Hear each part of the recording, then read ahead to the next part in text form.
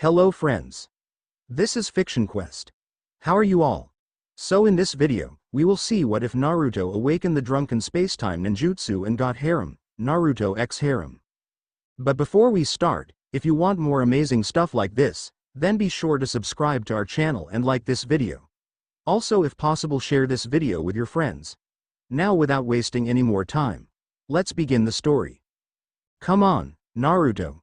Just a little further, yelled a feminine voice. How come I have to do all the heavy lifting, Sakura? You're the one with the brutish strength. Naruto lamented as he pushed the sofa from one side of the living room to the other. Baka. Do you really think that's something to say to a girl? Shouted Sakura. Dobi. Another voice interrupted before the pinkette could yell again. Why don't you just use your kage bunshin? Let them do the manual labor. Naruto paused, blushing a bright red. Why didn't I think about that? Because you're still a moron. Shut up, Kurama. Naruto frowned, pointing an accusing finger at the last living Uchiha. Shut up, Teme. Don't talk like that when you've been sitting on the couch I've been pushing all along. I agreed to come here, not to help you, said Sasuke in an annoyed tone, his head resting on the couch's cushions. You weren't forced to come early, you know, muttered the blonde, pouting. Yes, he was.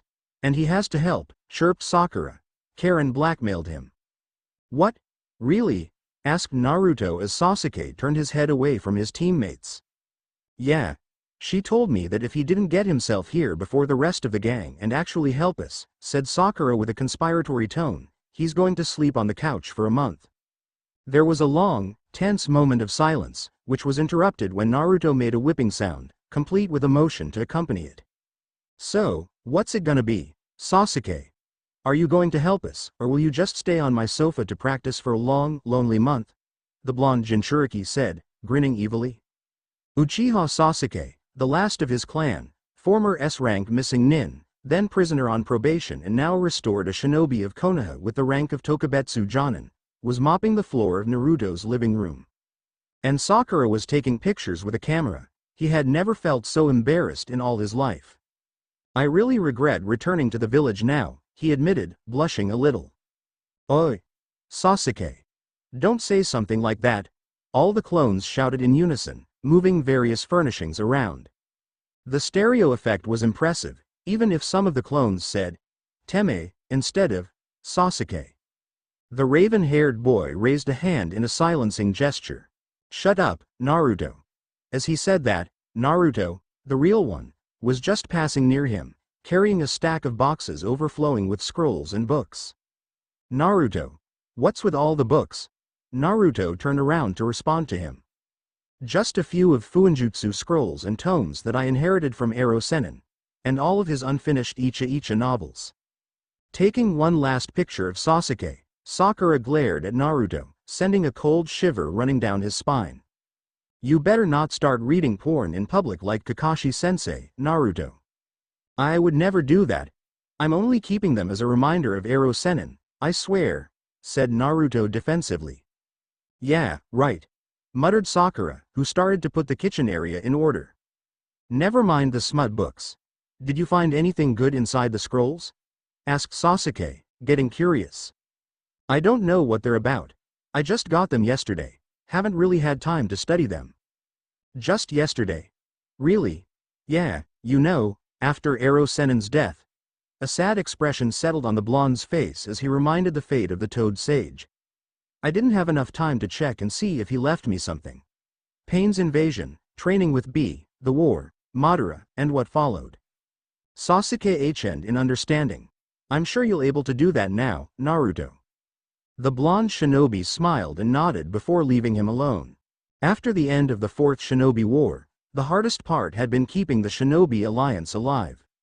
Without a common enemy threatening their survival, the old rivalries between the five great nations and their wilder subordinates had threatened to erupt once again.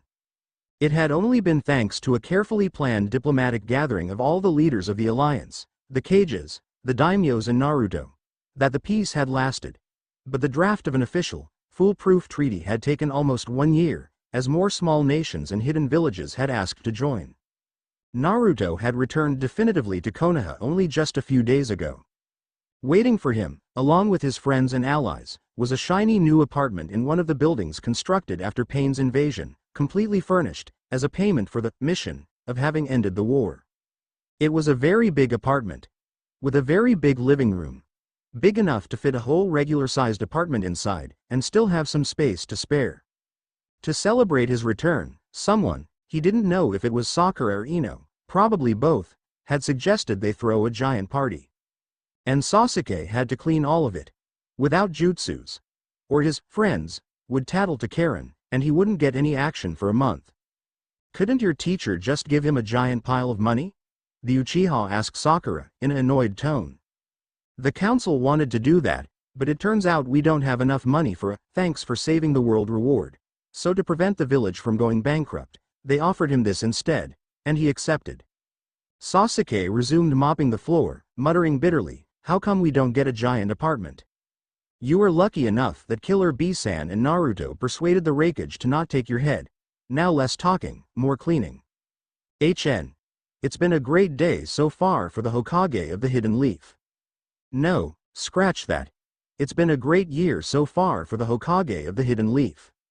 The war was over long ago, thanks to him, a lot of people would say, calling him a hero, but he preferred being modest about that. He didn't want the glory and fame to go to his head. Just a few weeks ago, it was announced to the village that he was going to be their new Hokage. It had been his dream since childhood, to gain the title and be acknowledged by the village. Of course, he had gained the acknowledgement of the village long ago, before the war, but he was still able to finally crown his oldest aspiration. And it felt good. It felt really, really good. An evil little cackle escaped his lips as he relished that feeling. All right, maybe he was letting the glory and fame go to his head, just a little bit. Bad Hokage, bad, but seriously, who could blame him? As a coronation of his lately successful life, yesterday he had finally summoned the courage to ask his girlfriend to marry him. And the girl, no, woman. When had that happened? He was in love with had said yes. She had actually said yes. And she had showed him her happiness in a very special way. Right before entering the Hokage Tower's office halls, he'd had to actually stop and get a grip of himself. After all, it would ruin his image in front of the employees if their leader was seen grinning like an idiot. Taking a deep breath, he opened the doors. He was immediately assaulted. Hokage-sama, thanked Kami in the log you're here.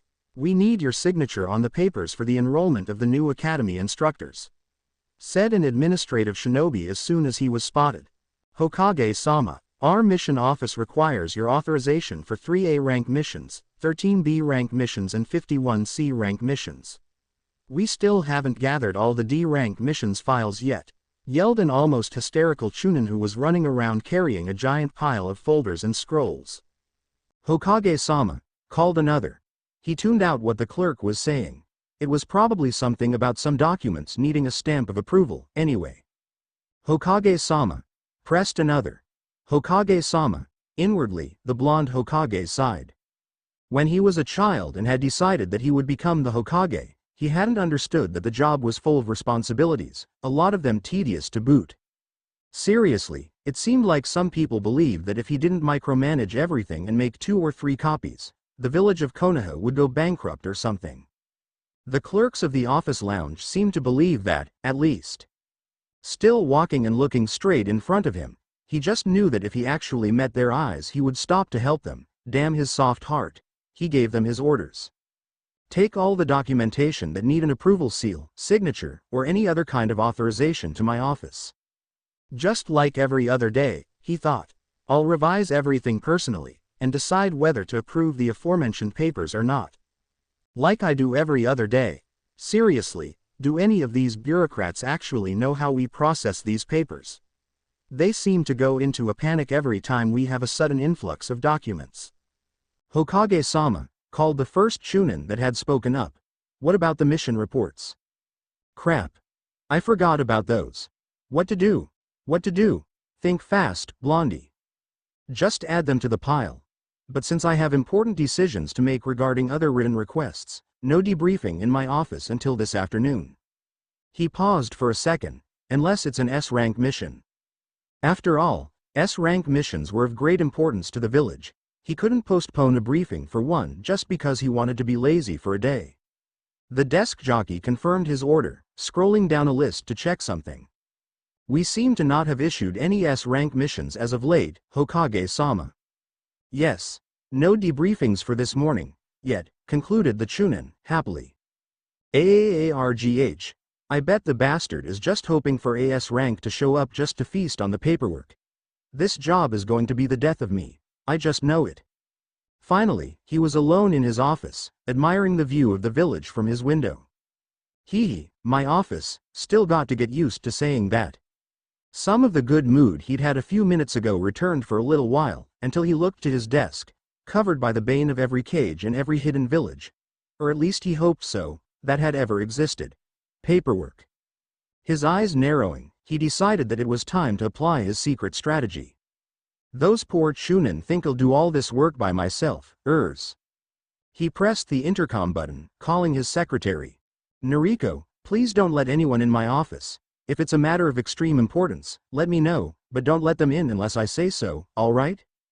Of course, Hokage-sama. Finishing this last detail of his evil plan, he formed a simple hand seal and muttered. Kage Bunshin no Jutsu. With a poof of smoke, 3 clones appeared in the office, right beside him. Get to work, boys. The 3 gave him an annoyed look, and started ransacking the pile of paperwork, muttering something along the lines of, yes boss, slave driver, and sloth lazy Hokage.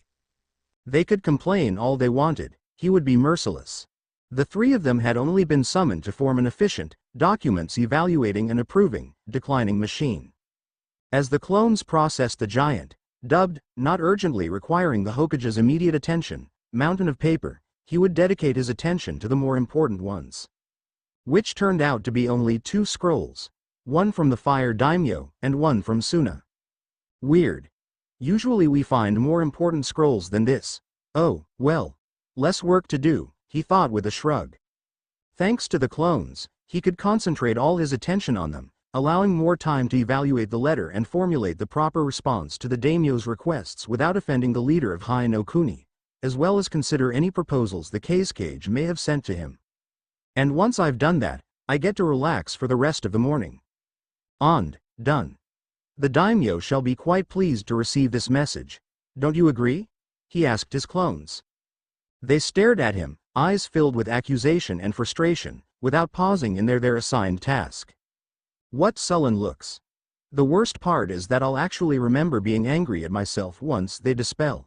That's a weird thought.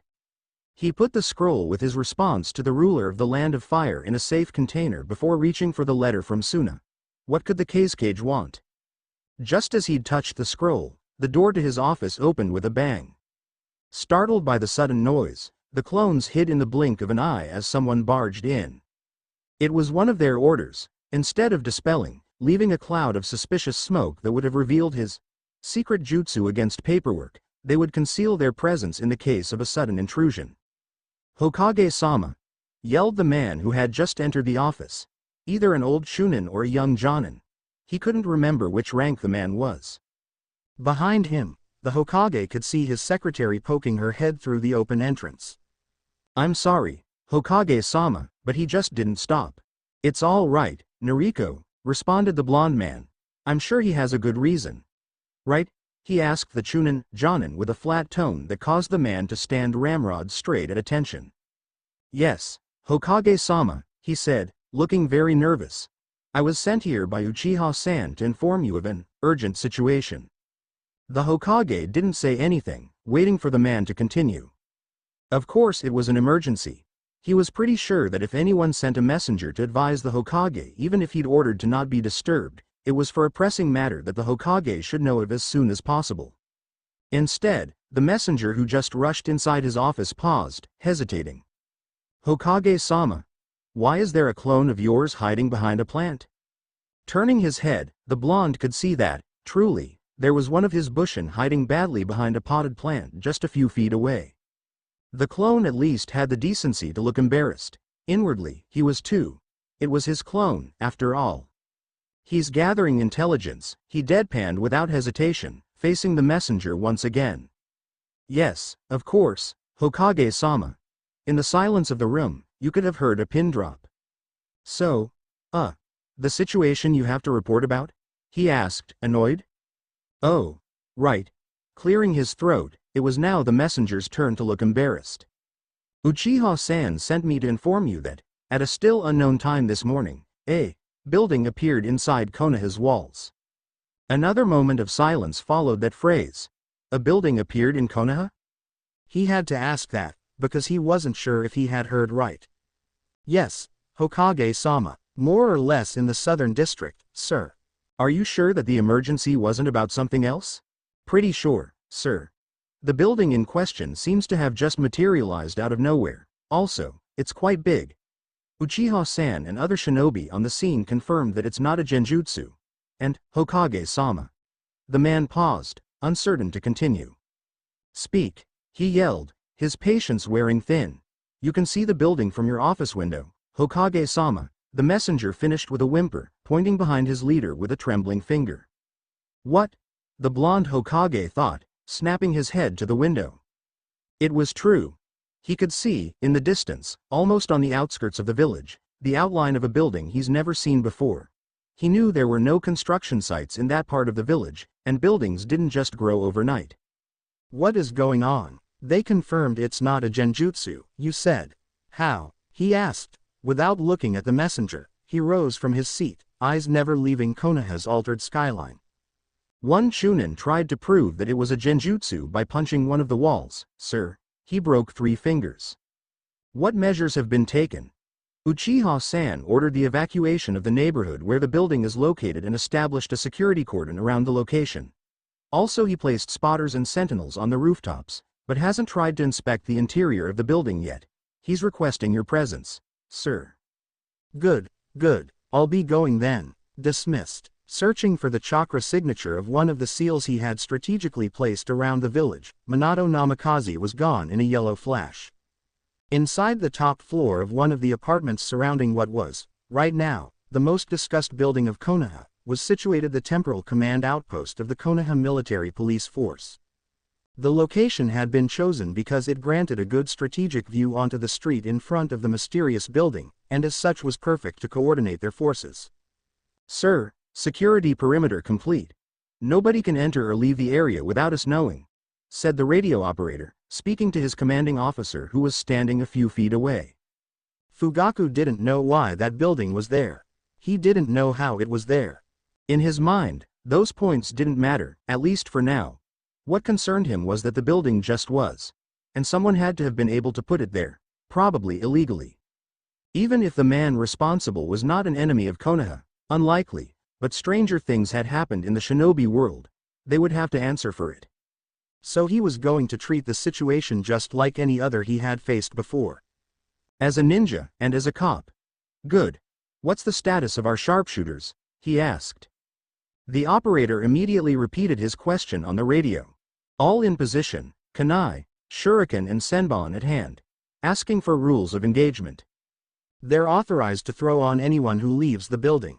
They must aim for non-vital points and limbs. We want them alive. For now.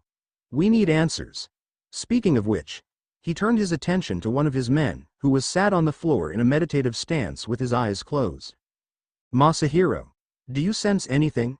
Masahiro was one of the best sensor types in the Uchiha clan. He was able to discern quite a lot about a person's capabilities just by concentrating on their chakra. As such, he was a valuable asset against any unknown foe.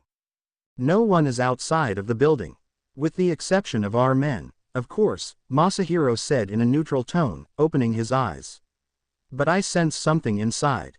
There are at least 12, maybe more people inside. No more than 20, I'm not sure. At that, Fugaku and everyone in the room blinked in surprise. You're not sure, he said, interrupting him. He didn't remember the last time that Masahiro hadn't been sure about what he was sensing, because it had never happened before. Ignoring the bewildered stares everyone was giving him, the sensor kept explaining. Whoever is inside that building is not in their top condition. Their chakra signatures are erratic and unstable and very weak. I'm pretty sure that most of them are unconscious or indisposed. Once he finished, he closed his eyes again, concentrating his senses on the area of operation. Fugaku frowned, deep in thought. Unconscious. Maybe whatever jutsu they used backfired on them?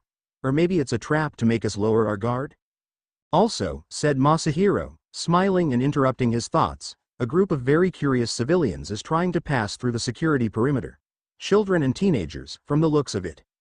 What? Barked Fugaku. Just what they needed. Civvies on the area of operations. He turned to the radio operator. Why has nobody stopped them? One of our sentries saw them just now, sir. I was going to inform you. The radio man responded quickly. She's asking for orders. Well, of course, instead of stopping them and sending them away, since they're just children, she must arrest them.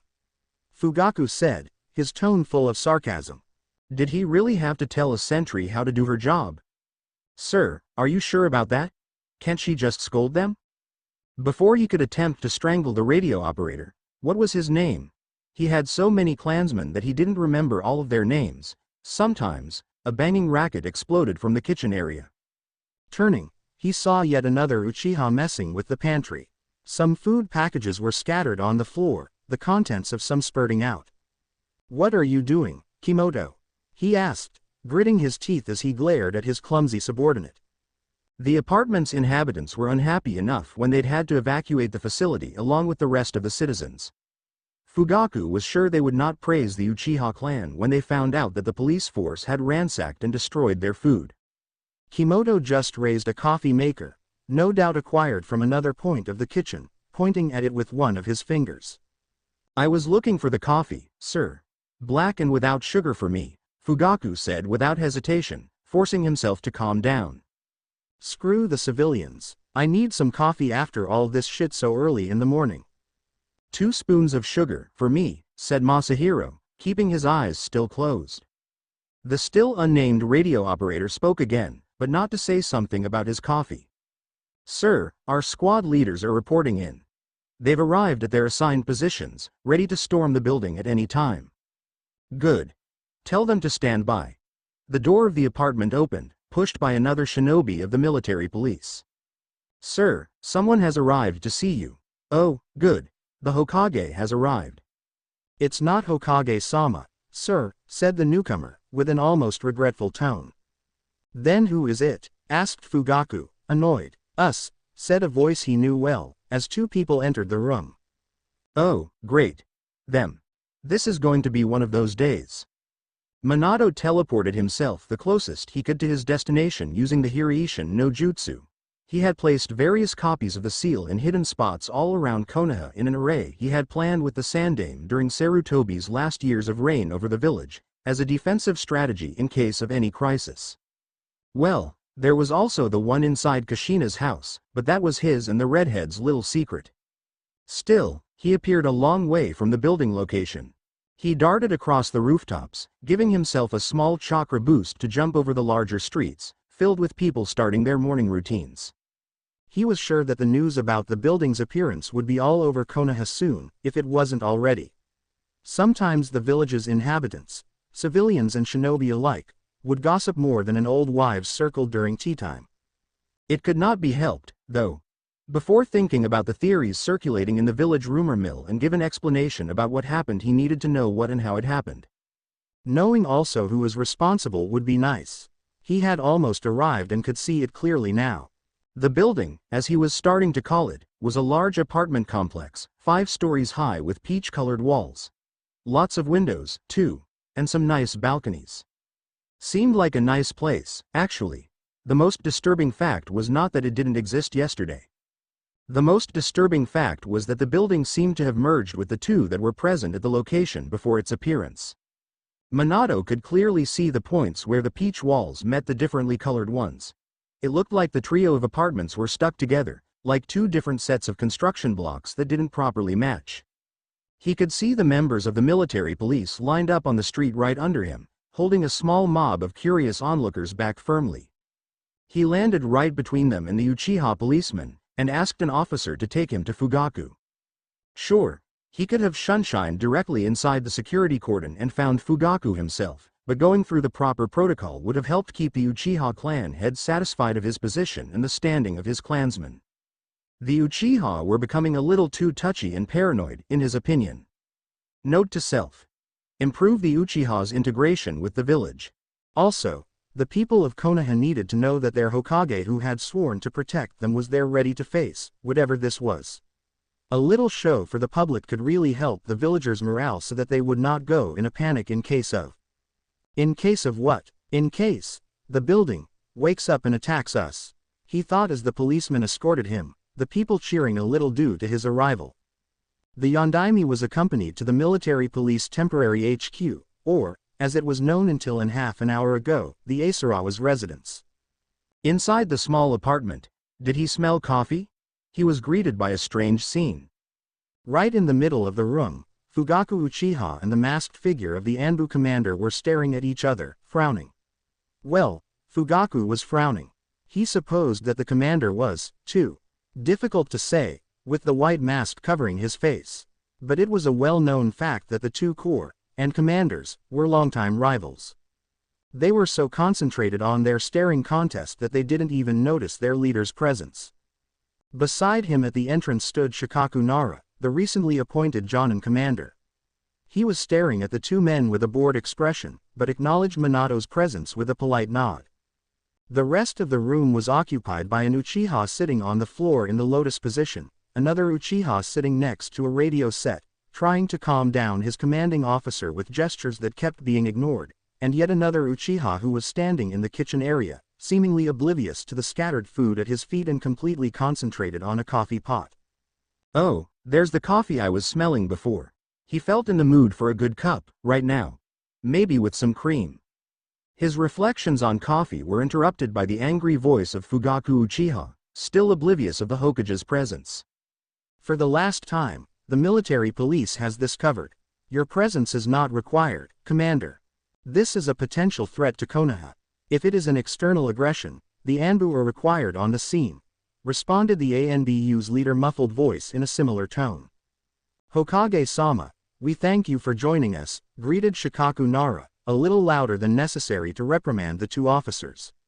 High-ranking shinobi bickering like children about something like this were just too troublesome. If the two of them were ashamed of their conduct, they didn't show it as they greeted the Hokage themselves. Especially the Anbu commander. Those masks were great at concealing the emotions of their wearers. No wonder the Anbu were forbidden to play poker night with the normal Jonin after the last one-sided tournament. Report, said Minato. The building is completely surrounded. The inhabitants of the absorbed buildings have all been evacuated, Fugaku began in a professional tone. Our sharpshooters are in position, ready to strike in case someone gets out of the building. We have confirmed at least 12 presences of unknown affiliation inside. Our best sensor, his eyes shifted for a second on the seated form of Masahiro, affirmed that they don't seem to be conscious. Finally, our assault squads are ready to enter the building at any time. If we act fast, we can get them without too much trouble. At that, the Anbu commander snorted. Or at least made what could be considered a snort for the silent Black Ops Corps. Something on your mind, Commander? Asked Fugaku with a falsely polite tone. Your military police force is not trained to fight against unknown odds in an enclosed and narrow environment, such as in this case. Anbu are, among other things. My teams should storm the building, not yours. Like hell. We don't need you white masked faces meddling with my operation and... Enough, thundered the Yondaime. You are not a pair of academy students. You are among the best of Konoha, veterans of wars and seasoned professionals. Act like it. A moment of silence followed. This time, both the officers looked embarrassed by their own conduct, but refused to make eye contact as they bowed their head in shame. Your coffee is ready, sir. Nara-san, Commander-san, Hokage-sama. How would you like it made? Called the coffee-making Uchiha, completely breaking the tense atmosphere. 1 sugar for me, and milk, said the Anbu. A few minutes later, the 4 men were sipping their coffee as the Uchiha minions were forced to put another batch on the flame. Hokage-sama, may I speak? Asked the Nara clan head, observing his black-as-night beverage. As per Minato's consenting nod, he kept speaking, opening one of the folders present on the dinner table. To put it simply, we don't have an explanation for the building's sudden appearance. Yet, the first witnesses were the inhabitants of the absorbed apartments. Standing by these reports, he gestured to the documents inside the folder. They just woke up to discover that part of their abodes had been replaced with peach walls. They immediately raised the alarm, at which the police force responded with their usual professionalism, he said, gesturing to Fugaku, who nodded in gratitude. All of them are accounted for, so we shouldn't expect any hostage situation. Before continuing, he took a sip of his coffee, allowing that to sink into everyone's mind. While if this was a normal context the matter would be handled by the Konoha military police force alone, this is a bizarre and unknown situation. ANBU's expertise could be helpful, since they're trained to face unknown odds. And finally, I would like to remind you that if the occupants of the building should prove to be hostile, they're already inside the village walls. Our only advantage is that, apparently, whatever means they used to arrive here knocked them out, maybe even wounded them. But should this not be true, the village could be in danger if any fights escalate. Please, Shikaku, stop playing with us and tell us what you have in mind, Minato said, wishing to get to the point. Shikaku emptied his cup with one last gulp. Hokage-sama, Fugaku-san, Commander-san, I, as the Jonin commander of Konoha, ask the start of a joint operation among all Konoha main forces. Fugaku's eyes, and the ANBU's too, but no one noticed, widened upon hearing this. Usually a joint operation was issued during a time of war or a great crisis, when different objectives otherwise unreachable had to be accomplished for Konoha's security. The Nara would never suggest something like this without a serious reason. The blonde and the pineapple-haired men stared at each other for a while, a silent conversation going on through their eyes. Request granted, the Yondaime finally said. I assume you already have a plan. You assume correctly, Hokage, said the Nara with a smirk as he moved some folders to make space on the table. Shikaku made the hand seals for his family jutsu and his shadow expanded on the table he just liberated. Everyone's eyebrows raised at that, even the ANBU's, until he started to manipulate his shadow, molding it to create a three-dimensional map of the immediate area on the table. The precision and ease of reading was astonishing. Once again Minato was impressed by the Nara's eidetic memory. I suggest we keep using this location as a HQ to coordinate our forces. As Shikaku spoke, a blot of shadow rose from the map. We don't know the building's interior design, but judging by the windows we can estimate the dimension of the rooms. Before breaking in, we need more information. This is where the Anbu come in. At that, the commander's attention perked up. Anbu are specialized in black ops, usually with a great specialty in infiltration. So we are going to send 3 scout teams composed of a trio of Anbu each, who will advance undetected and report by radio a simple blueprint, and if possible gain intel on the occupants. Masahiro-san, can you pinpoint their location inside the building? He asked the censor nin who was still sitting on the floor. The majority of them seem to be on the last floor. But there are some pairs or even isolated ones on other floors, with the exception of the ground floor. I can show you later on if you want, answered the Uchiha. Good, then our Anbu team's entry points will be the potential enemy-free areas. Fugaku-san, it was the Uchiha clan head's turn to become more attentive. As the Anbu give us intelligence on the building's interior, your teams will get in position. I assume your squads are equipped with riot gear.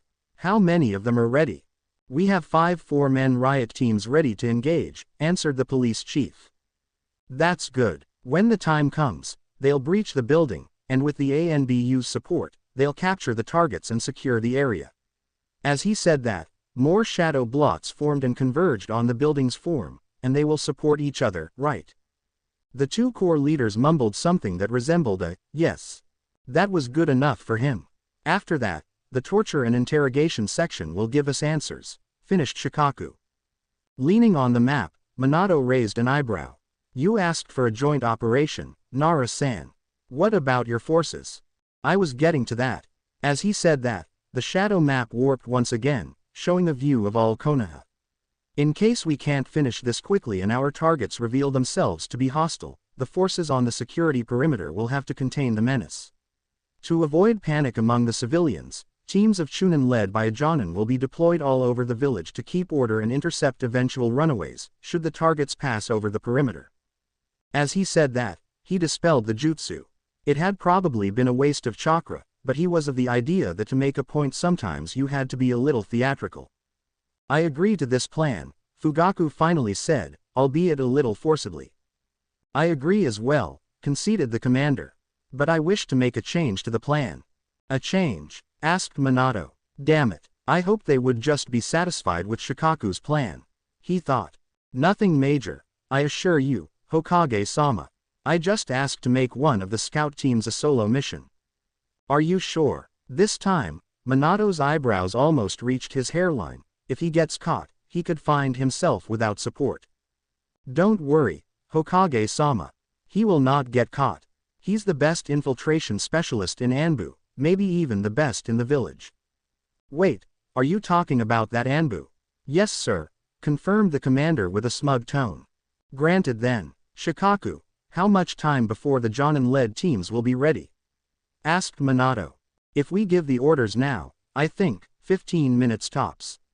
But we'll need more personnel and equipment to coordinate our operations, the Jonin commander responded thoughtfully.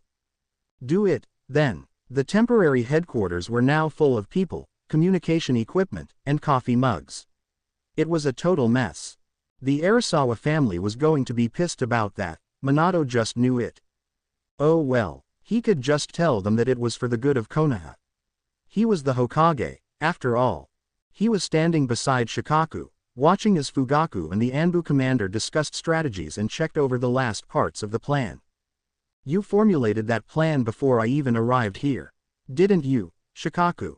The Nara just smiled, not looking the Hokage in the face. I don't know what you're talking about, Yondaime-sama. I just planned the most efficient way to accomplish our objectives. And the fact that those two may learn something by being efficient for the village's sake never crossed your brilliant mind. I'm just an humble tactical genius, Minato. I don't make miracles. 4 teenagers were walking around the streets Konoha's marked district.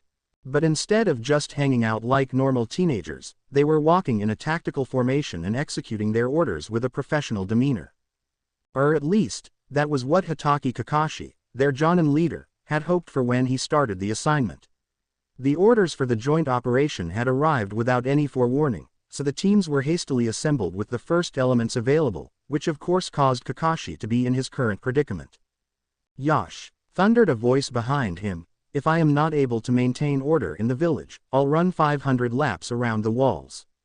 And should I not be able to do that, I'll climb the Hokage mountain using only my hands in less than 5 minutes. And should I fail to do that, I'll start over again using only my teeth. Kakashi groaned as the green-clad Chunin, Meta-guy, shouted his resolve at the top of his lungs, doing poses that the taijutsu enthusiast considered youthful.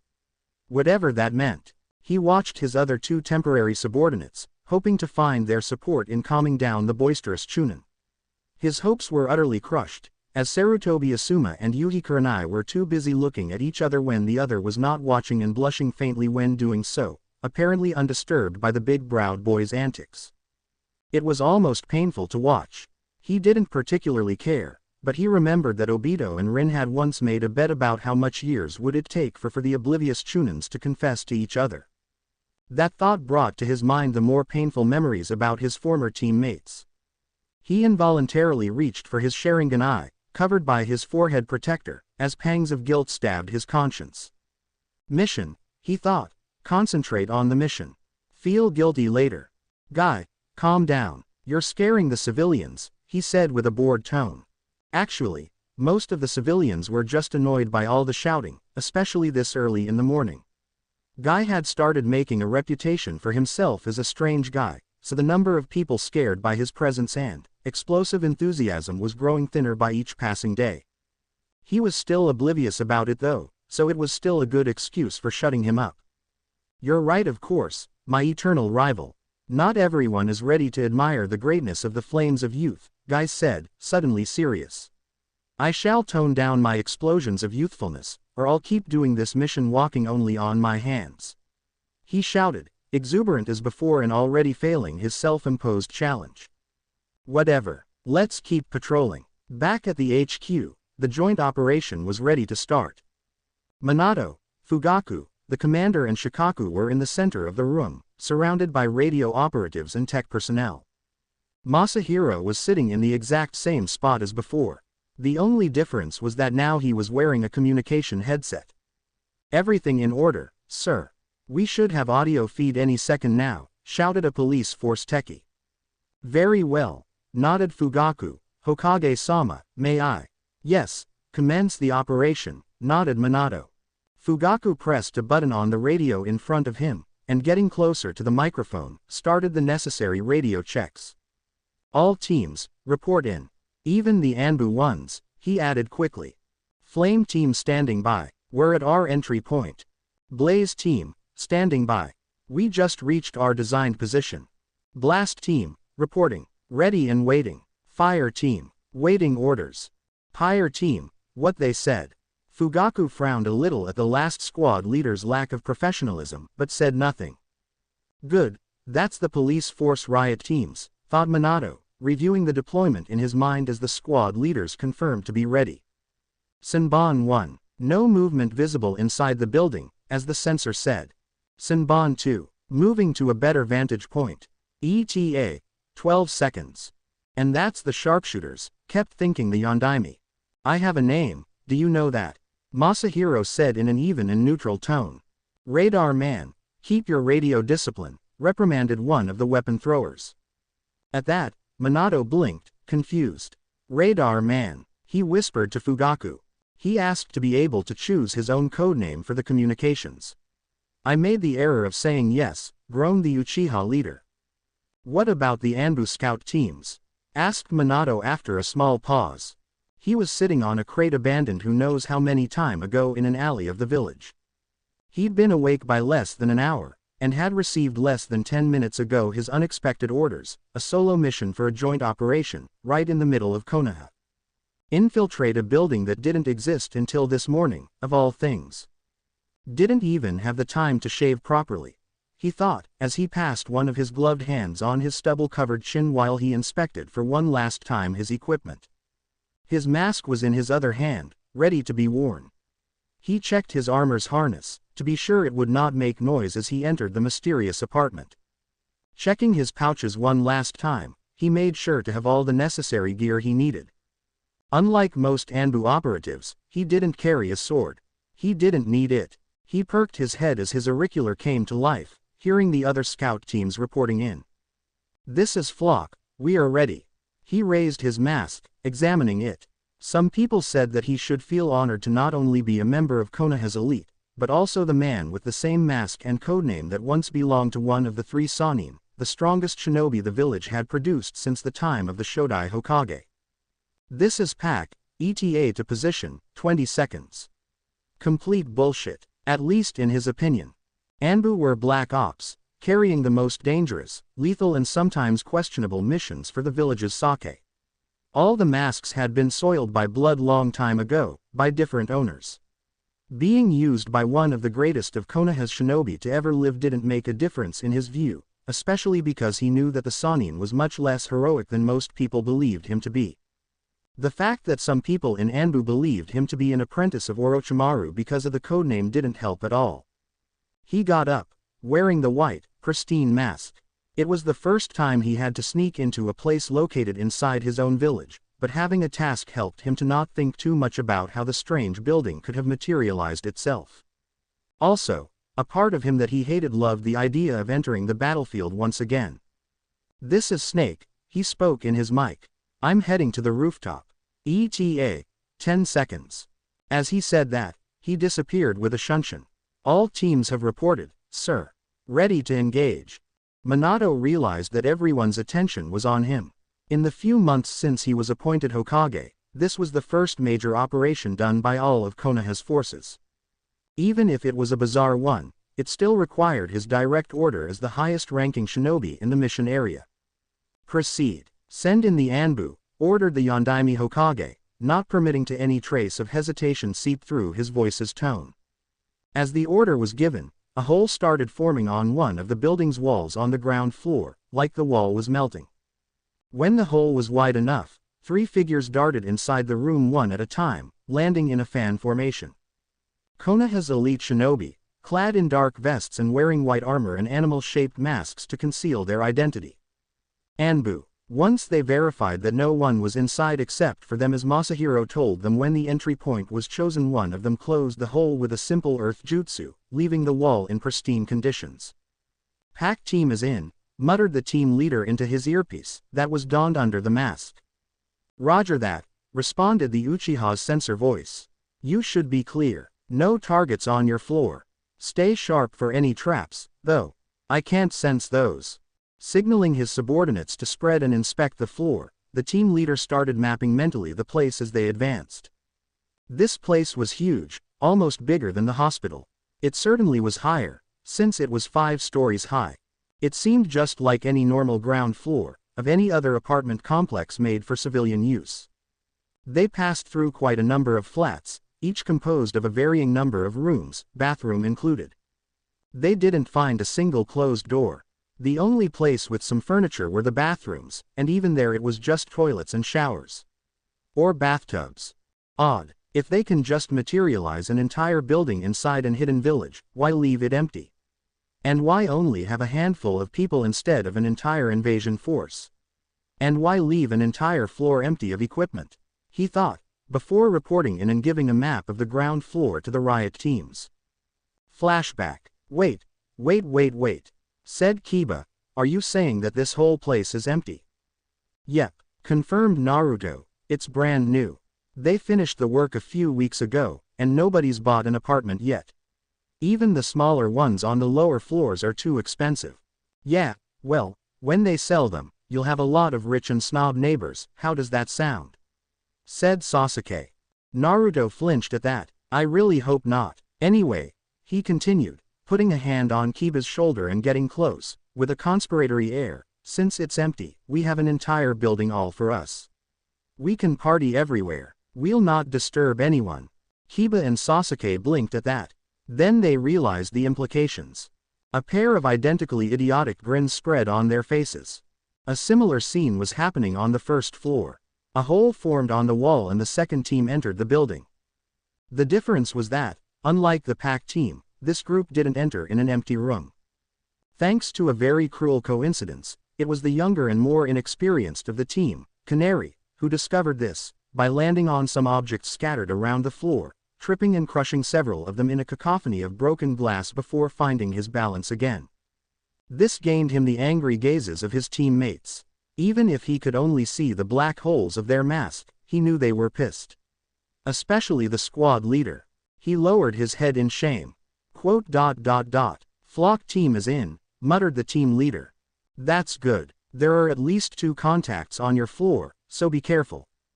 The involuntarily clumsy Anbu slumped his shoulders. He knew that if they survived this mission, he would receive a very fiery reprimand. Maybe with a fire jutsu or 2 thrown in, just for kicks. And then, and only then, he could worry about remaining in Anbu after such a mess up during his first mission. He looked around. If his career had to go down, he wanted at least to know what he had to blame and swear revenge against it. Sake bottles. The floor was partly covered with empty sake bottles, and some empty crates. "Why are there so many sake bottles here?" thought Canary. Flashback. The boys started carrying the crates to the last floor. More were waiting on the street, guarded fiercely by Sakura and Ino. After all the work they had to do to get them, they didn't want somebody to swipe some of their booze. "How come those 2 were able to find such a big alcohol stash?" asked Shikamaru. "Sakura told me that it took years for them to stock such a big amount," responded Naruto. "What, years? Why did they amass such a quantity of sake? Did they want to open a bar?" "No, they wanted to make Tsunade Ba-chan stop drinking. So they just stole her stash. With Shizune's help, of course." "Did it work?" "Not really. I think Ba-chan has still a few hiding places they don't know about." "Just a question, where did they put all of this sake?" Shikamaru was very curious about this. "Under Ba-chan's house. She never thought to look there," snickered Naruto. "Troublesome women." End flashback. The bird-masked Anbu groaned. It seemed that he had just sworn revenge against alcohol. Meaning, he couldn't drink anymore if he got expelled from the Anbu Corps. "This day Ed. This is Snake. I'm in. Good. You were on the floor with highest number of unknown contacts. Estimated number between 9 and 12. Should I attempt to neutralize them? Negative. Your primary objective is to gain intelligence on the targets. Avoid conflict unless absolutely necessary. Understood. I'm entering a kitchen area, I think. It was a nice kitchen, with big island in the middle, with lot of space to prepare the food. A pair of stoves were present, along with a coffee maker and lots of other stuff. It was also a mess. Not a mess hall, a mess. There was quite a large pile of plates and pots in the sink. The cabinets looked like they had been raided. There were empty bottles of sake and other liquors everywhere. And this place smelled really bad. Flashback. Are you sure it's okay to leave them like this? I feel bad about it. Relax, Choji. Let's just enjoy the dinner you prepared for us, said Naruto. But it's not. Don't worry, man, interrupted the energetic, slightly inebriated blonde. I can just do some shadow clones tomorrow to wash the dishes and put all this place in order. Or you could have Sasuke do it for you, snickered Kiba. Like hell I'll clean this place again, responded the last Uchiha. I could ask Karen to convince you know, muttered Naruto. Hey, end flashback. Opening one of his pouches, Snake extracted his ultra-compact camera and started taking pictures. He didn't know what kind of intelligence HQ could gain on these people by looking at this, but he had his orders and he sent them. Unbeknownst to him, Snake's picture were causing a general sweat dropping to everyone back to the HQ. Seems our intruders are a messy bunch, muttered Minato, looking to the various images just received. Finished transmitting the pictures, Snake moved on. Moving quietly, he opened the door. He found himself in a very big room, realizing immediately that he wasn't alone. On a pair of couches, he could see the blanket-covered shapes of a pair of people. One was quite large and tall. The noise of their snores was a good alert signal, too. Another person, a boy with bowl-cut black hair, was crashed on an improvised music center, his body covered completely by some sheets that someone probably had put on him. Flashback. Hey, Naruto-kun, I was thinking. About what? Hinata-chan. What about Lee? You know what happens if he drinks even a few sips of alcohol. Not a problem, Hinata-chan. Grinned the young blonde. I talked to Tenten about it. We'll make turns to be sure that Lee does not touch the stuff. We've got some soda for him. Also, after dinner he'll be too busy putting music on and dancing. He'll forgot about the booze soon enough. Are you sure it will work? Asked the Hyuga heiress, worried. Well, I surely hopes it does. I don't want to have my new home destroyed by one of my friends. He said, laughing. End flashback. They seemed soundly asleep, so he continued examining the room without going near them, not wanting to test his luck. Even here, bottles of liquors were scattered around, and a pair of crates. Most were empty, but a few on the table, still a bit of sake inside. As he was almost on the point of leaving the room to keep searching this floor, when a detail he didn't notice before caught his attention. It was a picture, put at one end of the table. It had a black frame, and a single, undisturbed bottle of sake was standing beside it. Snake's blood froze when he understood what he was seeing. He could recognize those distinctive features anywhere. It was a young male Hyuga, wearing a Konoha head protector. Flock team had reached the 3rd floor, after sending the map of their entry point to the HQ. They were silently advancing in a straight line, moving alongside an hallway. The now doomed to eternal sobriety Canary was closing the line, walking backwards and watching his teammates' backs. Maybe if I do a good job on the rest of the mission, I will not be expelled. That was his thought just before he heard his foot tread on something. In the completely silent building, the otherwise ignorable sound seemed much louder, like it had an echo of his own. Time seemed to freeze before the team was sure nobody heard that. He looked down. His foot was on a small patch of sand. Sand. Why is there sand here? He thought frantically as he turned to watch his team. They were looking at him, their expressionless masks hiding their disapproval. The body language of his team leader was speaking volumes about his future. The commander will have me eat my mask in front of everyone, before expelling me out of the Anbu headquarters with a kick in the butt. I'll spend my days guarding the village gates, I just know it. He inwardly despaired, his last hope to save his career in shambles. Canary really wanted to cry. Gaara snapped open his eyes. And immediately regretted doing it. He groaned, unable to emit any coherent sound. His head hurt really, really bad. He had a terrible taste in his mouth, and the faint light in the sand-filled room was blinding him. Wait, sand-filled room. Rising a little his head, he verified that he was, indeed, lying down in a sand-filled room he was not familiar with. How did I get here? He thought, having to do a strain hard to elaborate the thought. He tried to move Great Wind, his head hurt so much, and it was then that he noticed that his arm was trapped under something soft. Partially turning on his left flank, he found himself staring at the back of Matsuri's head. And her spine. Wah, he half thought, trying to remember through the pain what occurred last night. It was also the moment he realized he was missing his clothes. Oh, was the only rational thing his mind could produce as he remembered certain details of the last night, while his eyes widened and he blushed a little. And for him even a little was very, very much. Apart from those memories, he could now start to remember how the Welcome Back's party went out of control. Flashback. I hereby announce the beginning of the first Biju Jinchuriki Tag Team Arm Wrestling Tournament. Shouted and happy and slightly tipsy Sakura. Thanks to her medical jutsu, the Pinkett was able to let the others and herself drink much more alcohol than normal without, well, dying of alcohol poisoning. A lot of alcohol was consumed, except on Lee's part, who was monitored by everyone to avoid another accident like that time at the steakhouse.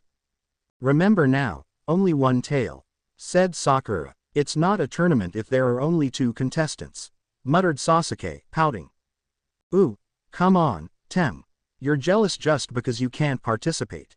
My Suzano would win for sure, Dobi. Well, too bad your Suzano is not a Biju, right? Snickered Naruto. Are you ready, Tanuki boy? He asked Gaara, who was sitting at the other side of the table, right in front of him. Ready when you're, Foxy, responded Gaara in his usual neutral tone. At that, a chorus of, ooh, raised between all of the party's participants. That had only the effect of pumping up Naruto's competitive spirit. You're on, Mr. Cage. Come on, Kurama, shouted Naruto, forming a single tail of chakra that quickly assumed the form of a giant hand. Let's go, Shukaku, whispered Gaara. His sand started leaving his gourd, shaping itself as a thick paw that surrounded his own arm. The 2 Jinchuriki grabbed each other's hand and waited for the signal, their gaze never leaving their opponent's eyes. Begin. End flashback. When Shukaku asked to be sealed inside him once again, after the end of the war, Gaara never thought they would fight together in something like that. Did we win? He asked to the Aikibi. Oh, you woke up. More or less. My head hurts really bad, though. Could you? Way ahead of you, said the Biju, infusing his chakra on his host's body. Gaara could already feel the headache quiet down a bit. Thanking Shukaku mentally, he started to get up, fumbling around to avoid falling on his butt. It was not a dignified sight, for a cage. Once he was stable on his feet, he gently covered Matsuri's form with a blanket formed by solidified sand. All right, that is done, he thought, looking around the room that right now resembled Suna's desert. Now, where are my pants? The last set of pictures sent by Snake caused quite a racket back at the HQ. People were gasping, people were shouting. Nobody seemed to know the Hyuga, though. People were asking for an identification, believing him to be a target of the intruders. Other people asked the same thing, but to capture him, saying he could be a mole. Minato, for his part, was questioning himself about something. Why a group of intruders would celebrate so much, when they infiltrated so successfully, yet so poorly. After all, they were able to put an entire building inside Konoha's gates without anyone noticing how they did it. On the other hand, they'd put an entire building inside Konoha's gates. Surely they thought that an hidden village as a whole would have noticed an extra building, right? Since he could not find an answer for that, he was forced to deal with the elephant in the room. As Fugaku was busy calming down his more loud officers, he approached the Anbu commander. Is he really a Hyuga? He whispered, avoiding anyone hearing their conversation. The commander slowly nodded. The eyes and other features are presents, but I don't know him. Also, the picture could be a well-made fake. Now, that was a good question. Was the picture a fake? Minato's musings were interrupted when he heard Shikaku's voice.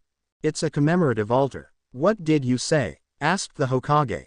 The picture's frame is black, meaning some kind of grief toward the subject of the picture. So our unknown Hyuga is likely dead.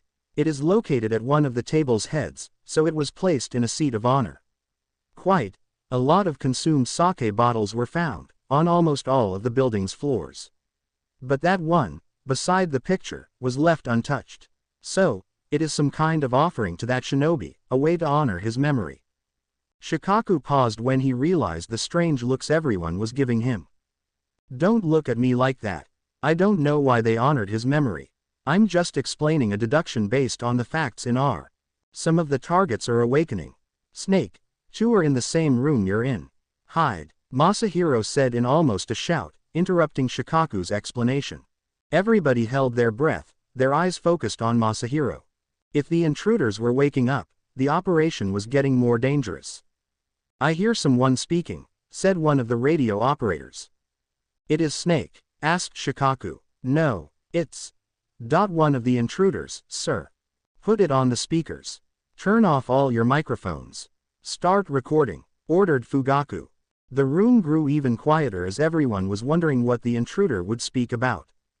Did they find Snake? Had they captured him? At a night, I feel like Kiba punched me in tandem with Akamaru. Groaned an unknown voice. What? Whispered Minato, slightly confused. He wasn't expecting a phrase like that. What mic are they talking into? Asked Shikaku. Yua, too bright. Snake's one, sir. He turned on his mic just a few seconds ago, responded an operator. The room was immediately full of agitated whispers once again. Shush, ordered Fugaku. This is invaluable intelligence. Shut up unless necessary. Yeah, we really overdid it, said another voice, this one almost toneless and not in pain. Where are they, Masahiro? Are they close to Snake? After a second, the Uchiha censor replied. There, right beside him. I don't know how they can't see him. Sigh, how come you don't have hangover? Hangover, thought Minato, incredulous. Well, I suppose they had to do something with all that sake, but seriously. I do have hangover. Terrible one, also, but I'm able to resist the pain. I see, you're root training, right? At that, everyone in the room gasped. Root, Danzo's old shadow group. This is grave news. If one of his agents are in there, he knows what's going on for sure. Once we've captured the building's occupants, better call in the Sandaime to assist in the investigations. Sarutobi Hiruzen, the retired Sandaime Hokage, the god of shinobi, sneezed as he was enjoying the sunny morning on his porch and sipping a nice tea his beloved wife made for him. He groaned, seeing his stained pants and the empty cup. Bawako, dear, could you please bring me a handkerchief? And put a new kettle on the fire. Thank you. Minato's eyes met those of the high-ranking shinobi in the room. They all knew how serious this was. But there was so much they didn't know.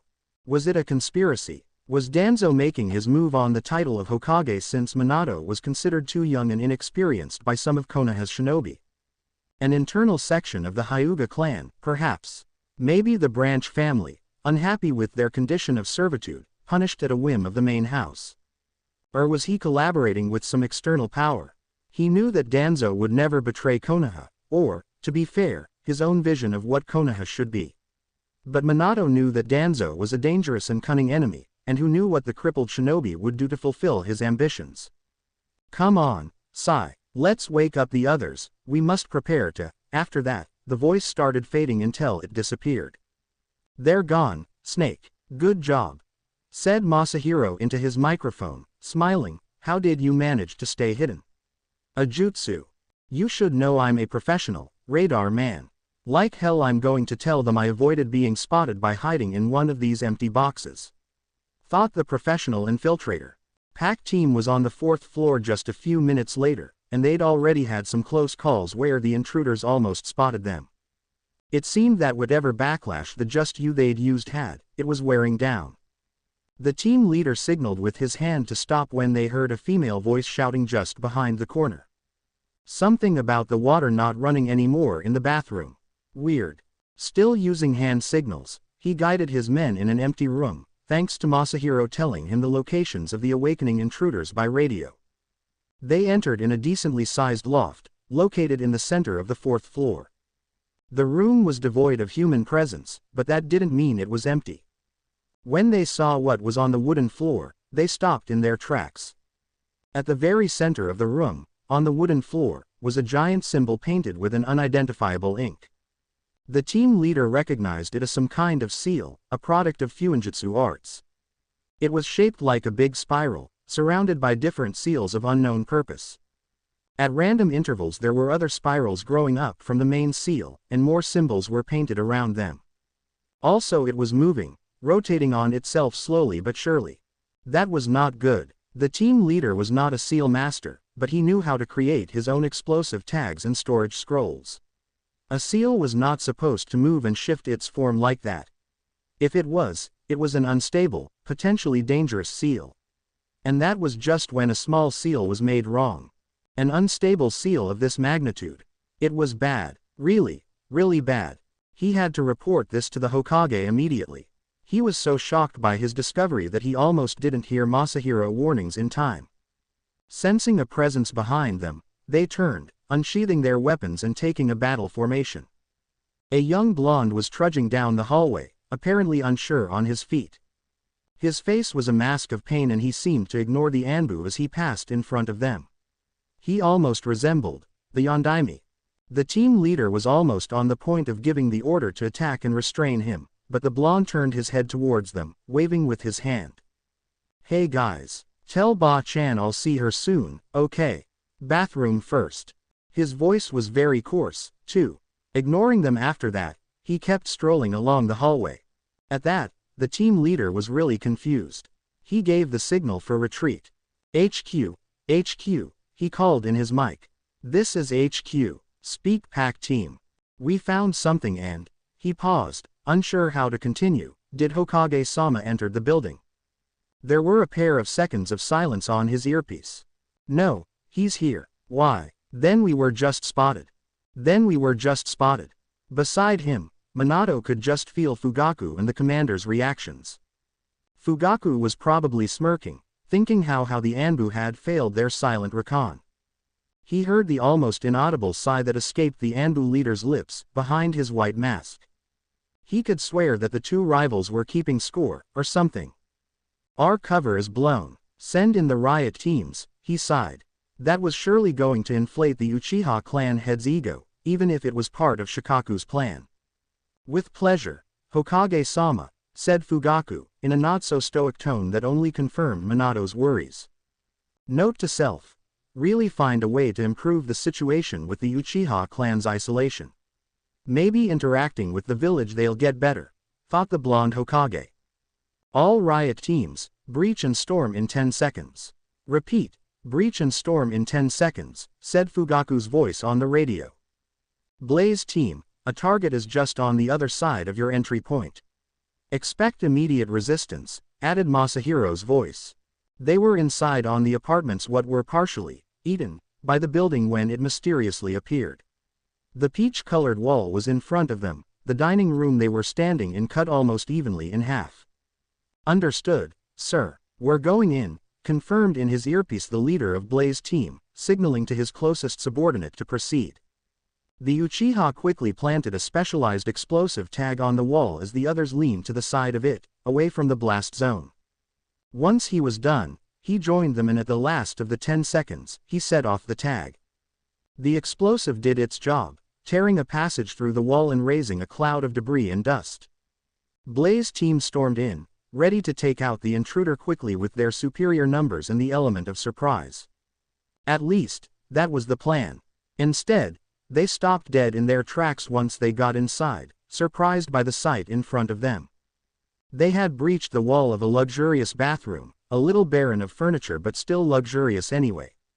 In front of them stood a dark-haired beauty, practically, who had been busy trying to make the shower work until they'd blown up the wall.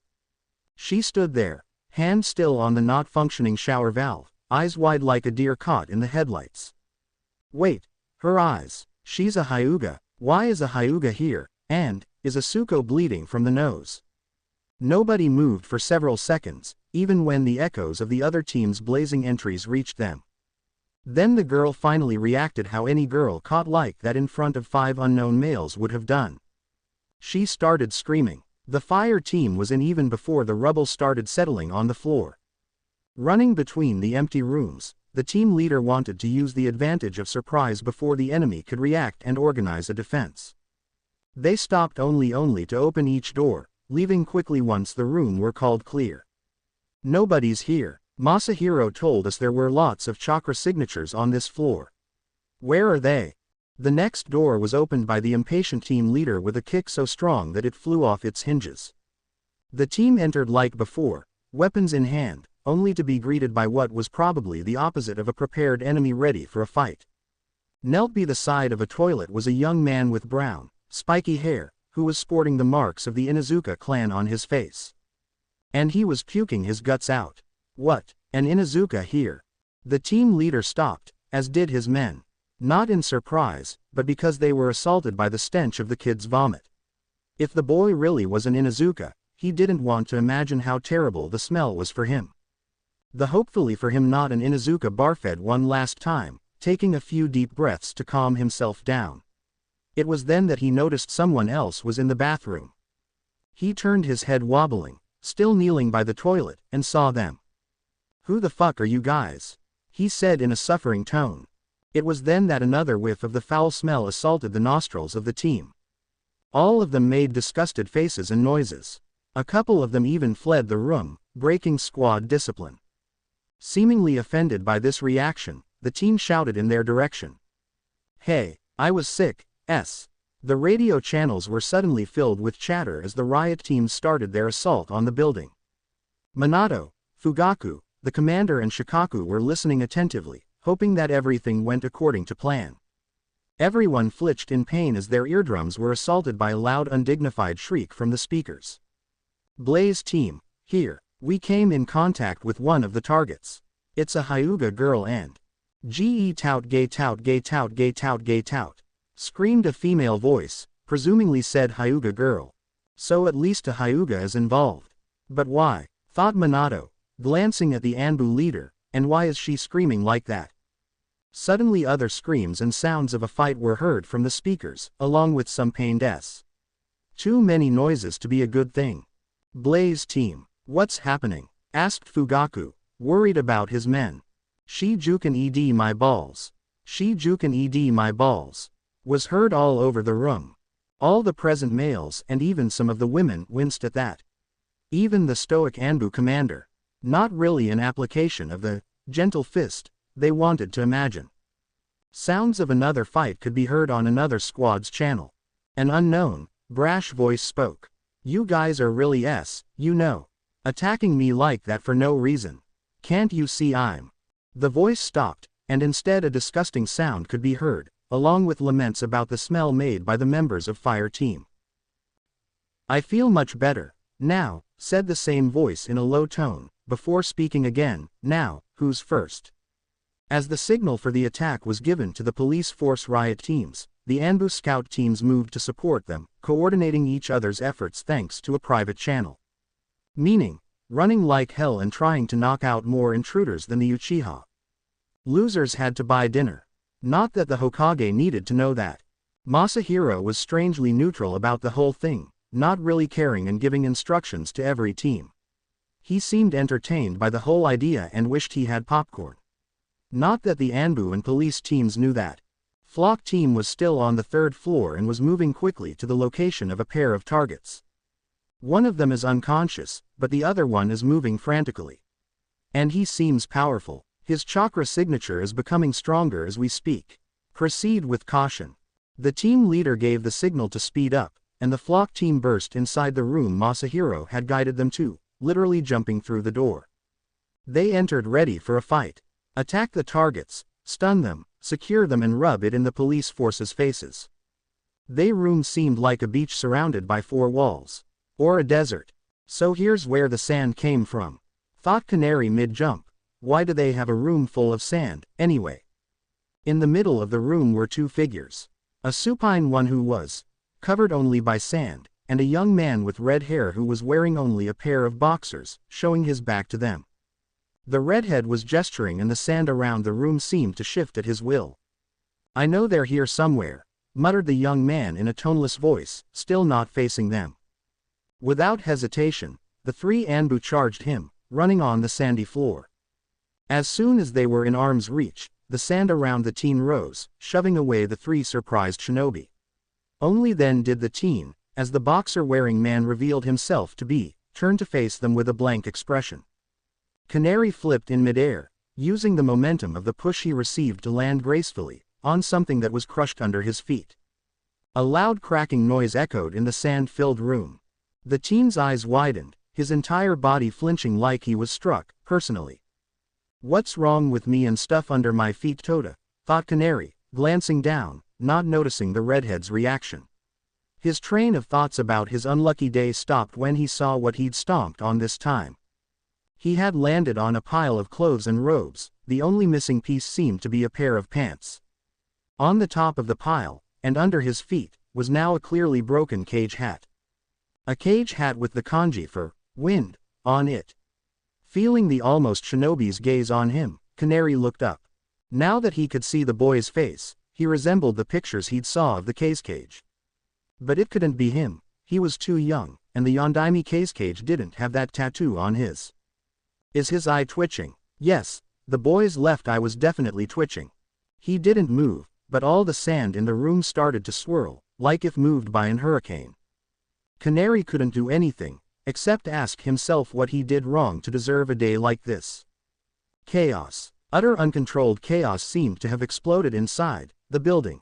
The confused pieces of radio chatter weren't that helpful to put together a clear picture. "This is Sanban 1, target in sight. Engaging," reported one of the sharpshooters. "This is Fire, we request assistance on the second floor. We made contact with an intruder, he's a. Hey Kiba, what's going on he? More on our 6. Great Fireball Jutsu." From the sound of fighting, jutsu being shouted and the sounds of explosions, it seemed that the plan for quick assault on easy, unconscious targets had gone down the toilet. "No good. We need to stop this, fast," thought the Yondaime, wondering if he should intervene personally. He knew that Fugaku and the commander would not appreciate it, but what's the big deal? Can't a guy take a leak in peace, Datbeo? Screamed an angry and brash voice from the radio. "Datbeo," muttered a very confused Minato. The Anbu commander was frowning. Not that anyone knew, thanks to the mask. If a Hyuga was inside there, able to use the Juken, then picture was not a fake. But the one pictured in the photo frame was male. If a female one was also present, in flesh and blood and not a picture. That raised a lot of questions. Were they traitors? Was there a plot to help some of the village's enemies? Or were they, born outside the village? Maybe a Hyuga on a mission got drunken. He stopped that train of thought. He needed facts, not crazy theories about long-lost children. He approached Masahiro, who was still concentrating on the building. "I need to know one thing, Uchiha-san. Just 1 second. Hey, watch out, higher team. You're heading straight to sand, here, hey, you, surrender now and sand-binding prison," stated a cold and monotone voice. Then everything went to static. "Oh great, well it seems they're still alive, at least," muttered Masahiro. "Now, how can I help you, Commander?" "The Hyuga girl, where is she?" "Oh, it's about that. No sense wasting time, then," replied the Uchiha, closing his eyes again. The commander watched in silence as the sensor concentrated. "She's still on the floor where she fought the Blaze team. But she's moving, fast, to the west side of the building." "I see. Thank you," said the commander. He changed the channel of his personal radio as he walked to a more secluded part of the Arasawa's residence. "Snake, this is the commander. What's your position?" whispered the Anbu leader. "Commander, I'm on the 3rd floor, moving to support." "Negative. You have a new mission. You must find one of the intruders." "Yes sir. See. Snake, she's a Hyuga." "What? I know. You must capture her alive." "Understood. We need answers." "Of course, sir. After all, I'm the right man for the job, right?" Indeed, Ino was not having a good morning. Unlike last night's party. The party had been fun. It had been crazy. It had. She was not sure about much else, because the last clear memory she had was about being offered a sake bottle by someone. After she'd already drunk quite a bit. She could check with her family's techniques later, maybe. Right now she was ravaged by a terrible headache, plus all the classic hangover package. She had tried to ease the pain with some medical jutsu, but she was not as skilled as Sakura. Also she had other more dire matters at hand. Like those pricks who had her pinned behind one of the Sakes crates. Did they really get so much of the stuff? Shooting Senbon and shuriken at her through the windows.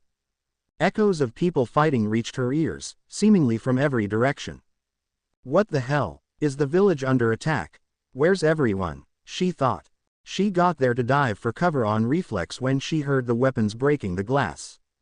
Now she was stuck because they wouldn't let her leave, and she was without weapons. None of the party participants had them. It was her fault actually. She'd created the no weapons at a party rule after the drunk Tenten incident of 2 years ago, and everybody had agreed. Now it was biting her in her pretty ass. She had no idea who would attack the village right now, after all the peace talks. Ino doubted the others were in any better condition than she was. The only weapons she could use were the ones stuck in her wooden shelter. Deciding that she needed something to defend herself, she tried to reach for some senbon or shuriken, only to have her hand grazed by what seemed to be a warning throw. This is no good. I gotta go away from here. Maybe if I just move the crate like a shield, I could. Her lines of thought was interrupted when she felt a presence approaching her position. Snapping her head in that direction, she felt some relief seeing Tenten running towards her instead of some of these mysterious attackers. The weapons specialist looked like shit, but Ino was sure she did too. Then her eyes widened as she realized that the girl was about to run into the line of fire. Ino, what's going on? Who's fighting? Called the bun-haired girl. Tenten, stop, there's a weapons thrower somewhere outside, screamed Ino, gesturing with her hand. Hearing that, Tenten skid to an halt, glancing to the windows in front of her and the various weapons stuck in the crate. She had stopped barely in time to avoid running right into harm's way. The weapon enthusiast girl just watched the weapons in the window for a second or two, before searching for something to use for her purpose. She found it. Ino, pass me one of those. She instructed the younger girl. What, are you serious? Throw me one if you want to get out of here, yelled the bun girl. Senbon 1. Ruka was ready to strike, senbon in hand. From the top of the cable pole she was on, she could clearly see the crate the girls was using as pathetic cover. If the girl tried to move out of her safe haven, she would pepper her with senbon. Only non-vital areas, of course. She had orders to capture her targets alive, and orders were orders. The only problem was that to trap the girl there, she was running low on weapons. She couldn't keep her there indefinitely. Seemed her little game was over, then. She pressed her mic button. Senbon 1 here. I have a target pinned, but can't get a clear shot. Send a team to restrain her on the. She didn't finish before something collided with her face, hard, knocking her out and sending her unconscious form falling inside a waste bin that was right under the pole. Got him, said Tenten, like it was nothing. Wah, how, you didn't know his position. And you used a bottle, said Ino as she emerged from behind her hiding spot. Well, I am the best weapons specialist in Konoha. Besides, I just watched the weapons angle to understand the direction they were thrown. Even if she obviously in pain for the hungover and the bags under her eyes, Tenten managed to actually sound smugly. Quote. You're awesome. I know, said Tenten, as she started collecting the various weapons. Ah, no kunai. Senbon 1 is down, said Masahiro, who was almost overwhelmed between the double task of coordinating the teams inside the building and informing his superiors about what was happening. She fell, asked Fugaku, with a saddened tone. Ruka was among his best marksmen, a prodigy with long-range combat. She would be missed. If they got her, then the enemy had talented long-range fighters too. Yeah, right in the middle of the trash. I don't envy her, deadpanned Masahiro, ignoring Fugaku's sputtering and keeping the teams posted. Guys. Did you saw the sand guy? Yeah, avoid him. Really. From the riot team's open channels they could still hear their mysterious intruders. Most of what they said didn't make sense at all. "How come the Hokage hasn't sent anyone yet?" yelled a feminine voice. "But, I did," thought Minato, sweat dropping. "Who are these people?" "Don't know." "Sakura, Karen, could someone please heal me? My head's killing me." So they had medics to tend their wounded. They sure are organized. "Hey, Tem, this one looks a little like you. Don't you think?" It was the brash voice, the one who said, "Datbeo." Minato was still confused about that. "Don't be ridiculous, Dobi. He doesn't look like me at all," responded another voice, a colder one. "How come no one is coming to help us?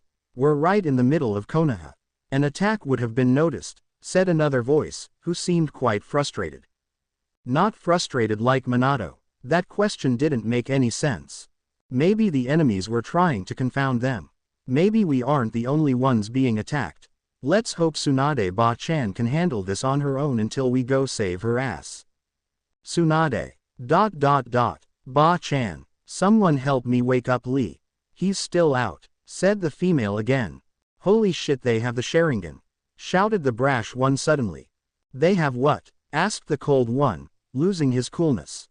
Yua, what's happening? I think I was much too youthful last night, said another voice. This one was new, and a little raspy. How dare you steal the Uchiha clan's eyes? Screamed the not so cold anymore voice in fury. Minato was very confused now.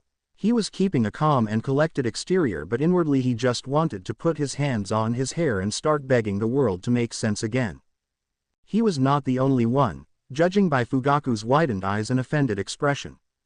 They almost didn't hear the raspy voice, since they were just too shocked by the nonsensical things these people were saying. Almost. I think I need to drink something. No, Lee, don't drink that. Half of the top floor's front wall exploded.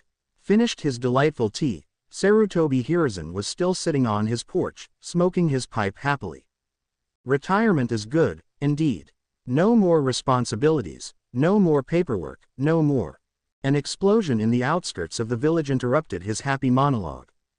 Whatever was happening there seemed to having grown out of control. He was sure Minato could handle it just fine.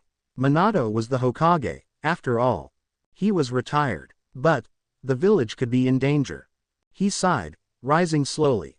Old habits died hard. Bawako, dear, could you please prepare my battle gear for me? As the dust settled, Naruto gaped in horror at the damage sustained by his already messed up living room. He reached the wide breach, ignoring the Sharingan users that Sasuke was reducing to a bloody pulp, and saw the green-clad figure of his now very drunken friend run down the street below, now full of debris. Damn it, Lee, that was a new wall, he yelled, cupping his hands to his mouth. Screaming with a hangover was not a pleasant experience, and he doubted the taijutsu specialist could hear him, especially in his current state, but he needed to shout to someone about the property damage. He'd moved into the new apartment just yesterday. Behind him, he could hear Sasuke shaking one of the armored nin who'd attacked them, grabbing him by the collar and asking questions. About their freaky Sharingan eyes, about Madara, Orochimaru and someone else. Naruto didn't really listen too much to the Uchiha's rant because his voice felt like a drill passing through his skull. He shouldn't have started that drinking contest, even if he'd won, from what he could remember. Sasuke, calm down, said Sakura, putting a hand on her former teammate's shoulder. He's unconscious. Actually, all of them are. You don't understand, Sakura. It's my clan's bloodline, our pride and greatest treasure. Only those of Uchiha blood should have it. Oh, really? Then what about Kakashi? Sputtered Sasuke, that's different. I gave him my formal permission as clan head. Naruto was massaging his temples, trying to soothe the pain. He was going to turn back to his loud teammates and tell them to please shut up, didn't they have hangovers too, when he noticed something strange outside the new scenic window he'd just gained. You need a clan to be a clan head, Sasuke, muttered Sakura, who was passing her hand, glowing with healing chakra, over her forehead. Guys, whispered Naruto, squinting his eyes as he inspected the road outside the breach. When did the light become so fucking bright? It's just a matter of time. I will restore my clan. protested Sasuke. Guys, repeated Naruto, a little louder. Sasuke, please, let's not talk about having kids when I'm sick, lamented Karen, who was healing herself too. Guys, screamed Naruto, turning to face them. He immediately regretted that. My poor head, at least I got their attention. What is it, Dobi? Asked Sasuke, wincing at the sudden movement of his head. In a stoic, totally Uchiha way. It seemed that even he was suffering the after effects of last night's revelry, now that he wasn't beating people up. He faced the outside view again, pointing with his thumb. Don't you think there's something strange about the village? After blinking at him for a couple of seconds, Sasuke joined him by the giant hole. We are under attack by someone who stole my bloodline and you're worried if there is something strange. He protested, but the more he looked, the more conviction his words lost. After a few seconds of pause, he spoke again. Some buildings are different, concluded Naruto. Run jump kick punk roll slider roll run jump dodge parry counter kick in the face punch in the solar plexus jab in the chin run stop drop down sleep wake up roll rolled and puka dodge kunai dodge punk run punch jump grab apple land roundhouse kick run tapple jump dynamic sentry run throw to wall headbutt jab punch fall down get youthful. This train of thought was running through Lee's altered mind as he raced through Konoha, causing serious damage to Anbu, police force, simple nin who were just passing around, private property, some fruit stands and scaring the hell out of the poor bystanders. What is going on? Muttered Sakura. She and Karen had joined the others and were staring out at Konoha's skyline.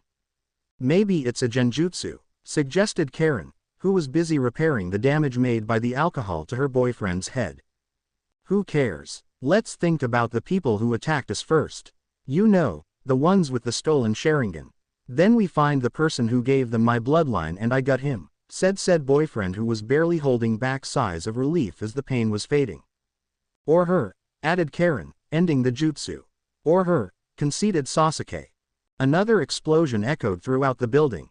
Naruto flinched in pain.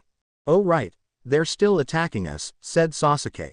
Seeing Naruto in pain, Sakura accosted him, already concentrating her chakra in her hands. Here, let me. No, Sakura-chan, save your chakra, interrupted Naruto, patting his stomach. Old fuzzball here will think about my migraine. You mean hangover, smirked Sakura. Yeah, that, said Naruto, becoming serious. Karen, you're a censor. Where are the others? Were they attacked too? Give me a sec, said the redhead, concentrating. The others are fine. But they're smashed too. And not because of the enemies. I'm kinda glad I'm not the only one who's messed up. Actually, I think you are the one with the worst hangover among us, responded Karen with a malicious grin. Whatever, said Naruto, massaging his temples again. Kurama was taking his sweet time to heal him, that's for sure. Let's split. Karen and Sakura, you heal our buddies, be sure they're able to fight. Me and Sasuke will think about the attackers. They nodded, and sped out of the partially ruined apartment. And find Shikamaru, shouted Sasuke, to Naruto's consternation. He's a better strategist than the Dobi. Damn it Tem, don't scream like that. My poor head. Shikamaru wake up, screamed a familiar, feminine voice from somewhere just outside the room. The lazy Nara opened his left eye slowly, stubbornly refusing to open both of them, still clinging to the dubious hope that he could just go back to sleep. At least until the headache disappeared. Troublesome woman. Let me sleep. We have the whole day free, he murmured. Shikamaru, I'm serious. Get up or I swear. The rest of her yell was lost in the uproar of an explosion. Shikamaru's eyes snapped open. Just then he heard the sound of fighting. Tamari, he called as he jumped from under the sheets. He quickly searched for his weapon pouch, before remembering he didn't have it. Troublesome Ino and troublesome. No weapons at a party, rules. The fighting was now just outside the room. By the yelling he heard, Tamari was still fine but fighting multiple opponents. He charged the unknown enemies, completely ignoring the clothes scattered around the futon. And that was how Shikamaru Nara went into battle, with only his undies on. Headache be damned, Hinata had never been so embarrassed in all her life. 5 men saw her. She couldn't help but feel anxious about what happened. After she'd knocked them out, blushing red the entire time, she'd just grabbed the bathrobe she had taken with her and left her clothes there, running away to tell the others what had happened. Then she heard the sound of fighting starting all over the building. Her training kicked in immediately, but she was still berating herself about going into a panic instead of collecting her belongings. Too late for that now anyway. She was advancing carefully, using her Byakugan. Her friends were scattered across almost every floor, engaged with the mysterious assailants. Concentrating, she could easily extend her vision radius outside the apartment complex. She could see various Anbu teams moving towards the building, which was good. If Anbu were arriving on the scene, the village was aware of the attack. Glancing up, she could see Kiba and Akamaru on the floor above her, holding back an entire squad of enemies. She couldn't hear what he was saying, but he seemed to enjoying himself. She could also see Shino, even more stories up, who was sitting on the floor, massaging his temple. As his bugs swarmed a pair of unfortunate enemies. The Aburame seemed to not have even noticed them. Hinata's sweat dropped a little at that. "Where is Naruto-kun? We should split up too, Naruto," said Sasuke. "What? Why?" "Because that way we can cover more ground.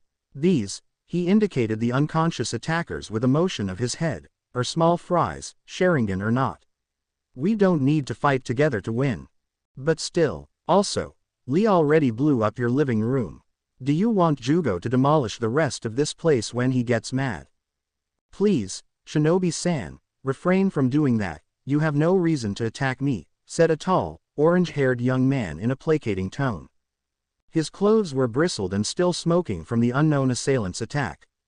"No reason. You people are attacking our village," yelled a little hypocrite Uchiha. "Actually, this is our village. And you attacked us first," tried to reason the younger man, showing his hands as a sign that he didn't want to fight. "Great fireball jutsu," shouted the Uchiha policeman after he did the necessary hand seals. The peaceful man brought his arms up to shield his face from the blast. When the smoke dispersed, he was a little scorched, but otherwise fine. He was getting angry though. He didn't want to get angry. Sasuke would be disappointed. That Yamanaka girl would be disappointed. He didn't wanted her inside his head again. Happy thoughts, happy thoughts, happy thoughts, happy thoughts. It wasn't working. "Please," he said, gritting his teeth, "I asked you to stop doing that. Damn it, take this." Fire dragon bullet. Once again flames erupted from the Uchiha's mouth and surrounded the young man's body. This time, he sustained quite a bit more damage. His body was covered in burns, especially his arms. His clothes were completely destroyed from the waist up, and some patches of his skin were turning gray. At that, the trigger-happy Uchiha stopped, watching his reluctant opponent with a puzzled look. "I asked you," said the orange-haired man, his voice changing, "to stop doing that." "Yeah, that would be bad," conceded Naruto. Sasuke nodded before turning his back on the blonde and leaving the living room. "Next time, I'll bring my sword. No matter what Ino says," called the Uchiha before disappearing down the hallway. "Does that mean you'll come next time?" asked the blonde, not obtaining any answer. Either his friend hadn't heard him, or he'd ignored his question. Left alone, Naruto cracked his knuckles, eager for a fight. "Come on, fuzzball, heal me up. My head is killing me."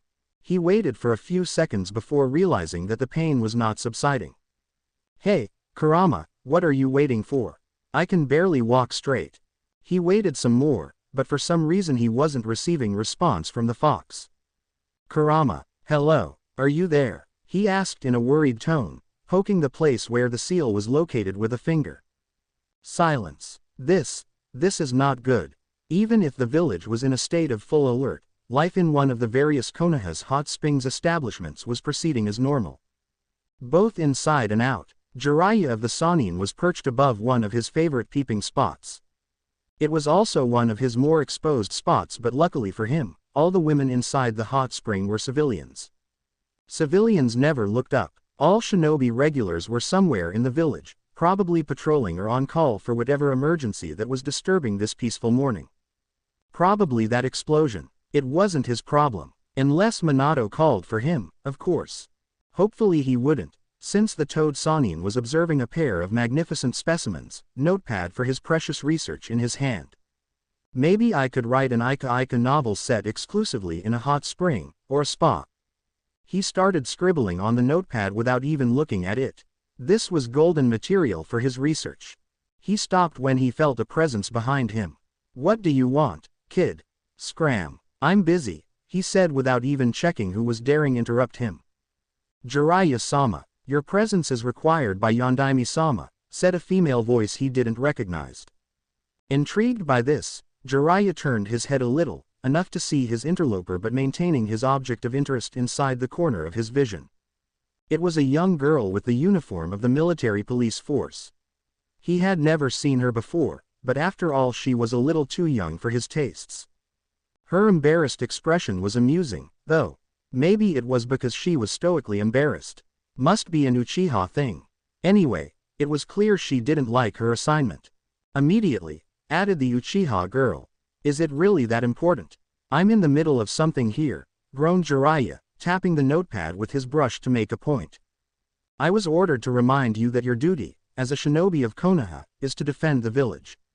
And that defending the village is more important than your smut novels. Inwardly Jiraiya was laughing at the poor girl's tone. She was trying to maintain her professional demeanor, no matter what. He scribbled something about that for his next novel. It was a good trait to add to the character of the cold, beautiful maiden. Also, added the girl, your experience is required to not only contain the enemies, but to examine an unstable seal that was found on the scene as well. That caught Jiraiya's attention. Seemed a good reason for Minato to call for him. An unstable seal, you said?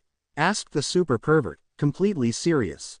Yes, Jiraiya-sama, said the girl, who seemed to smirk a little at his sudden interest. The recon teams found a room-sized, unstable, shifting seal of unknown purpose.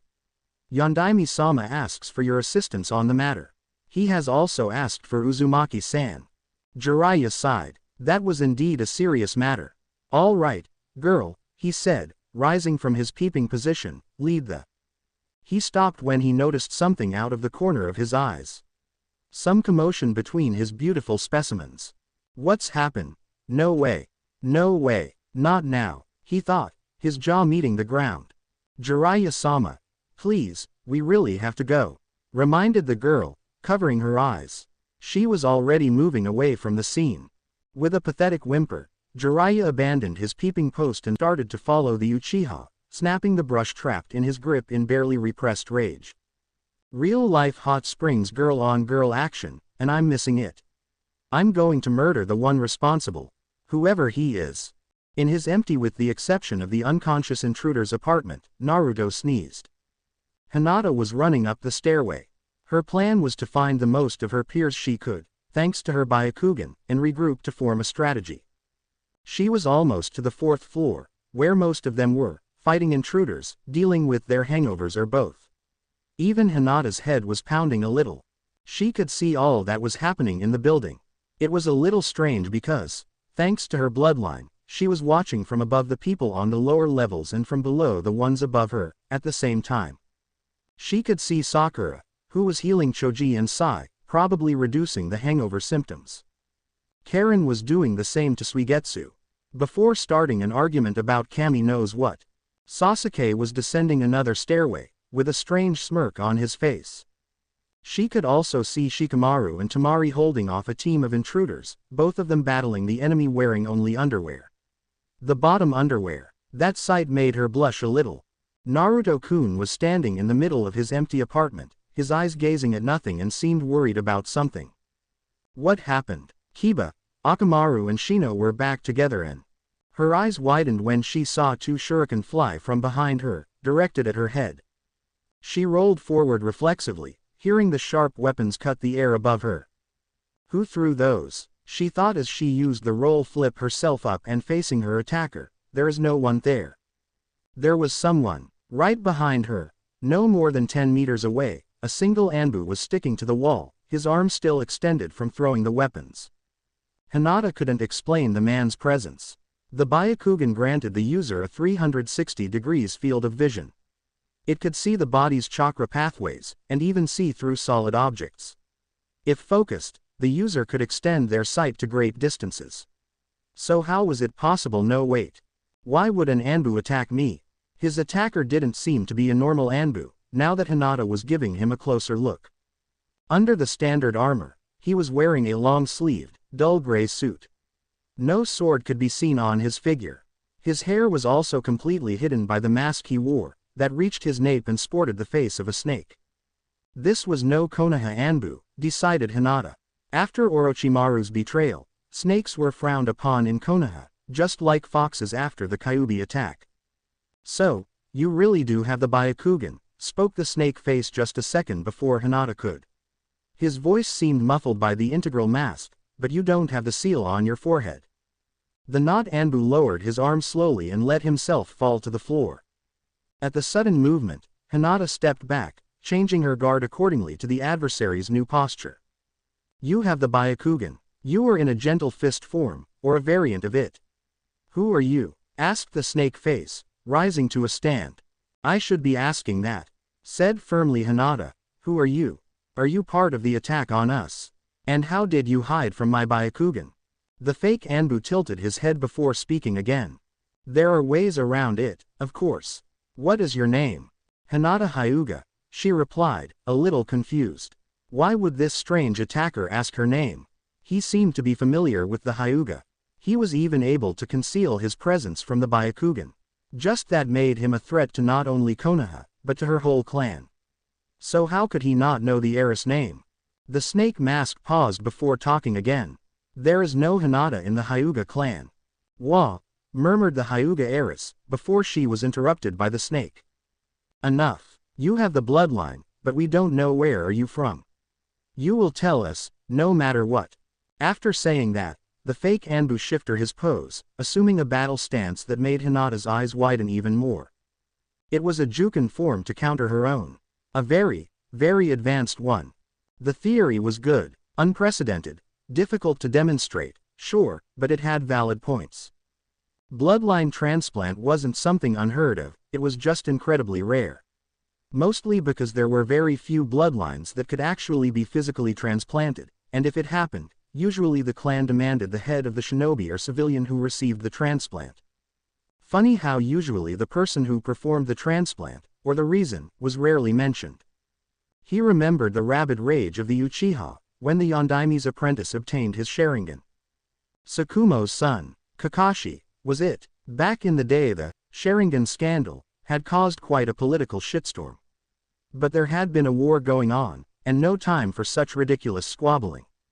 After the war, Kakashi had been considered a war hero. The Sharingan Eye was donated spontaneously by the dying Obito. Minato was chosen as the Yondaime, a still sore wound for him, making his student more or less untouchable, and, as such, the bloodline theft issue was dropped. Dropped, but not forgotten. Too bad for the death of young Rin. She had been able to perfectly transplant an Uchiha eye, in the field with little or no equipment at all. He would have loved to talk to her about it. Tsunade probably would have loved to teach such a talented medic. Too bad the slug Sanin was roaming the lands in her self-imposed exile. He brushed off those thoughts and got back to work. Instead of simply transplanting the bloodline, he was more interested in the possibility of infusing a hopefully willing subject with it, partially rewriting his or her genetic code permanently. Unlike a simple transplant, such change would potentially pass the bloodline to any descendant of the subject. The potential was enormous. Resurrecting dying bloodlines, either lost or on the brink of extinction, was only the tip of the iceberg. There was also the possibility to combine bloodlines in a new bloodline altogether, or modifying an already existing one to make it more stable or stronger. He started scribbling some notes about the means necessary for such a buzzing sound interrupted his musings. Someone had pressed the doorbell situated outside of his house-turned-lab. Or was it lab-turned-house? He couldn't remember. Enko-chan. The door, he called, before going back to writing. The test subject would have to be young. More than one, to increase the odds of a successful experiment. Very young, long before their bodies started to develop, to increase the chances for the new genetic material to be accepted. And speaking of genetic material, what bloodline should he concentrate his efforts on? He started making a short list of the bloodlines he knew about. which turned out to be not so short after all. But he immediately crossed out the Sharingan and the Byakugan, both associated with powerful, prominent and numerous clans. His dabbling with bloodlines was already dangerous as it was without. The bell buzzed again. "Anko, didn't you open the door?" he yelled, disturbed by this interruption. The bell started buzzing non-stop. The little shit, whoever it was actually keeping the button pressed. He left his desk, knowing that working on his research like this would be unbearable. Walking towards the entrance hall, he saw his young apprentice sprawled on a couch, sleeping and snoring theatrically surrounded by leftovers of takeaway dango. He almost found it cute. Almost. A shinobi should not have slept through the ringing doorbell. He opened the door to find an Uchiha in front of it. Impossible. Did they know of his interest in the bloodlines already? He hadn't even started his work. "Orochimaru-sama, the Hokage requires your assistance. The village is under attack," stated the Uchiha before he could ask for an explanation.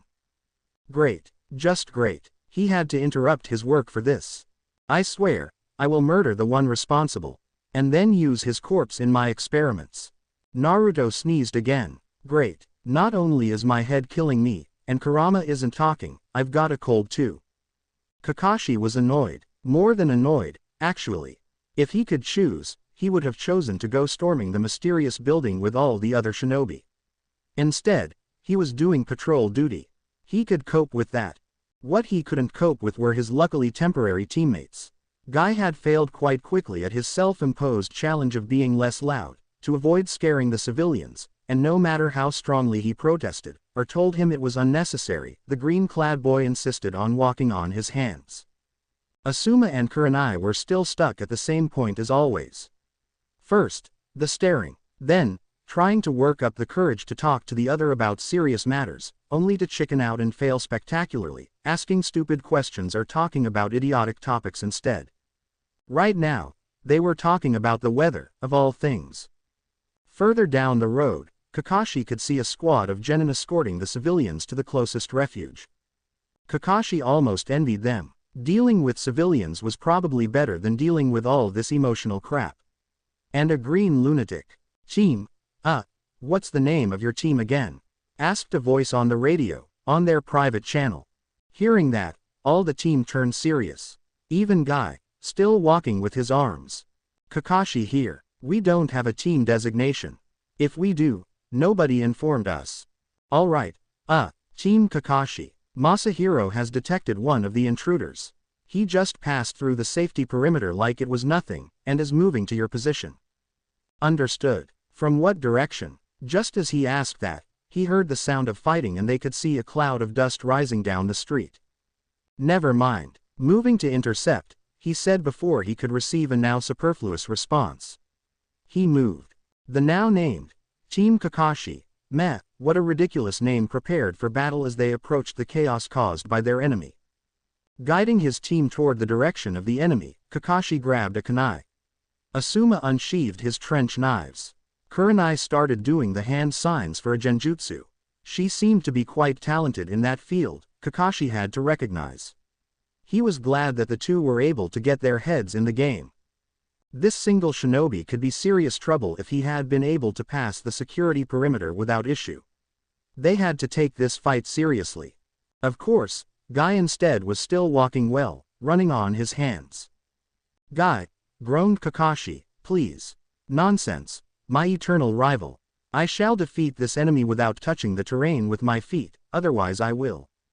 Kakashi didn't hear what Guy would do if his feet touched the street, because without any warning the wall of one of the houses they were running along collapsed, and with a jump, a figure landed a few meters in front of them, moving like it could barely stand on its feet.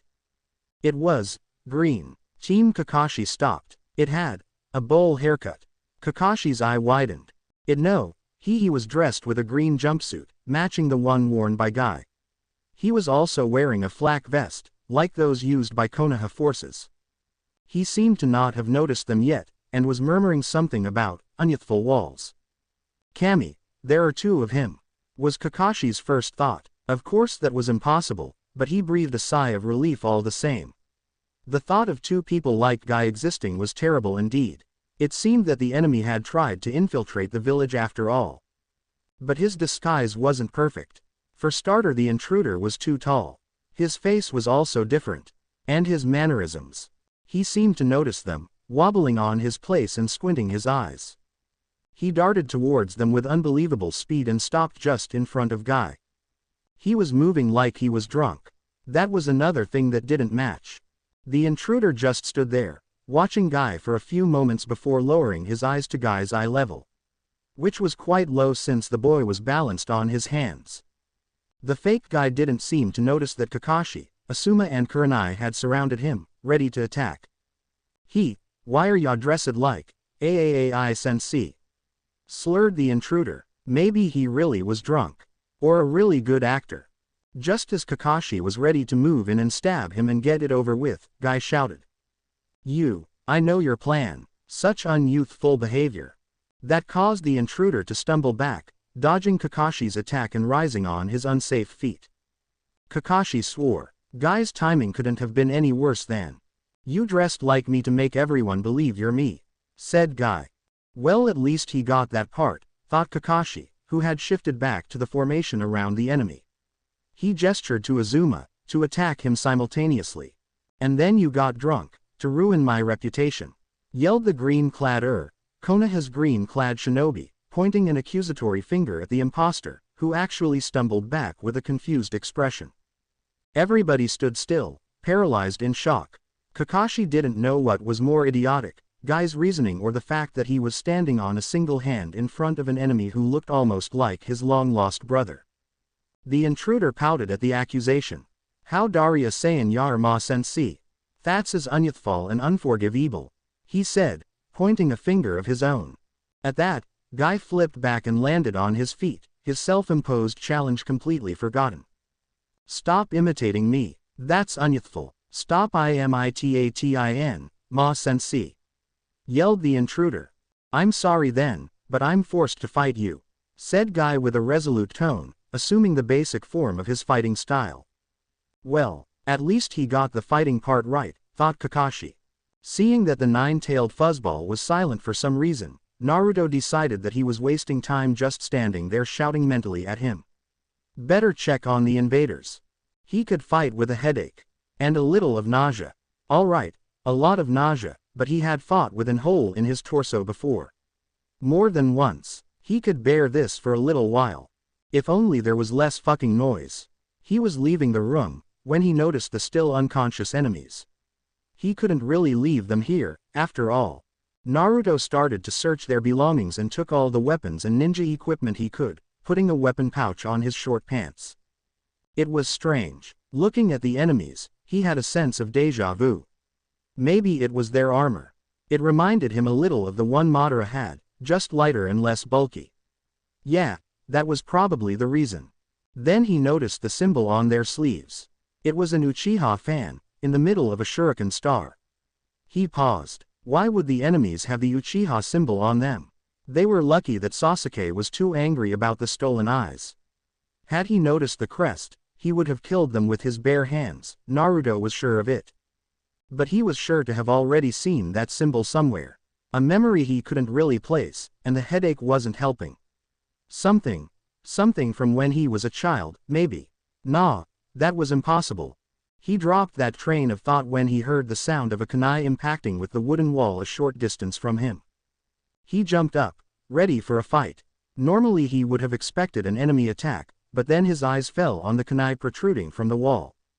Forgetting that someone just threw the deadly weapon through the hole in the room, he slowly grabbed it, completely mesmerized by it. It was a three-pronged kunai. Like those used by. There was a golden flash and he felt a strong hand close on his own, that was tight around the weapon's handle. He raised his gaze. Two pairs of blue eyes met and widened, for different reasons. A gargantuan figure stirred in the dim darkness, slowly waking up. It was tired, and cold and weak. All things that it hated feeling. He slowly opened his red eyes, groaning from the aches that ran throughout his whole body. He blinked at the first thing he noticed when he took a look around his humble abode, the seal placed on his vessel's gut. It was a bottle, a giant bottle, almost as big as he was without counting his tails. On the flank of the bottle was a giant label that just said, "Sake." Huh, weird. He pushed it a little, testing to see if it still had any in it. No such luck, it was empty. Too bad, he could have used a little booze right then. Maybe the fact that the bottle was empty explained the headache. Was this what those meat sacks called having a hangover? Damn, he was really weak. He already felt his consciousness fading to the need for sleep. He felt like he had spent all his chakra all at once. It would take days, or weeks of rest to come back to full strength. What happened? He tried to remember, but the events before he was knocked out were all confused, mixed together. He remembered a party thrown in his vessel's honor, and... oh no. No no no no no no no no no. As many tails as he had, no. Naruto, what have you done? He murmured before falling again into his deep slumber. The two blondes just stared at each other, not daring to move. Minato examined the intruder in front of him. It was probably the worst disguise ever attempted. For starters, they clearly choose the Hokage, Minato himself. A well-known figure in the village. Not really a smart choice. Then they got the face all wrong.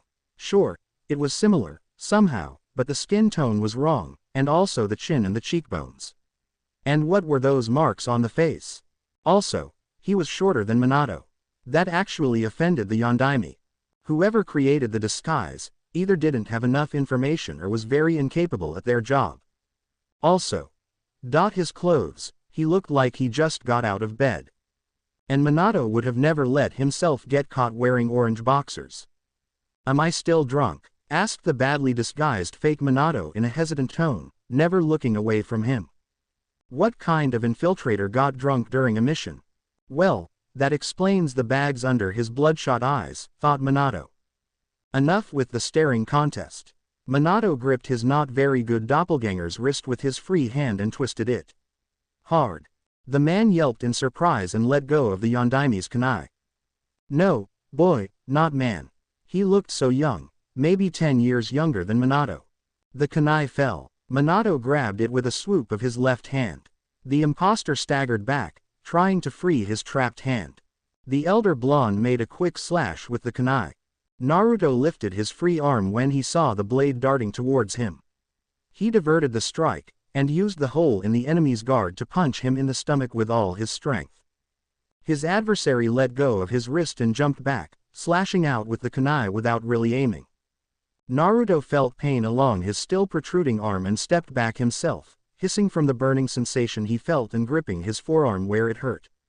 He checked. A rivulet of blood was flowing from a little gash. His enemy had wounded him with that instinctive attack.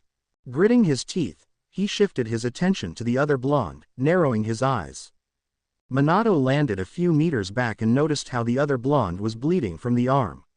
It was just a lucky shot, a fast reflexive slash as he jumped back to study his opponent. The blonde boy was now standing still, watching the small bleeding wound on his hand with something akin to a 1,000-mile stare.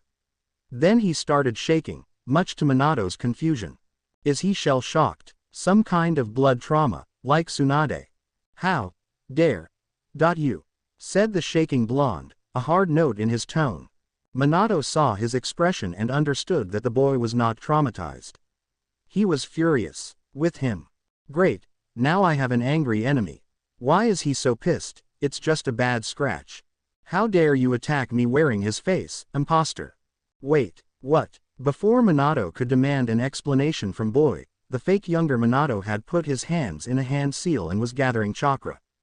Shit, I got careless. There was a great puff of smoke, and Minato found himself surrounded by at least 50 copies of his blonde adversary. Then they rushed him. Masahiro was slowly adding the cream to his coffee. He wanted to try a different taste this time. Mostly because it seemed that the people at HQ had finished all the Arasawa family's sugar. The Yondaime has engaged the most powerful enemy. Luckily for us, he's extremely underpowered right now, he said to no one in particular, ignoring the shocked questions he received. Coffee. It could only be described as a continuous, frenetic dance of lunges, jabs, parries and spins. Hinata was barely keeping up. Her enemy was good, and experienced with the style. Which led to the obvious question. How had the fake Anbu learned a taijutsu style taught exclusively amongst her clan? Also, she had been feeling a sense of déjà vu since the start of the fight. As she sidestepped a jab to her ribcage, she understood. The fake Anbu, this snake. He wasn't just using her family's style. He was aiming for her pressure points. And there was only one way he could have been able to do that, even if it should have been impossible. He had the Byakugan. That was the reason for the sense of déjà vu. It was like fighting against Neji all over again, back in her first Chunin exams. No, not like fighting against Neji. It was clear that this enemy wanted to capture her, for some reason. She had already been captured once, when she was 3 years old, and that had cost Neji's father, her uncle, his life. Neji had died to save her, and Naruto-kun. She wouldn't permit this, traitor, because she was certain now that her adversary was a traitor to her clan and her village, to render Neji's sacrifice useless. She shifted her pose and prepared to strike. 8 trigrams 64 palms.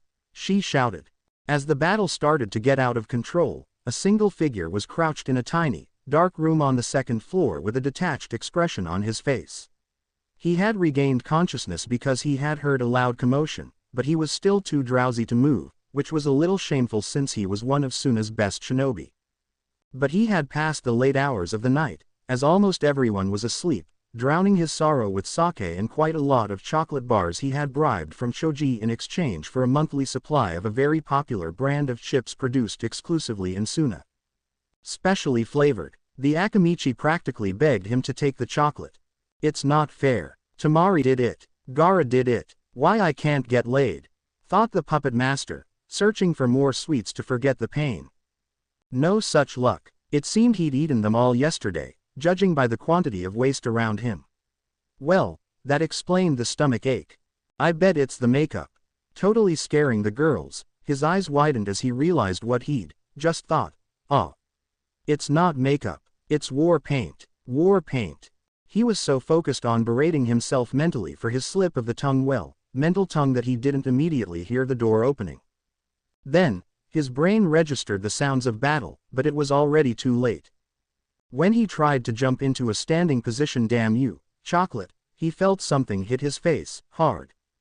Then he fell down and everything went dark. She smirked, letting go of the seal tag she had smashed in the enemy shinobi's face.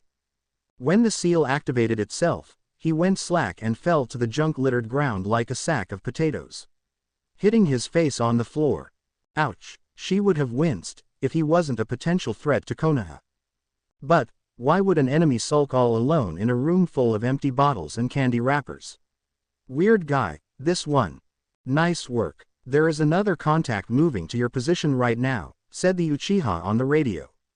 Masamiro or Masahiro, something like that. One down, a bunch more to go, she said, leaving the room. Guide me to him.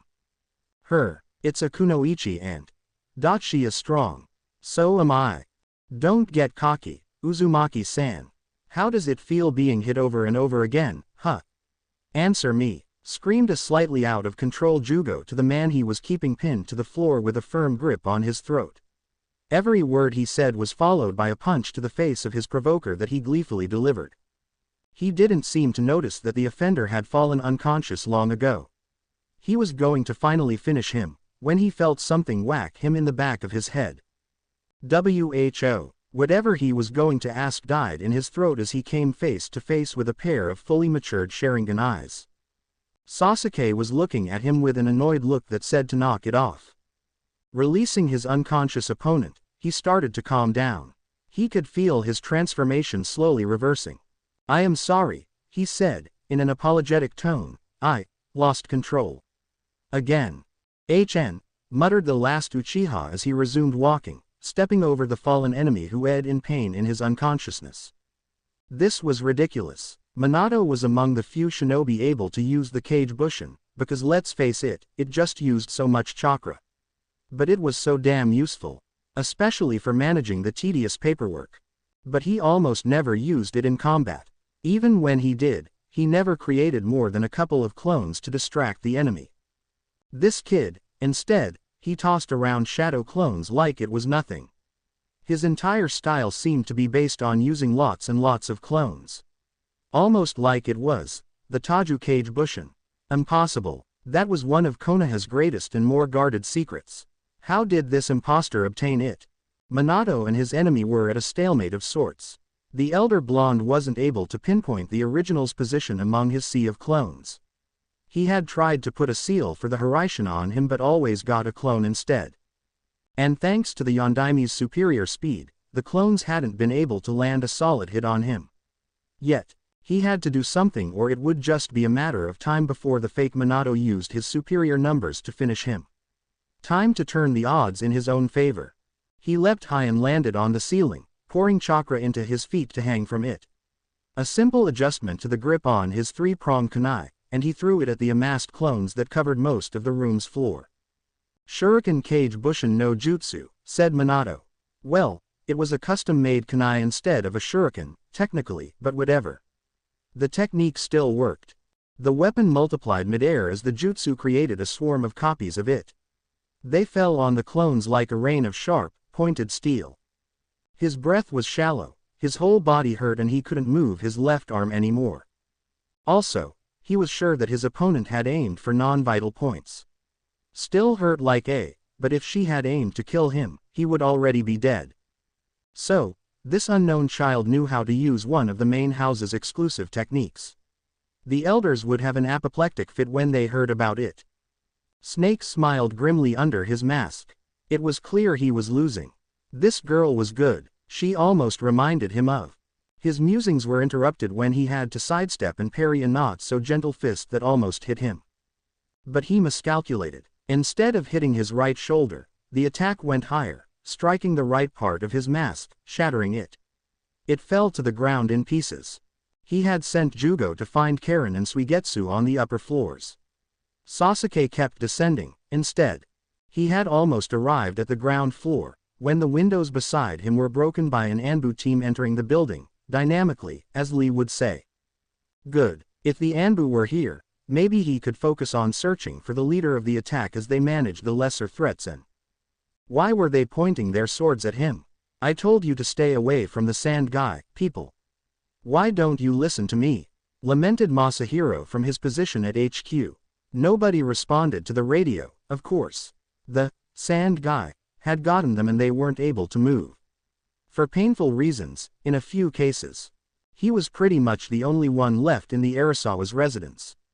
Fugaku Sama had left when the young angry man had screamed nonsense about being the Uchiha clan head, muttering something along the lines of, better guiding from the front lines that listen to this crazy stuff.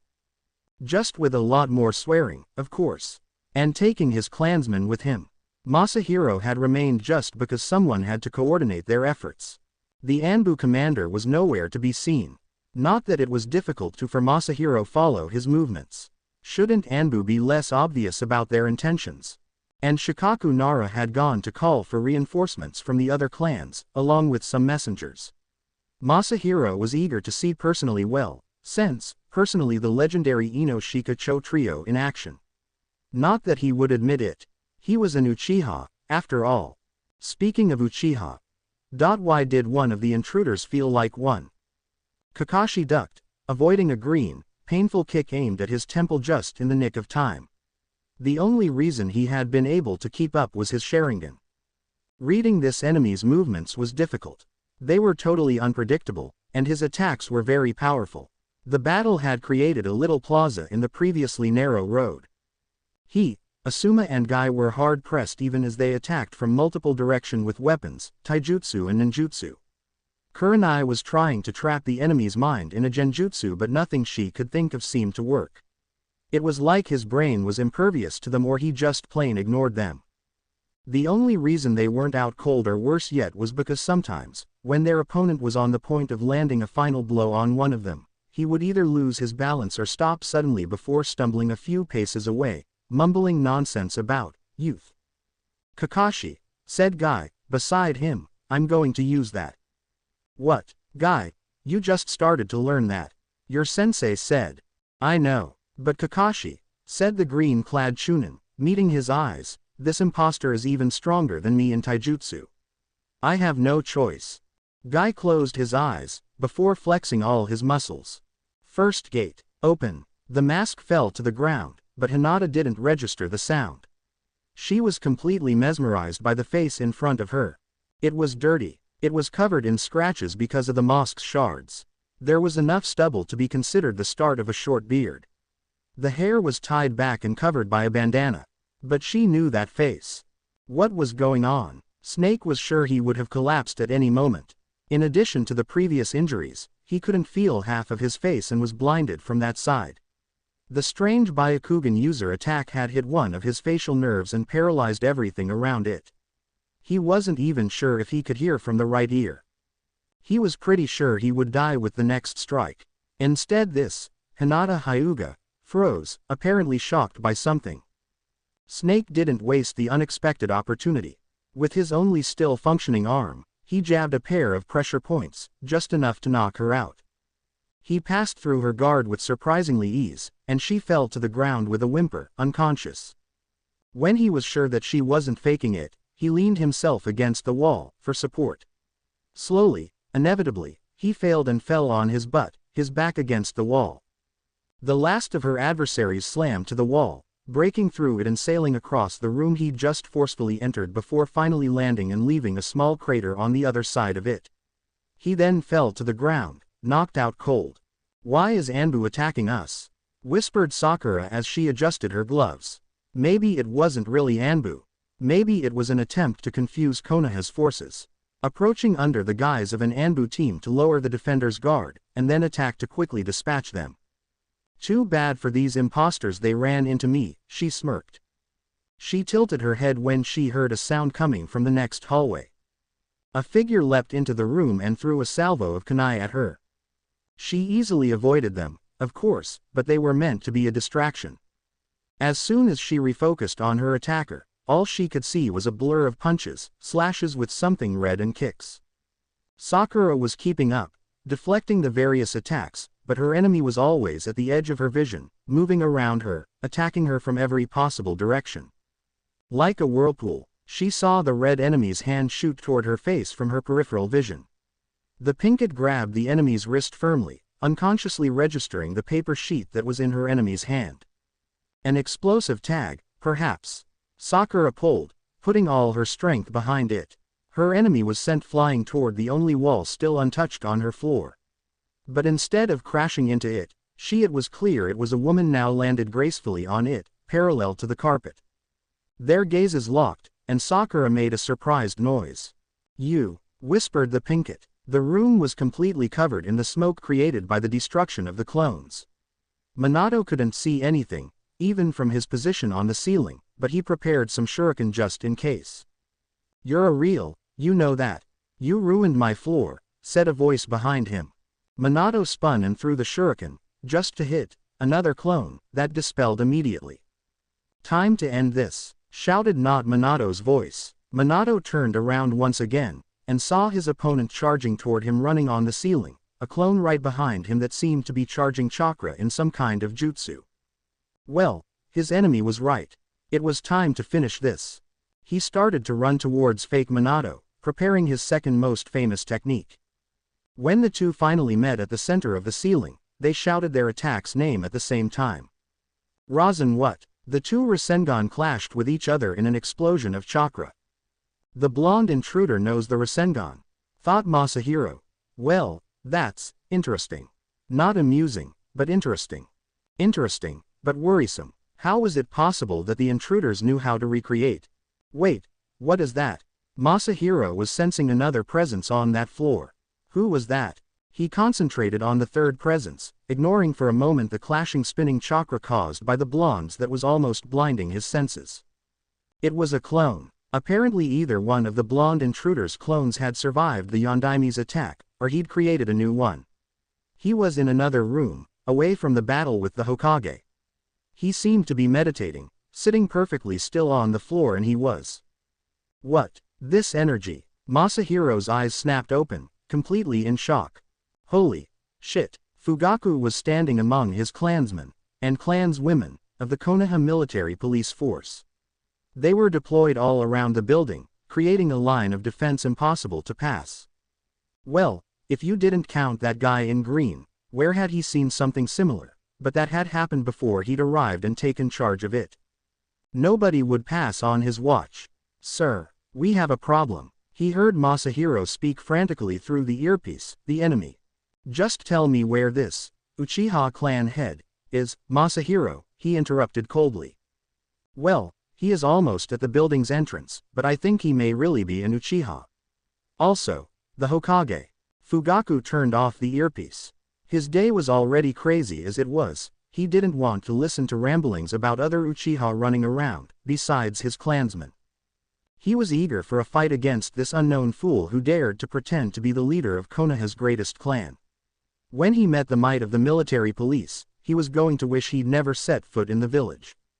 "What a prick," muttered Masahiro, after staring in shock at the now silent radio equipment. He switched channels. He had to tell somebody that the enemy was, apparently, able to use senjutsu. Sasuke left the building walking slowly out of the main entrance, a fake standard Anbu sword in his hand courtesy of his owner who was lying somewhere inside with 3, or was it 4, broken limbs. These imposters had sure done their work. The equipment really was indistinguishable from the stuff the Anbu operatives used in the field. And off-duty, and while training. Well, the gear they always carried. The street was full of them. Imposters, thieves, who dared to use his bloodline on such a scale. Where had they gotten the eyes? He was sure that his own, and Obito's remaining one in Kakashi's eye socket, were the only Sharingan eyes in the world. Maybe Danzo had stolen them after the massacre, and placed them in suspension. Or had Orochimaru found a way to clone the bloodline he had desired so much? Oh well, it didn't matter. He would destroy them, humiliate them and terrorize them. Not necessary in that order. And he knew just the right way to do it. Passing his thumb over the blade's edge, he drew a droplet of blood. Then, after a few seals, he slammed it onto the dusty ground. "Kuchios," he yelled. Nothing happened. Why did nothing happen? Fugaku was not impressed. The enemy was young, very young, and didn't look that strong at all. However, he had to recognize that he at least looked like an Uchiha. Maybe one of his clansmen had an accident during a mission years ago. He was sure that if that were the case, it would have been a clansman's fault. If an Uchiha woman had had a similar accident during a mission, she at least would have known if she'd conceived a baby. And it would have raised by the clan. The fake didn't seem afraid of the overwhelming numbers he was facing. Instead, he was slamming his hand on the soil, repeatedly. What is he doing? He wondered, not really asking to anyone. He seems to be slamming his hand over and over on the ground, sir. Fugaku slowly turned to face the clansman who seemed to have a real talent for stating the obvious, hoping to set him on fire if he glared at him hard enough. "Sir, is our enemy retarded?" asked the Uchiha, unaware of Fugaku's glare. Fugaku gave the order to attack to put an end to his frustrations. It seemed that neither snakes nor hawks were answering his summons. Why was that? He had done the blood offering, he'd put in enough chakra to call a boss summon to his side, and he'd done the hand signs correctly. Then why couldn't he summon anything? Doesn't matter now. Ponder about that. After all, the fake Uchiha are begging for mercy, captured or dead. He thought as he noticed that they were charging him. After gathering more chakra, he formed the greatest gift the Sharingan had ever produced. Suzano. The faces of the fake Uchiha as the giant purple chakra construct materialized just in front of them were priceless. Especially because, thanks to his own Sharingan, Sasuke could see the image in every small detail, anytime he wanted to. Yep, it was good to be an Uchiha, but at times like this it was even better.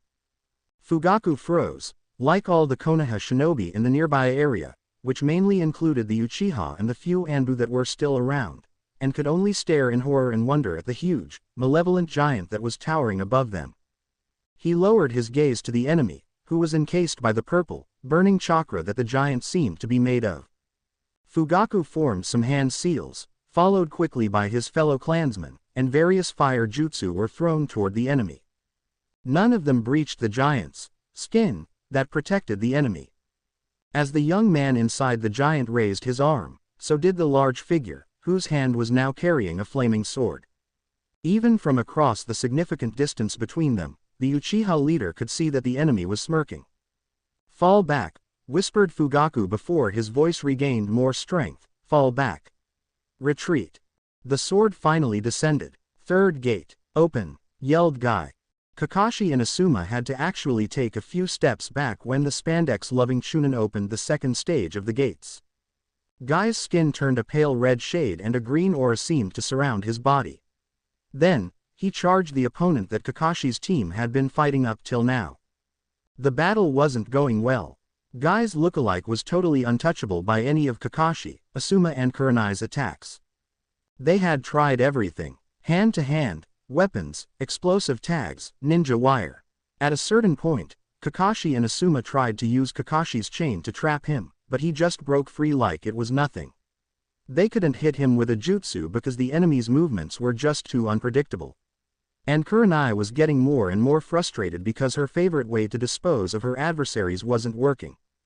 Guy seemed to be the only one to actually be able to punch the enemy, and he'd had to open the second gate for that. The two young men were a blur of green. Kicking, dodging, punching and moving. Kakashi knew that his self-proclaimed, eternal rival, was putting his body under incredible stress. If things continued like this, no, even if they were just temporary teammates, they would not die in front of him. Not again. He started to charge a Chidori in his hand, and waited for the right moment. Maybe Guy would give him an opening, pressing the enemy like that. The air started to resound with the chirping of his lighting. After a quick exchange of blows, the fake Guy and the original were locked in a stalemate as they grabbed their adversary at the same time. One's face was contorted with the effort of controlling the gate's energy, the other looked strangely relaxed. There, Kakashi ran towards the enemy, the chirping sound now at its climax. He raised the hand surrounded by electricity, took aim, only to have his own wrist grabbed by the enemy in a steel grip. What? He wasn't even looking. The fake Guy pulled down, making the Chidori impact the ground and releasing his hold only when the silver-haired boy's hand was already underground. Kakashi's arm penetrated in the dirt up to his elbow. The intruder was ready to attack him, and Kakashi knew he was in a dangerous position where he could barely defend himself. Shit, my arm is stuck, I'm dead. As this thought ran through Kakashi's mind, Guy used the breach in his enemy's guard to uppercut him. This time, the enemy couldn't parry in time. Fake Guy was sent roaring through the air, and faster than the blink of an eye, Guy joined him mid-air, punching him back to the ground. He didn't stop his attack even after the impact for a few seconds. Then he staggered back a few paces, exhausted. He had closed the gates now, and was paying for it. As soon as Kakashi was able to finally free his arm, thanks to Kurenai and Asuma's help, he and the other two members of his team ran towards Guy's position. The dust raised by the beating hadn't settled yet. Guy, are you okay? Called Asuma. I'm fine, said the bowl-cut boy, the green beast of Konoha is. Ooh, my head, said a voice from the middle of the dust. Don't tell me I actually drank something last night. The single Jonin and both sets of Chunin's eyes widened when they heard their enemy's voice. A figure emerged from the dust, and they prepared to fight once again. They were exhausted, but they wouldn't go down without a fight. The intruder didn't seem to be hurt by the beating, he just seemed a little dirty, and he was massaging his head, as if he had a simple headache. What kind of freak was this guy? Said freak seemed to notice them, but was similarly mesmerized by Guy, who was standing in his trademark taijutsu fighting stance, ready for another battle if necessary. A few seconds of absolute silence passed. Then the freak spoke, at high volumes, and doing the classic, nice guy pose, that Guy loved to do all the time. Yosh, young one, you are extremely youthful. I must introduce you to my sensei. If I am not able to introduce you, I shall. They never knew what he would have done because he stopped talking, his eyes became glassy, his face started to tick and then he fell on his back, foaming at the mouth. His arms still protruded forward in the nice guy pose. Another completely quiet moment passed. What's wrong with him? Asked Asuma, saying the question everybody wanted to ask. I think, started Kurenai, unsure, I think that all the genjutsu I placed on him during the fight are finally having effect. All at once. What is he seeing, exactly? Questioned Asuma, a little worried about the strange tic and spasms their now incapacitated enemy was having. Trust me, You don't want to know. You, whispered the pinkett. Sakura was considered one of Konoha's smartest. Among her peers, she only found a rival in brainpower in Shizune, Shino and Shikamaru, but he didn't count. Nobody was smarter than Shikamaru. She was also the second student of the Godime Hokage, and a battle-hardened kunoichi to boot. None of that helped to suppress the disbelief she felt when she understood who the person in front of her was. "Oh, you've heard of me," chirped Kushina Uzumaki, who was still attached to the wall. That position gave a strange feeling to their conversation. Like it couldn't be more absurd. She had met Naruto's mother on one occasion, but that had happened in an alternate world generated by a genjutsu she and her blonde teammate had been trapped in by Obito, when they still hadn't known his real identity. The person in front of her looked much younger. Sakura also knew that Kushina Uzumaki had died the day she'd given birth to Naruto. And the woman in front of her didn't look like an Edo Tensei, so that left only one possible conclusion. "Impostor. I've heard of who you're pretending to be," she said, gritting her teeth. "Pretending," said the redhead, arching an eyebrow. "You know, you're lucky to not been have found by a friend of mine. He would have been utterly pissed if he found out that you were using that face." "Huh, this is my face." "No, it's not." If Kushina Uzumaki were still alive. The redhead leapt, soaring towards the pink-haired girl and aiming a roundhouse kick at her head. Sakura parried the blow with both arms. For a normal shinobi, such a blow would have at least made them stagger a few feet back, but for Sakura, it didn't budge her strength-enhanced stance in the slightest. "Still hurt like getting hit by a sledgehammer. I'm very much alive, Datbane," yelled the impersonator, as she landed. She didn't lose any time before attacking Sakura once again. Oh, it was on. Shanaru. He was walking through the hallways and stairwells of the empty building. Gaara. The Hokage would refund him for the loss of his hat. It wasn't just the symbol of his office, but also something that had been a part of Suna since its founding, a piece of his village's history.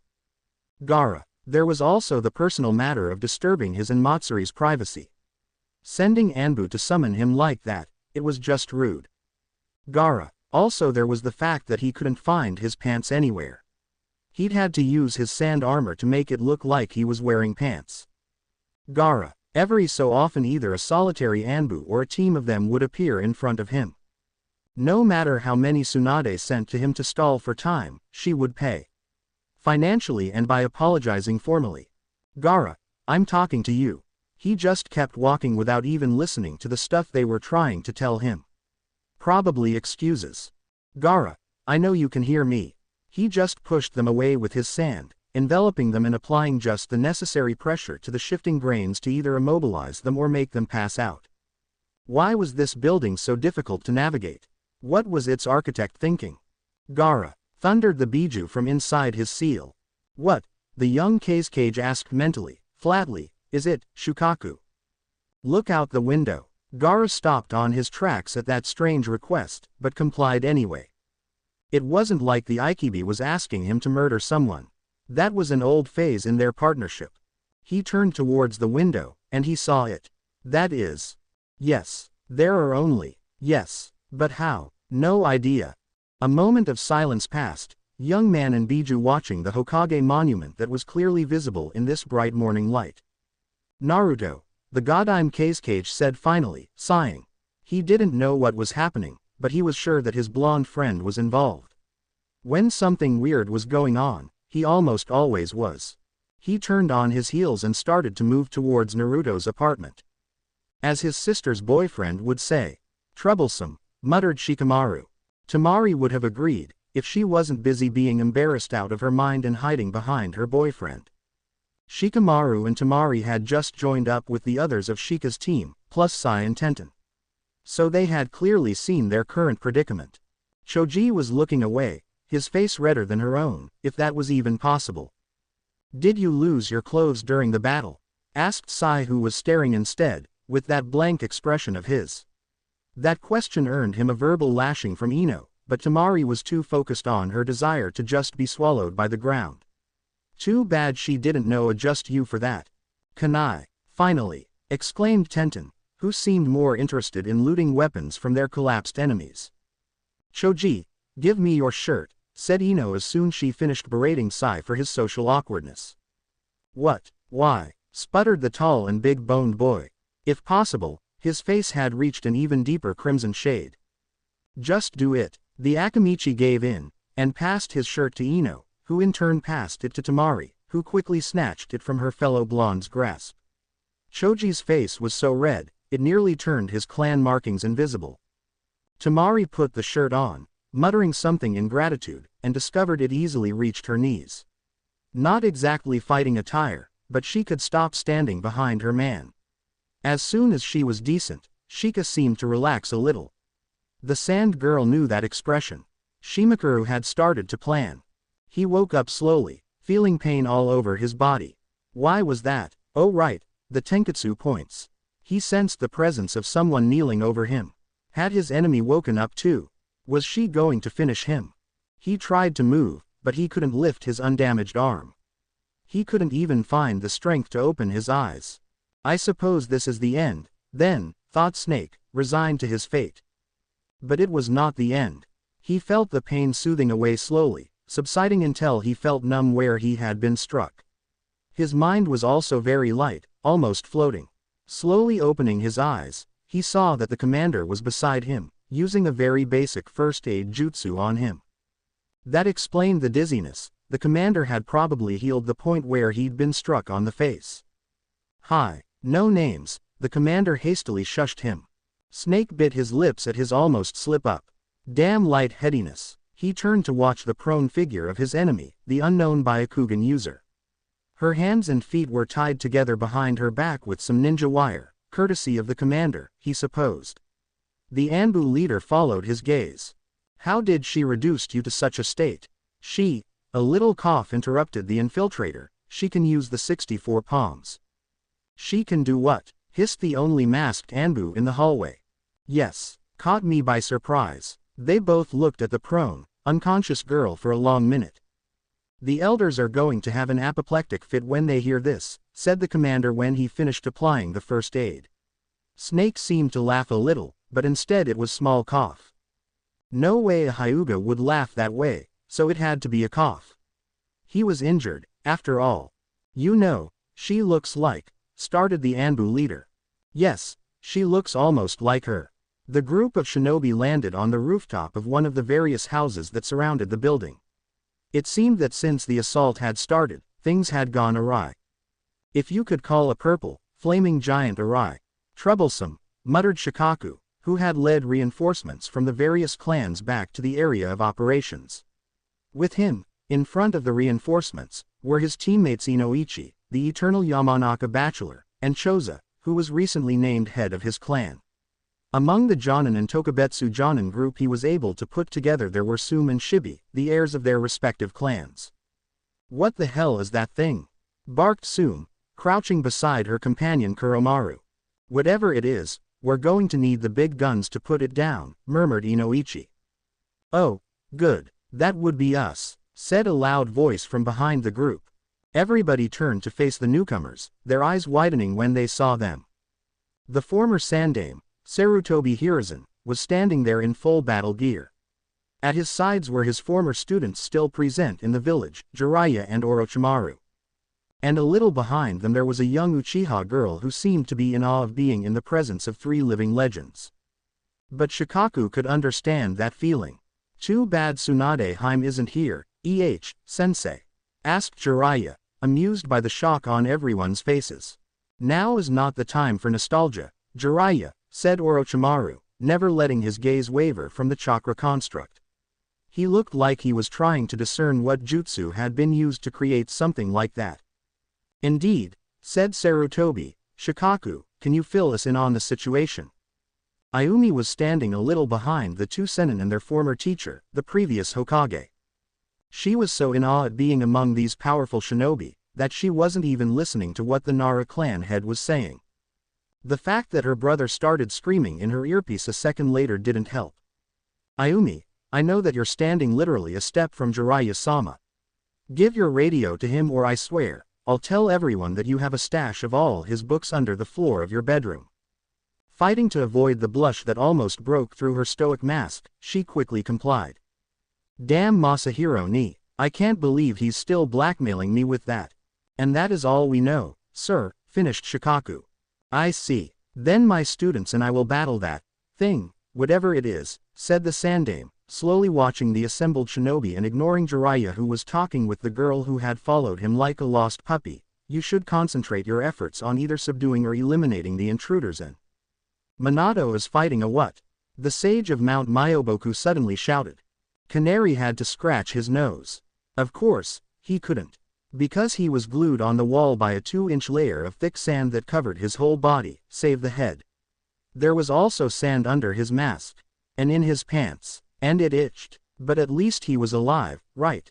His teammates were in a similar situation and they had all ceased to struggle when it had become clear that they wouldn't be able to free themselves on their own.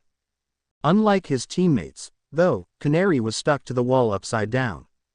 He really wanted to scratch his nose. And his. What happened to you? Asked a voice from outside his field of vision. He wasn't able to move his head. Sand guy got us, sir, he heard his squad leader say. Sir, you're lucky to be alive then, from what Masahiro told me, said the Anbu commander, when he passed right in front of Canary. The commander is here, thought Canary. It seemed that the end of his career in Anbu was closer than he expected. He was carrying an unconscious person over his shoulder, who was wrapped in only a bathrobe. He was also helping a wounded, maskless Anbu stay on his feet. Can you still be an Anbu if you lose your mask? Mused Canary. Flock team, I require your support to extract this prisoner and take her to a holding facility and to escort this Anbu outside the combat zone. He requires medical attention. I'm assuming you won't mind if I free you from your predicament to carry out my orders. Fugaku gritted his teeth and dodged another swipe from the flaming sword, allowing a team of his men to escape from the giant's fury. The rogue ninja was toying with them, he was sure of this. They couldn't hit him with anything they threw at him, and he had shown himself capable of causing incredible amounts of damage. He could have killed a lot of them, perhaps even all of them, without any great effort. But it seemed he was enjoying missing them barely, for some reason. That's right, run, screamed the enemy, even if he was far away, and encased in whatever that thing shaped as an armored warrior was. Fugaku was able to see his smirk. The bastard was enjoying this, taunting them, playing with them from behind the barrier that the giant formed all around him. Fugaku's eye widened in realization. The giant was protecting the enemy, but it wasn't touching the ground where the boy was standing. Maybe it could work. It wasn't his main affinity. It was actually his weakest affinity, but it was worth a shot. Fugaku started forming the necessary hand seals. Sasuke blinked when he saw one of the fake Uchiha disappear into the ground, leaving a hole in his place. Some kind of retreating jutsu, maybe. No matter. He would get him later. He was enjoying scaring the shit out of them, he had to admit it. After all, they deserved far more than this, those eye stealers. They had to understand what it meant to desecrate his clan's memory like this. He would have already killed them, but he didn't want to cause too much collateral damage to the buildings. The Godime would probably have had him rebuild them personally, as a series of unpaid D-rank missions. One for every house wrecked. Also destroying half of the village wouldn't help his already soiled reputation. Pardoned or not, he had been an enemy of Konoha for some time. Several people had long memories and never let him forget it. Sasuke's instincts flared up, sensing an incoming attack from under him. The ground exploded, and one of those eye stealers arose from below, thrusting a sword toward his belly. It was the one who'd disappeared. He had not retreated, he had attacked from the weak spot of his Suzano's defense. Sasuke moved to the side, and avoided being impaled by the cunning shinobi. His enemy's sword just nicked his left side. As his attacker completely emerged from the dirt, Sasuke tried to finish him with a single blow of the sword he had acquired before leaving the building. But the man was a skilled swordsman, and after a fast parry that deflected Sasuke's blow, the two of them were quickly exchanging slashes and strokes in the middle of the last Uchiha's Suzano. Why does this man seem so familiar? His enemy was an Uchiha. He was sure of it now. His theory of a bastard born outside of his clan was still valid, since he'd never seen him before. Parry, feint, slash, but only an Uchiha could have those eyes. The eyes which existence was a secret even among the clan, with the exception of the clan head and elders. Dodge, spin, thrust, mangekyu, parry, counterattack, fireball jutsu. The intruder who had attacked his clansmen had the mangekyu, Kami helped them. Avoid, jump, lunge. It was clear that Fugaku was being pushed towards the inner walls of the imposing figure that surrounded the two combatants. He didn't know what would happen if he touched them, but he didn't want to discover it firsthand. Redirect, duck, side step. Fugaku could feel the chakra boiling and burning a foot from his back. It was an horrible and oppressing sensation, and he knew he had to move from there. The boy, no, someone who had done what was necessary to obtain the mangekyu couldn't be considered a boy anymore, pressed him further. Deflect, step, Ada, his enemy ducked and passed below his guard. Shit, the sword of Fugaku's enemy ran through his gut. Pain, as Fugaku bit his lips to not giving the bastard the satisfaction of hearing him scream. But even then, a sound similar to the whining of a wounded dog escaped him. His blade fell to the ground. It was then that he noticed the expression on his enemy. The shinobi who had just killed him had morphed from one of disdain to one of horror. Why would he? Father. Fugaku's eyes widened before he lost consciousness. Fugaku is down, said one of the shinobi assembled on the roof. There were some stifled gasps among the group, but Orochimaru barely heard the words. He was looking at the imposing figure coated in, no, it was formed from chakra, that was being attacked by the Uchiha enraged at the loss of their clan head, with all various kind of jutsu to no avail. He could feel, taste its power. What he wouldn't do to obtain a jutsu capable of doing that. What he could do with such a thing at his disposal. Inwardly, he was licking his lips. We have lost enough time, snapped the former Sandame, unwittingly interrupting Orochimaru's dark musings. Since the time he had still been a genin, his sensei's voice had been able to catch his attention immediately. Jiraiya, you will go assist the Hokage against this mysterious sage, continued the old monkey. Orochimaru and I will engage the enemy fighting against the military police. Shikaku, you and the rest of the group will head inside and subdue or neutralize any other intruders present in the area. Everyone nodded without asking questions. As his sensei leapt from the roof, everyone followed, heading towards their objectives. Orochimaru couldn't remember the last time he, or Jiraiya, had fought in the same combat zone beside their sensei. A part of him he wouldn't admit existed wanted to smile. It really was a pity that Tsunade was not with them. Sasuke just stood there, frozen in shock, as the body of the man he had just stabbed fell to the ground, his blood on the sword that was still on his grip. It can't be. Among these fake Uchiha, there is even an impostor of my father. He thought, unable to divert his gaze from the prone form at his feet. He was aware of the other enemies just outside his Suzano, who were using various attacks and jutsu to attempt to bypass the protection of the chakra construct in vain. He was aware of them, but his mind didn't register them any more than that. But why do such a thing? Fugaku Uchiha had died 10 years ago, during the massacre. Itachi killed him, everybody knew that. Very few were aware of the truth behind the slaughter of the Uchiha clan, even among Sasuke's peers. Why this charade? Creating a double of Fugaku served no purpose at all. Especially because he didn't look as if he'd aged at all. If possible, he seemed even younger than how Sasuke had remembered him. Plastic surgery on the man that had received the eyes. Or maybe, if Orochimaru was behind this, it was an actual clone. Why clone only the eyes, after all, when you could clone the whole body? There was no way he would fall for such trickery. Sasuke could feel his righteous rage coming back, and a thundering boom echoed for a moment as Sasuke felt Suzano stagger from a massive blow it had just received. Sasuke's gaze left the prostrated body at his feet, only to see the face of another dead man. Just outside the walls of his Suzano, still in midair, was Hiruzen Sarutobi, the Sandame, in full battle gear and holding his legendary staff, the alternate form of the Monkey King, Enma. This was not the same man who had died during the invasion orchestrated by Orochimaru years ago, or his reanimated Edo Tensei. He also looked younger and far stronger than Sasuke could remember from his memories. Impossible, thought Sasuke, as the god of shinobi landed on the ground in front of him. It was only then that Sasuke noticed the Hokage mountain behind this new attacker. The Godime's head was missing from the monument. No, thought a disbelieving Sasuke.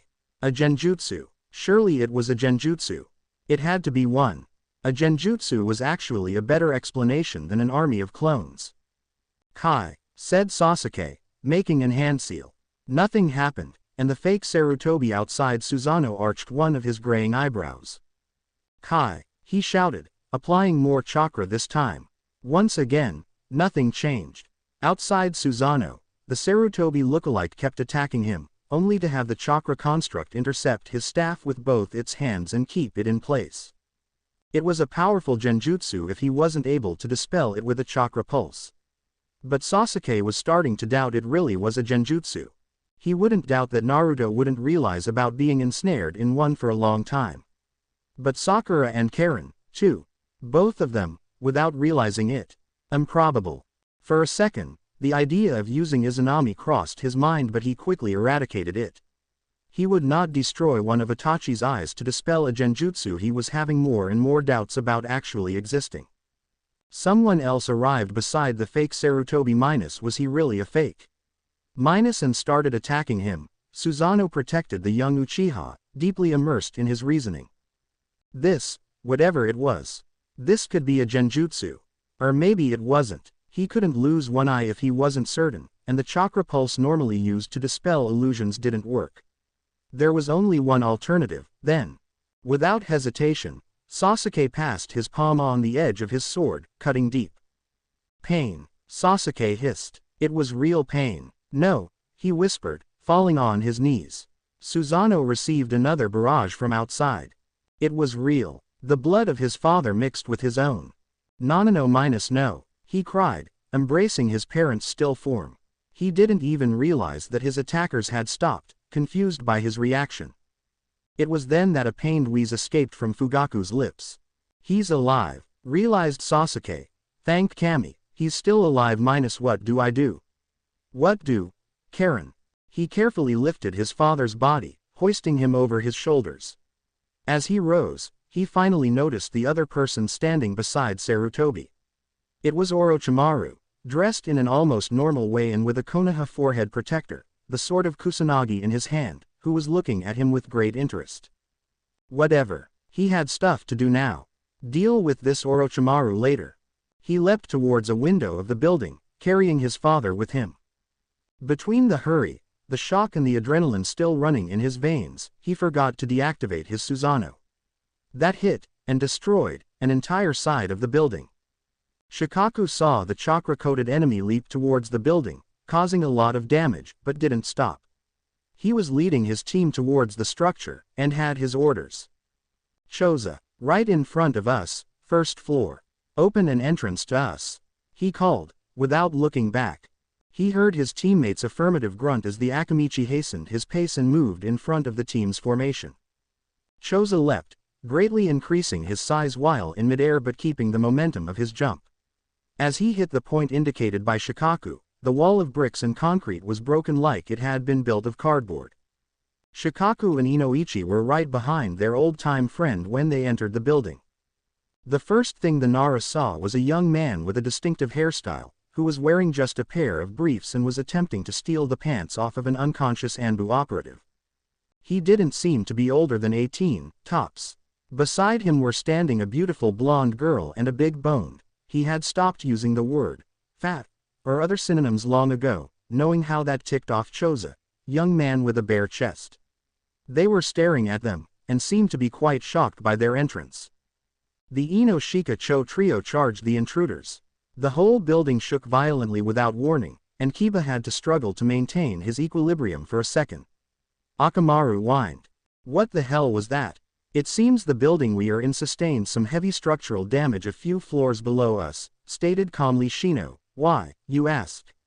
Because minus. Not the time, Shino. Barked Kiba. The Inuzuka knew that, outside of an emergency situation, his friend would have started to sulk at that comment, feeling ignored. But since the village was probably under attack, he knew that Shino would wait until the crisis was over before becoming depressed. Who do you think could be attacking us? It's not easy, infiltrating Anbu. Before Shino could give an answer to that, Akamaru started growling, feeling hostiles in their proximity. The two young shinobi tensed, ready for anything. Then a small group of Konoha entered the hallway, moving in formation. The two males of Team 8 relaxed and gave a sign of greeting. Only to be shocked when they were attacked by their comrades. Damn, that was a big blow, mumbled Tamari, as she, Sai and Tenten passed through the salon of one of the biggest apartments in the building. Besides the one on the top floor, which belonged to Naruto. Following Shika's plan, they had to locate the ceiling scroll where they'd put all their weapons yesterday at the start of the party. Even if they'd followed Ino's stupid, no weapons at a party rule, that didn't mean they had left their stuff unattended.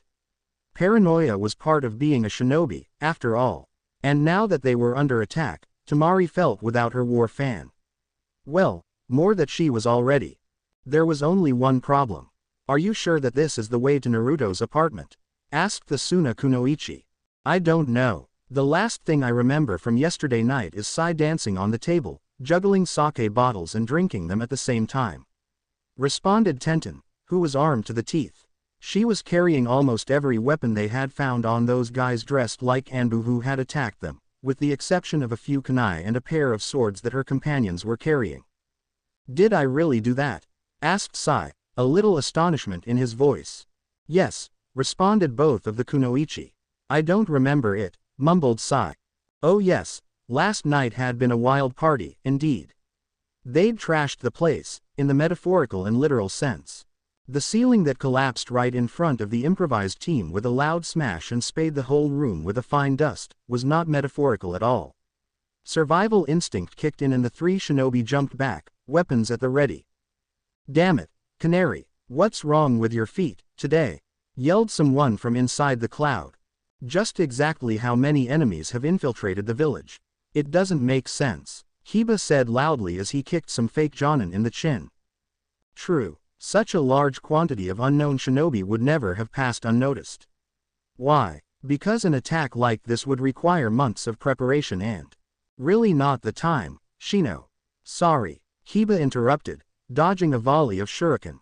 Nobody pays attention to me, murmured Shino, slightly depressed at being dismissed so quickly by his teammate. Kiba dodged another kunai, realizing almost too late that it had an explosive tag attached to it. The explosion just singed him, but set the wooden floor behind him on fire. Now Kiba wasn't pissed anymore. He was furious. Not for the floor, of course. He didn't care for the floor at all. He was furious because since he had awakened, with a bad combination of hangover, nausea and who know what else, he had been attacked, repeatedly, by these sneaky s. Time to get serious. Let's go, Akamaru. Ready, he said to his hanged partner, who yipped approvingly. Kiba leapt, starting to spin his body, followed by Akamaru. Gatsuga, interrupted another voice. Kiba was hit before he could start his trademark attack and tumbled to the ground in pain. As he started to get up and defend himself from this new attacker, he saw a young woman who sported his own clan markings on her face running towards him. Kiba sniffed the air reflexively. Why is her scent the same as Mom? That was his last coherent thought before said woman kicked him in the nuts with a chakra-enhanced blow. That's for copying my clan. She screamed as Kiba emitted a piercing howl and rolled into a fetal position, in pain. When Shino heard the shriek behind him, he knew he should check on his teammate but he didn't dare turn his gaze from the fully cloaked figure in front of him, who was dressed in the same manner as the Aburame clan. Shino amassed his swarm around him, ready to attack. His opponent did the same, with bugs of his own. Both Shino and his opponent cocked an eyebrow at that. The young Aburame recognized the bugs used by his adversary as Kikaichu, a species bred exclusively by his clan and used as allies. There were no jutsu in the Aburame clan that didn't require the use of those bugs. Why did this intruder have them? If possible, the man in front of him was just as shocked as Shino. Not that they were actually showing it. Shino was also aware that none of the other enemies were attacking him yet, so he risked a peek at his teammate. Kiba was down. A woman who strongly resembled the Inuzuka clan head, was tying his hands behind his back. Akamaru instead was whining, prostrating on his back and exposing his throat to the giant dog that was growling at him. a gesture that was used among dogs to show submission to the alpha, the leader of the pack. Curious. Normally Akamaru would have fought to the death to protect his partner. Focusing again on the other bug user, he decided to take a calculated gamble. He ordered his swarm to exchange information with the other. To his surprise, the enemy swarm reciprocated. Nobody moved for a few minutes, not daring to interrupt this strange scene. Even the rest of the attackers limited themselves to just surrounding Shino. Finally, the bugs stopped the information exchange and came back to their hosts. And passed them the information that had been gathered. Curious, muttered the young Aburame. Indeed, responded his opponent. There is only one logical action I can undertake. Then, said Shino, I surrender. Let me go. I can fight, protested Snake, as the commander laid him down behind the rubble of the former floor minus and ceiling minus that had collapsed under their feet, while Flock Team engaged a trio of enemies. Beside him, Snake could see their unconscious prisoner. No, you cannot, the commander told him, stay put and watch the prisoner. Snake gritted his teeth. He hated being dead weight. The commander joined the fray. They got Hinata. We have to help her. A feminine voice shouted. Snake activated his Byakugan to see how the fight was going. There were 3 enemies. A pale boy, who was holding his sword in a style similar to the Anbu standard style. A blonde girl dressed in an overflowing shirt with the kanji for food on it, armed with a similar blade, but seemed less proficient at it than her teammate. And lastly, a brown-haired girl, literally covered in weapon holsters, who was throwing kunai, shuriken, senbon and swords around. She smiled gleefully as the Anbu barely avoided them. She had plenty of ammunition and was preventing Flock Team from engaging in close combat. Except for the operative Canary, who was out cold, having hit his head when they landed after the floor caved in. Sigh, yelled the same voice as before, and Snake was able to see that it was the blonde. We need reinforcements. Paint something. Paint, thought Snake, some kind of tool for a jutsu. The above-mentioned Sai smirked, and one of his hand went to a pouch he carried on his belt. Snake saw his eyes widen. My ink, it's gone. What, did you store that in the scroll too? Asked the blonde girl in disbelief. No, Ino said that not even Tenten could use it as a weapon. And I always carry it with. His speech was interrupted when the 2 standing members of Flock Team attacked him, hoping to use his distraction to dispose of him. No such luck. This, Sai, character was very skilled with a blade and seemed to hold off the 2 Anbu at once with little effort. Snake could tell that it was not the way he was used to fighting, but he was still pretty good. The commander was distracting the 2 girls, coming at them from the side only to fall back when the blonde prepared a jutsu, or the girl with the buns started throwing her weaponry at him. He was playing with them.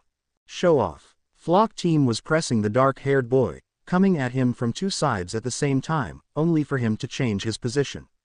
But he was getting separated from his teammates, creating an opening in their formation. Snake reached for his kunai holster and unsheathed one of the short weapons. Even if he couldn't move, he could still help. He waited for his chance, and threw the kunai towards his target. The boy. The pale young man sensed the incoming kunai, and with a spin and quick slash, deflected the weapon that would have otherwise struck him in the back of his head. Remarkable. But he had left an opening, and Flock Team quickly put it to good use, tackling him to the ground and subduing him. Or killing him. He didn't care and didn't check. He was more interested in the commander's fight.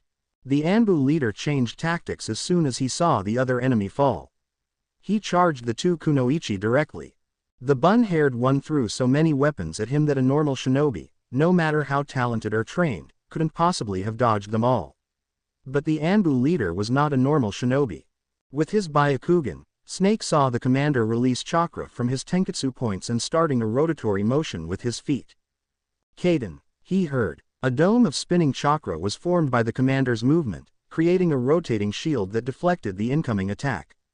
All the weapons clattered to the floor or embedded themselves into the walls. The girls had to dodge the volley of metal unleashed back at them. Flock Team was quickly on the blonde one, who was knocked out when she got distracted by the weapon barrage. The bun-haired one instead stood frozen in shock, probably didn't expect that kind of defense, and was knocked down by the commander with a single jab of the gentle fist. After securing the new prisoners minus all 3 of them, so the boy was alive minus 1 of Snake's comrades come back to help him, as the other 2 transported the prisoners, a pair each. The commander was looking at him, a frown behind the mask. He was expecting it. After all, Snake knew he had disobeyed a direct order. Told you I could still fight, Snake said smugly. You know, babe, if you weren't an enemy, I wouldn't mind engaging you in a different kind of brawl. Know what I mean? Inoichi said, winking, after a quick clash with the only female in the room. Shikaku rolled his eyes inwardly. Sometimes his friend could be really troublesome.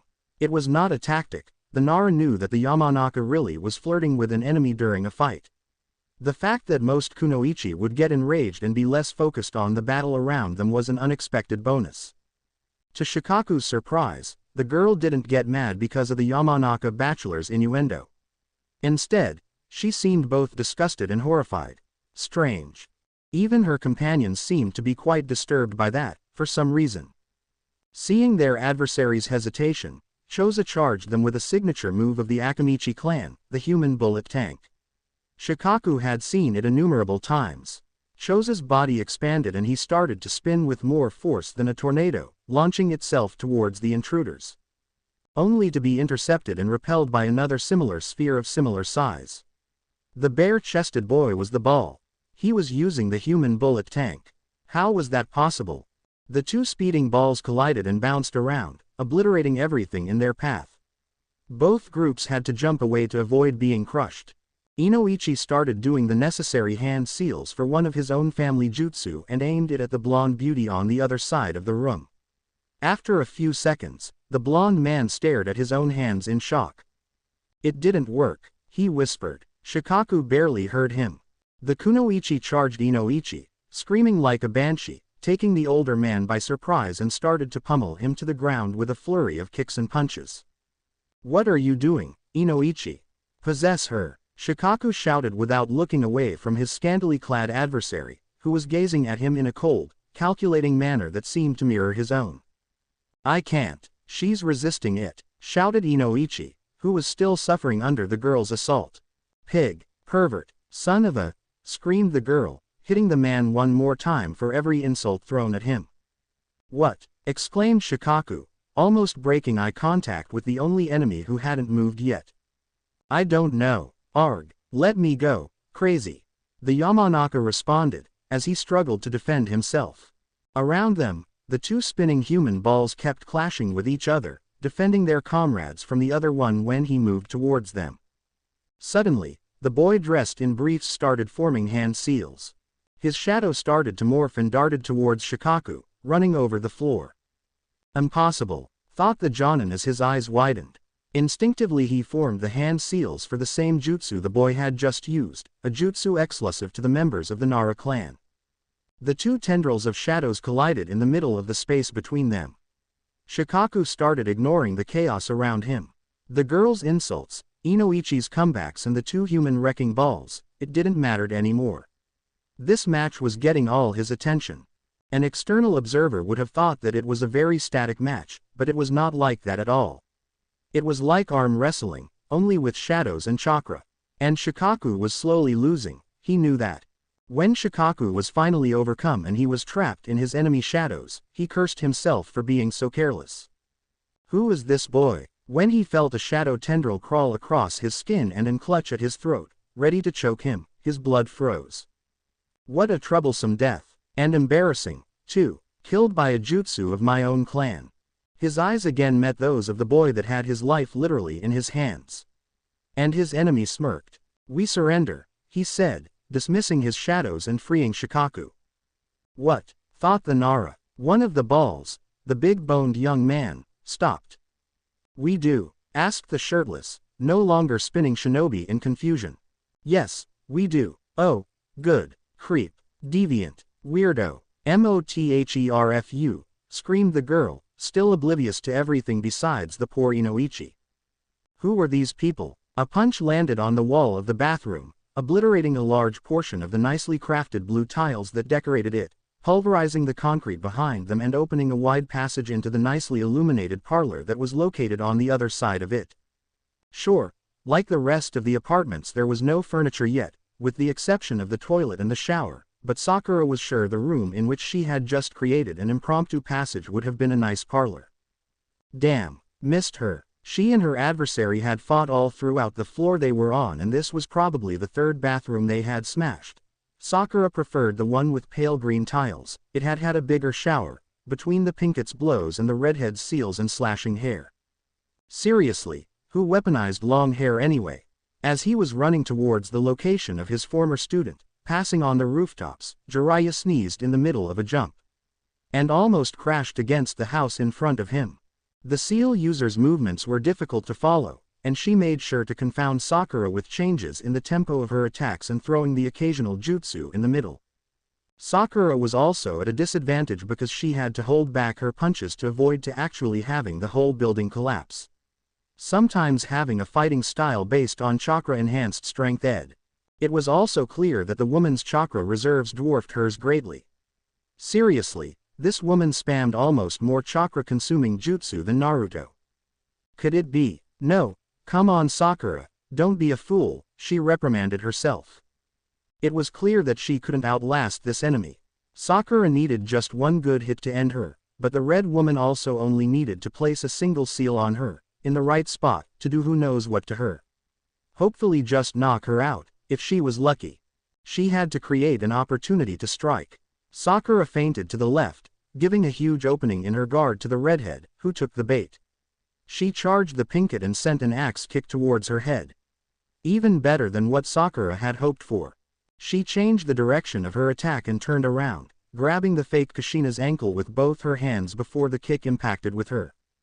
Got you, she snarled, as she started to use her strength to pull her enemy. Never losing her grip on the older woman's leg, she started to toss her around, smashing her against the wall, leaving large cracks on it, and on the floor. 1, 2, 3, 4, 5, 6 times, obliterating the ceramic tiles. Sakura heard some bones in her enemy's body break. She was not surprised. Finally, she let her go after a final spin that sent the redhead sailing towards the breach she'd created earlier in the wall, before tumbling down motionless in the would-be parlor. Fugaku was in pain, practically helpless, but he was a shinobi. He could endure pain. However, the sensation of being helpless was humiliating for the Uchiha. He could feel that he was being dragged somewhere. Had he been rescued? He vaguely remembered Sarutobi attacking the thing that had surrounded him and his enemy. The old monkey surely should have been able to break that thing. Right. He opened his eyes, realizing that he could barely do so. His wounds were really life-threatening and he felt like he would fall unconscious at any moment, but even so, Fugaku realized that it was the Uchiha who carried the Mangekyo that was carrying him. Great. Just my luck. I have been captured. He tried to struggle but he was barely able to move. Realizing he was awake, the other Uchiha tightened his grip on him. Don't worry father, we're almost there, said his captor. Father, thought Fugaku in confusion. He had a vague memory of his enemy muttering the word, after stabbing him. Even better, this man was crazy or delusional. He couldn't be his father, the carrier of the Mangekyo was too old. Fugaku already had a son, Itachi, and he was barely 3 years old.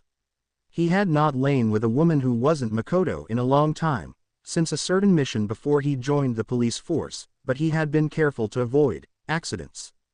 His captor didn't look like him at all. He did look a little like Makoto, strangely. Probably a coincidence, thought Fugaku, closing his tired eyes. Soon he started hearing other sounds, other voices. UPID blonde skank. What was I thinking? Letting her seal away my sword. How do I open this damn thing? Asked a brash voice. It's a standard triple seal, water brain. Just add a little chakra to the 3 seals at the same time. Shouted a female voice. What, is it really that simple? Asked Water Brawn, in disbelief. Duh, it's to keep weapons away from drunken friends, not to seal them forever or something idiotic like that. Friends my ass. That stupid dog tried to drink me and... Karen, shouted his carrier, I need help. Sasuke, what happened? Who's that? Asked the feminine voice again. As Fugaku opened his eyes again, he saw a young woman with bright red hair and red eyes staring at him. Behind her, 2 young men were standing, one with white hair and the other with orange hair. Since the white-haired one was fidgeting with a scroll, Fugaku supposed he was Water Brawn. He didn't look too bright, so the nickname was fitting. No time to explain, he's dying. Father, quickly, bite my girlfriend. What? The last Uzumaki? At least she thought so. She never had found any other survivors, was sure that at least 2 of her ribs were cracked. Luckily for her, being an Uzumaki and a Jinchuriki at the same time had its advantages. She could feel the pain to her ribs slowly subsiding. Not exactly instant regeneration, but she could manage for a while. Damn it, Uzumaki-san, I told you to not get cocky. Masahiro shouted into Kushina's earpiece. Why was he so agitated? It's not like he was the one who felt like they were being trashed by Tsunade with extreme prejudice. Instead of responding to the radio or getting up, Kushina played possum. She could hear her pink-haired enemy, seriously, pink hair. Was that even natural? Walking towards her. Probably to finish her. Kushina kept waiting. She had only one chance, with her injuries. Listen, Uzumaki-san, I don't know what you're planning, but do it quickly. Hokage-sama is fighting a sage. I sent Jiraiya-sama to help him, but... Oh, like hell. Kushina would wait if her man was in danger. Completely ignoring whatever else Masahiro was telling her, she shot her chakra chains from her back, aiming blindly in the direction her opponent was coming from, hoping to restrain her long enough to place a nice restraint and gravity seal combo on that big forehead of hers. She grabbed a pair of seal tags from her equipment pouch as she rolled onto her side to face her target. She was in luck, she had gotten her by the legs. With a single pull of her chakra, the chains dragged the pinket towards her violently, throwing the girl off balance. Kushina aimed the seal tags at her head, but the girl raised her left arm and they both attached to it under the elbow. Oh well, good enough, thought Kushina. Fuck, thought Sakura as the seal tags latched onto her arm. She immediately realized that she wasn't able to move her limb anymore, it just fell limp at her side, and it felt like it weighed tons. It was like her own arm was dragging her to the ground. But she could care less about her arm at the moment. She was too occupied with looking in awe at the chain that was entwined around her leg. A chakra chain, like the ones that Karen was able to use. A peculiar jutsu that could only be used by members of the Uzumaki clan. How come Naruto can't use them if he's an Uzumaki? Maybe only the women can. Sakura mused. After all, the only other person that was known for having them was Naruto's mother. Sakura's eyes widened. Why you're Kukushi Kushina Uzumaki-san? But that's not possible, freaked out Sakura. Kushina died 17 years ago, she knew that. And the woman in front of her didn't look like an Edo Tensei. Oh sure, now you recognize me. Why do all my enemies only remember the chains? You would think that my red hair was enough to make me recognizable, said the Uzumaki woman. Was she pouting? Yes, she was pouting. But this can't be happening. Why are you here? How can you be alive? Was what Sakura really wanted to ask. Kushina looked pointedly at the seemingly hysterical teen. Why are we here? Why wouldn't we attack invaders who just appeared inside the village out of nowhere? That was not the answer Sakura expected. Look, Kushina-san, I don't know what's happening, but this is all a misunderstanding. I'm the Hokage's apprentice and... Say what? Exploded the redhead, her hair dancing menacingly above her head. Listen here, you little pink strumpet. My soon-to-be husband only has one student left, and you're not it.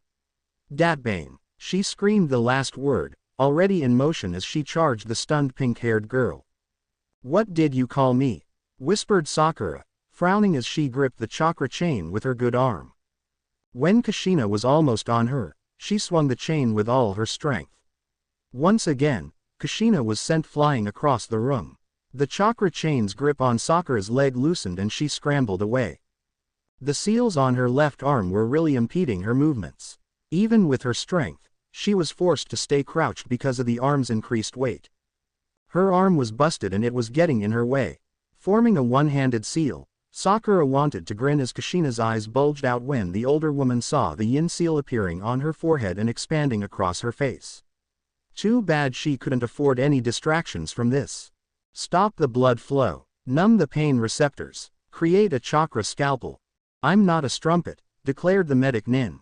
With a single, Decisive motion of the chakra scalpel, Sakura cut cleanly through the skin, muscle tissue and bone of her left arm just below the elbow. Her amputated, seal-covered arm tumbled to the wooden floor, which cracked and splintered under the pressure of its augmented weight. "I am a kunoichi," she declared proudly. As she rose, she started to regenerate her limb with the technique passed down to her by the Godime Hokage. "I am a kunoichi," declared the pink-haired girl in front of her. Kushina couldn't believe to her eyes. She had seen the seal that formed on her adversary only once before, on the forehead of one of the Sannin, Tsunade Senju. Who hadn't taught it to anyone, at least not to Kushina's knowledge. But here it was, on the face of this pink kunoichi she was sure nobody had even heard of.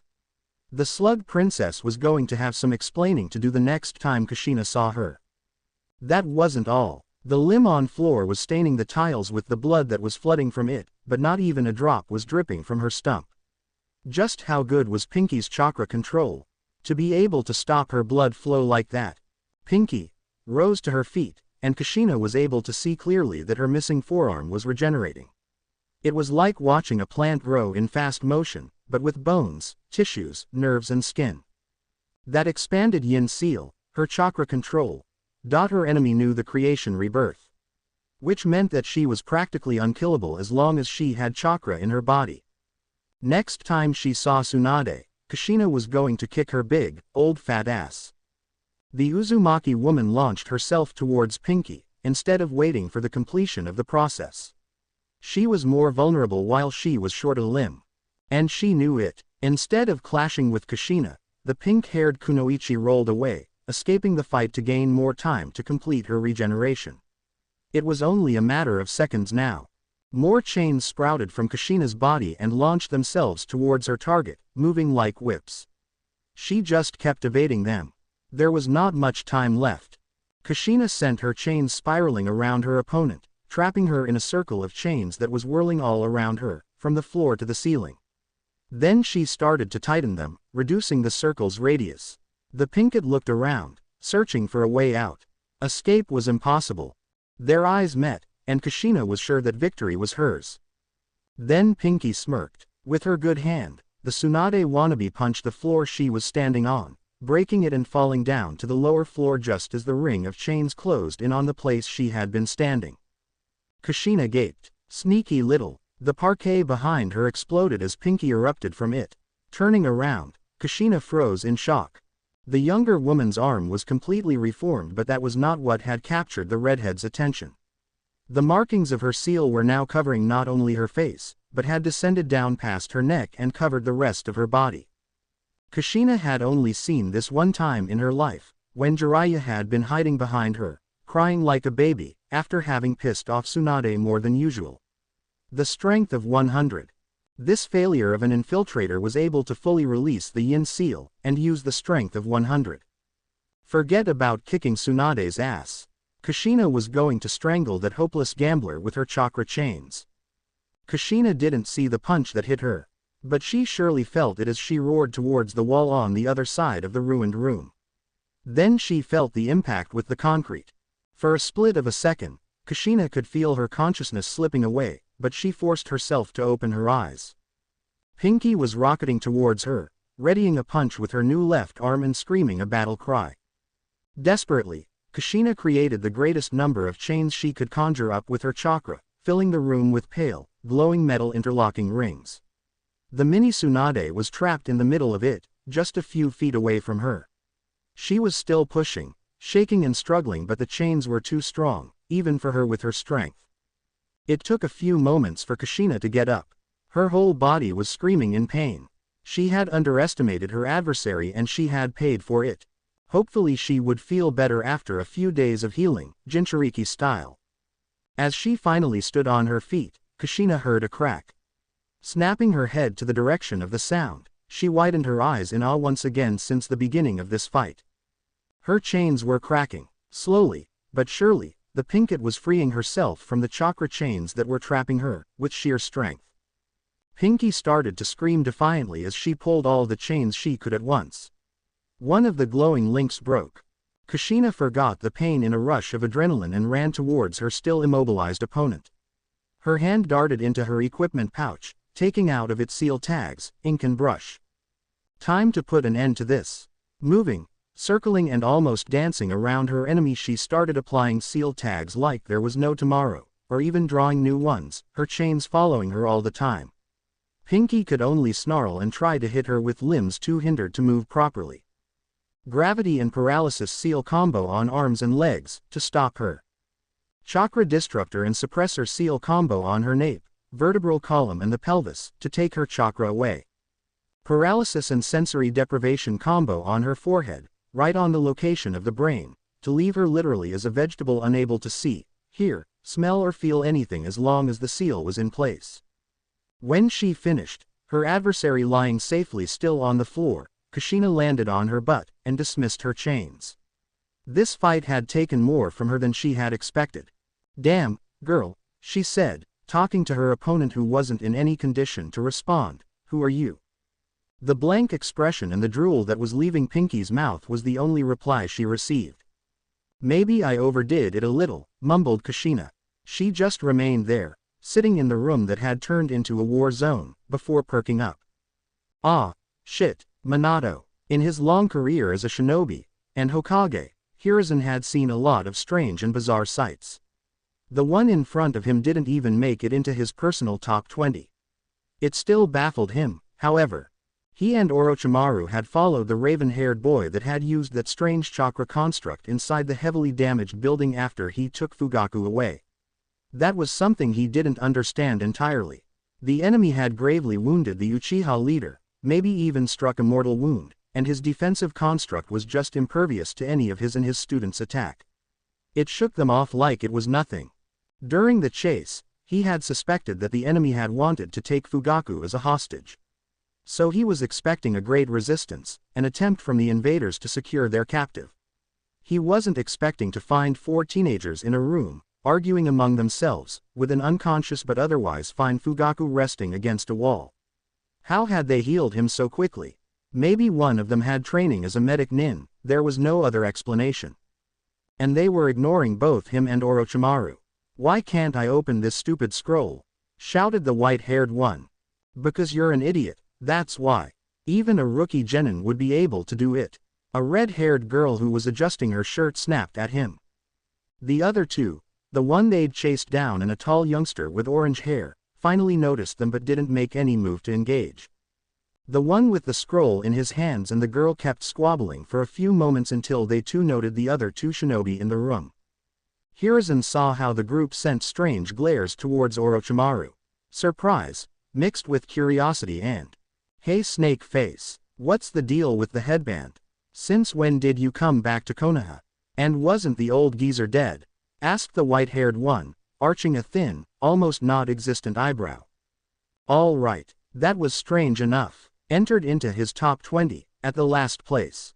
Who could even think about Orochimaru leaving Konoha? Or about his death? He was old, but not that old. Beside him, his student was examining the 4 youngsters in front of them with a calculative look, but the former Hokage could tell that he was taken aback by that question. Who wouldn't be? Maybe that was the reason, they were trying to confound them. "Suigetsu," spoke the kidnapper, "shut up." The black-haired young man made a single step towards them before stopping, an Anbu blade in his hand. Hiruzen readied Enma, still in his staff form, and Orochimaru started to circle the teams to attack them from another direction. "We surrender," said the enemy in a neutral tone, letting his sword fall to the ground.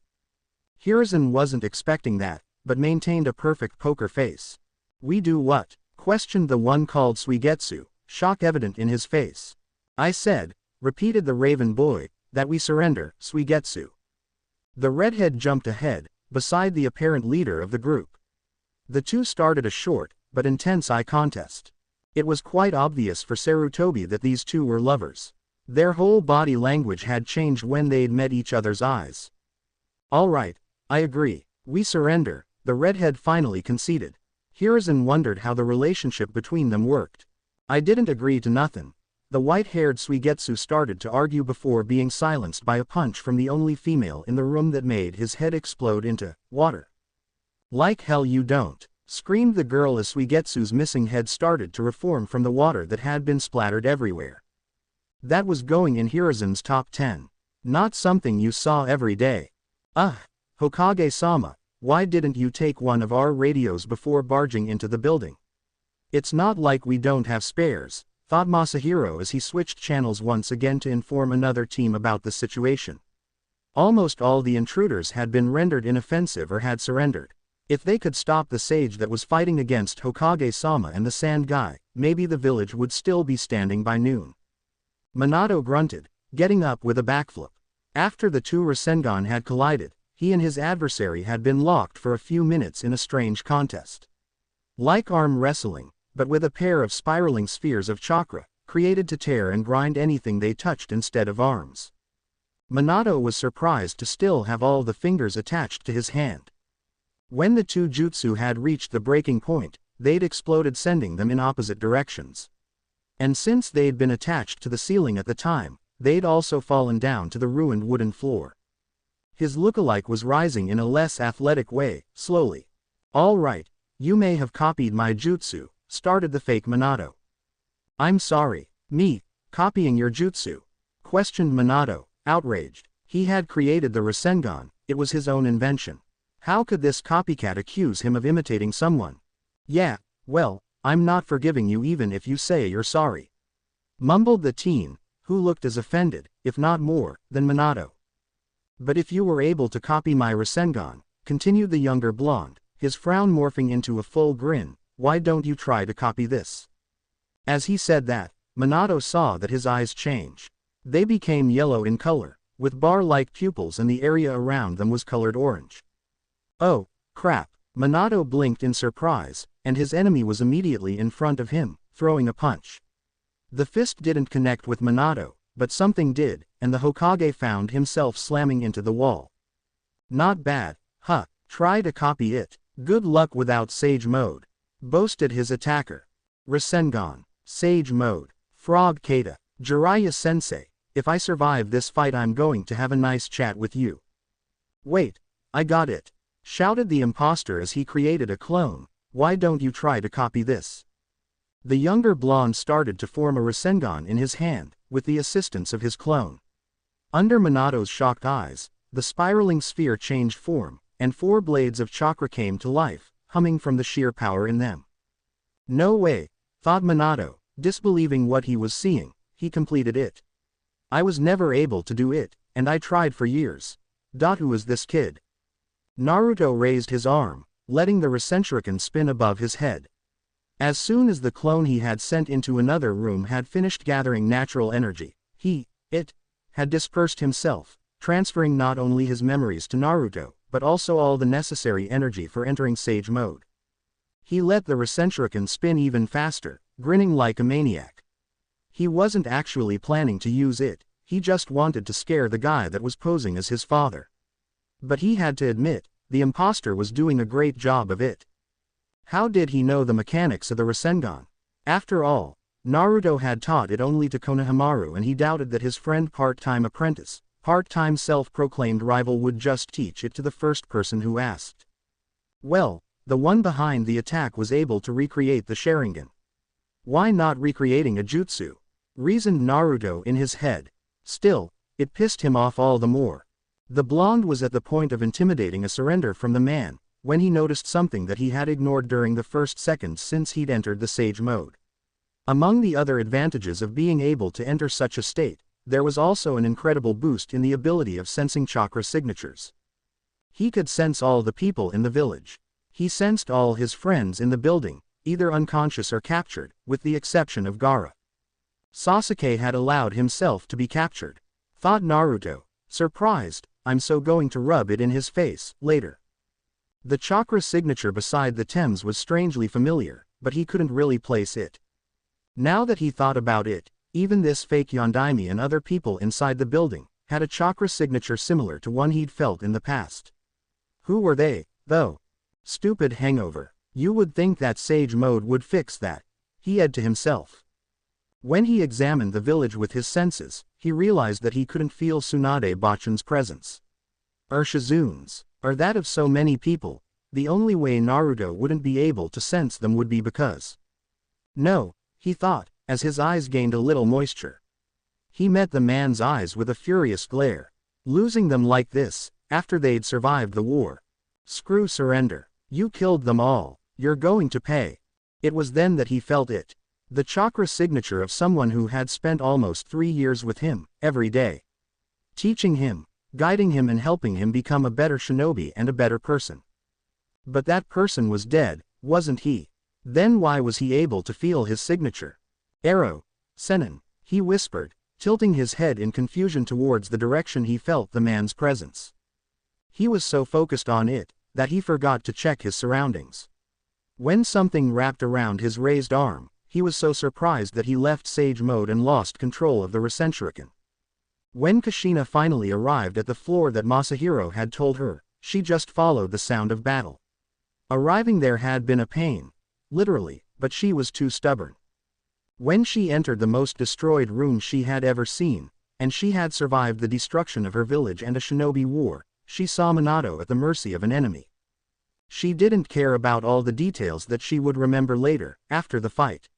The only thing she noticed was an enemy that was preparing to use an obviously destructive technique on her future husband.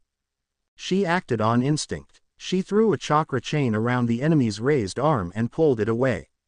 Whatever the chakra thing was, it skyrocketed away, tearing through the already damaged wall and part of the ceiling, pulverizing it. Half of the room was now receiving sunlight from a large gap in the roof, and the whatever it was still soaring through the air. Just what the hell was that jutsu? Then the strange projectile exploded above the village.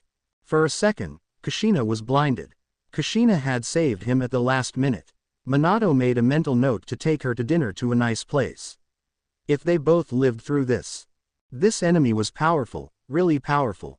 Capture was not an option anymore. Using the distraction Kushina had provided, Minato threw one of his special kunai at his opponent and teleported to it as it passed above the younger blonde's shoulder. Minato spun in midair, aiming for a strike to the neck. As the blade was about to hit its target, Minato's hand and kunai were covered by a thick layer of sand. No way, he showed up, thought Masahiro, now we have to deal with both of them. As Naruto wondered what was trapping his arm, it was difficult to see because of the angle his arm was twisted. Something blunt hit Naruto's neck, and he cried out in pain.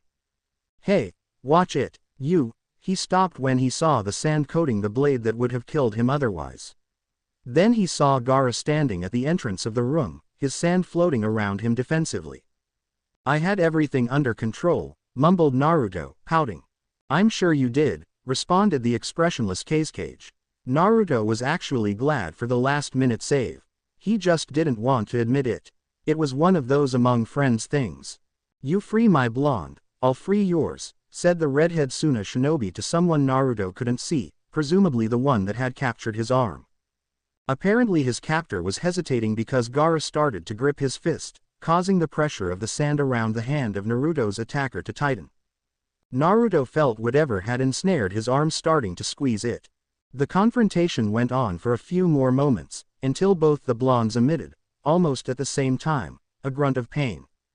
Naruto felt the pressure on his arm stopping. With a quick motion, Gaara sent his sand around him, and moved the fellow Jinchuriki beside him. It was then that Naruto saw her. What? He screamed. They made an impostor of you, too. I'm not an impostor, stupid Minato wannabe, Datbane. His mother's perfect copy shouted. She even had the verbal tick, incredible. They're not imposters, Gaara said, without glancing away from the other blonde and redhead pair. Thank you, snapped Kushina, pouting. What? Asked Naruto, confused. They're not imposters, they're real, repeated Gaara, being more specific for Naruto's sake. Hearing that, Naruto examined their opponents warily. They seemed to be on guard, waiting for their move. Real. What did Gaara mean by real?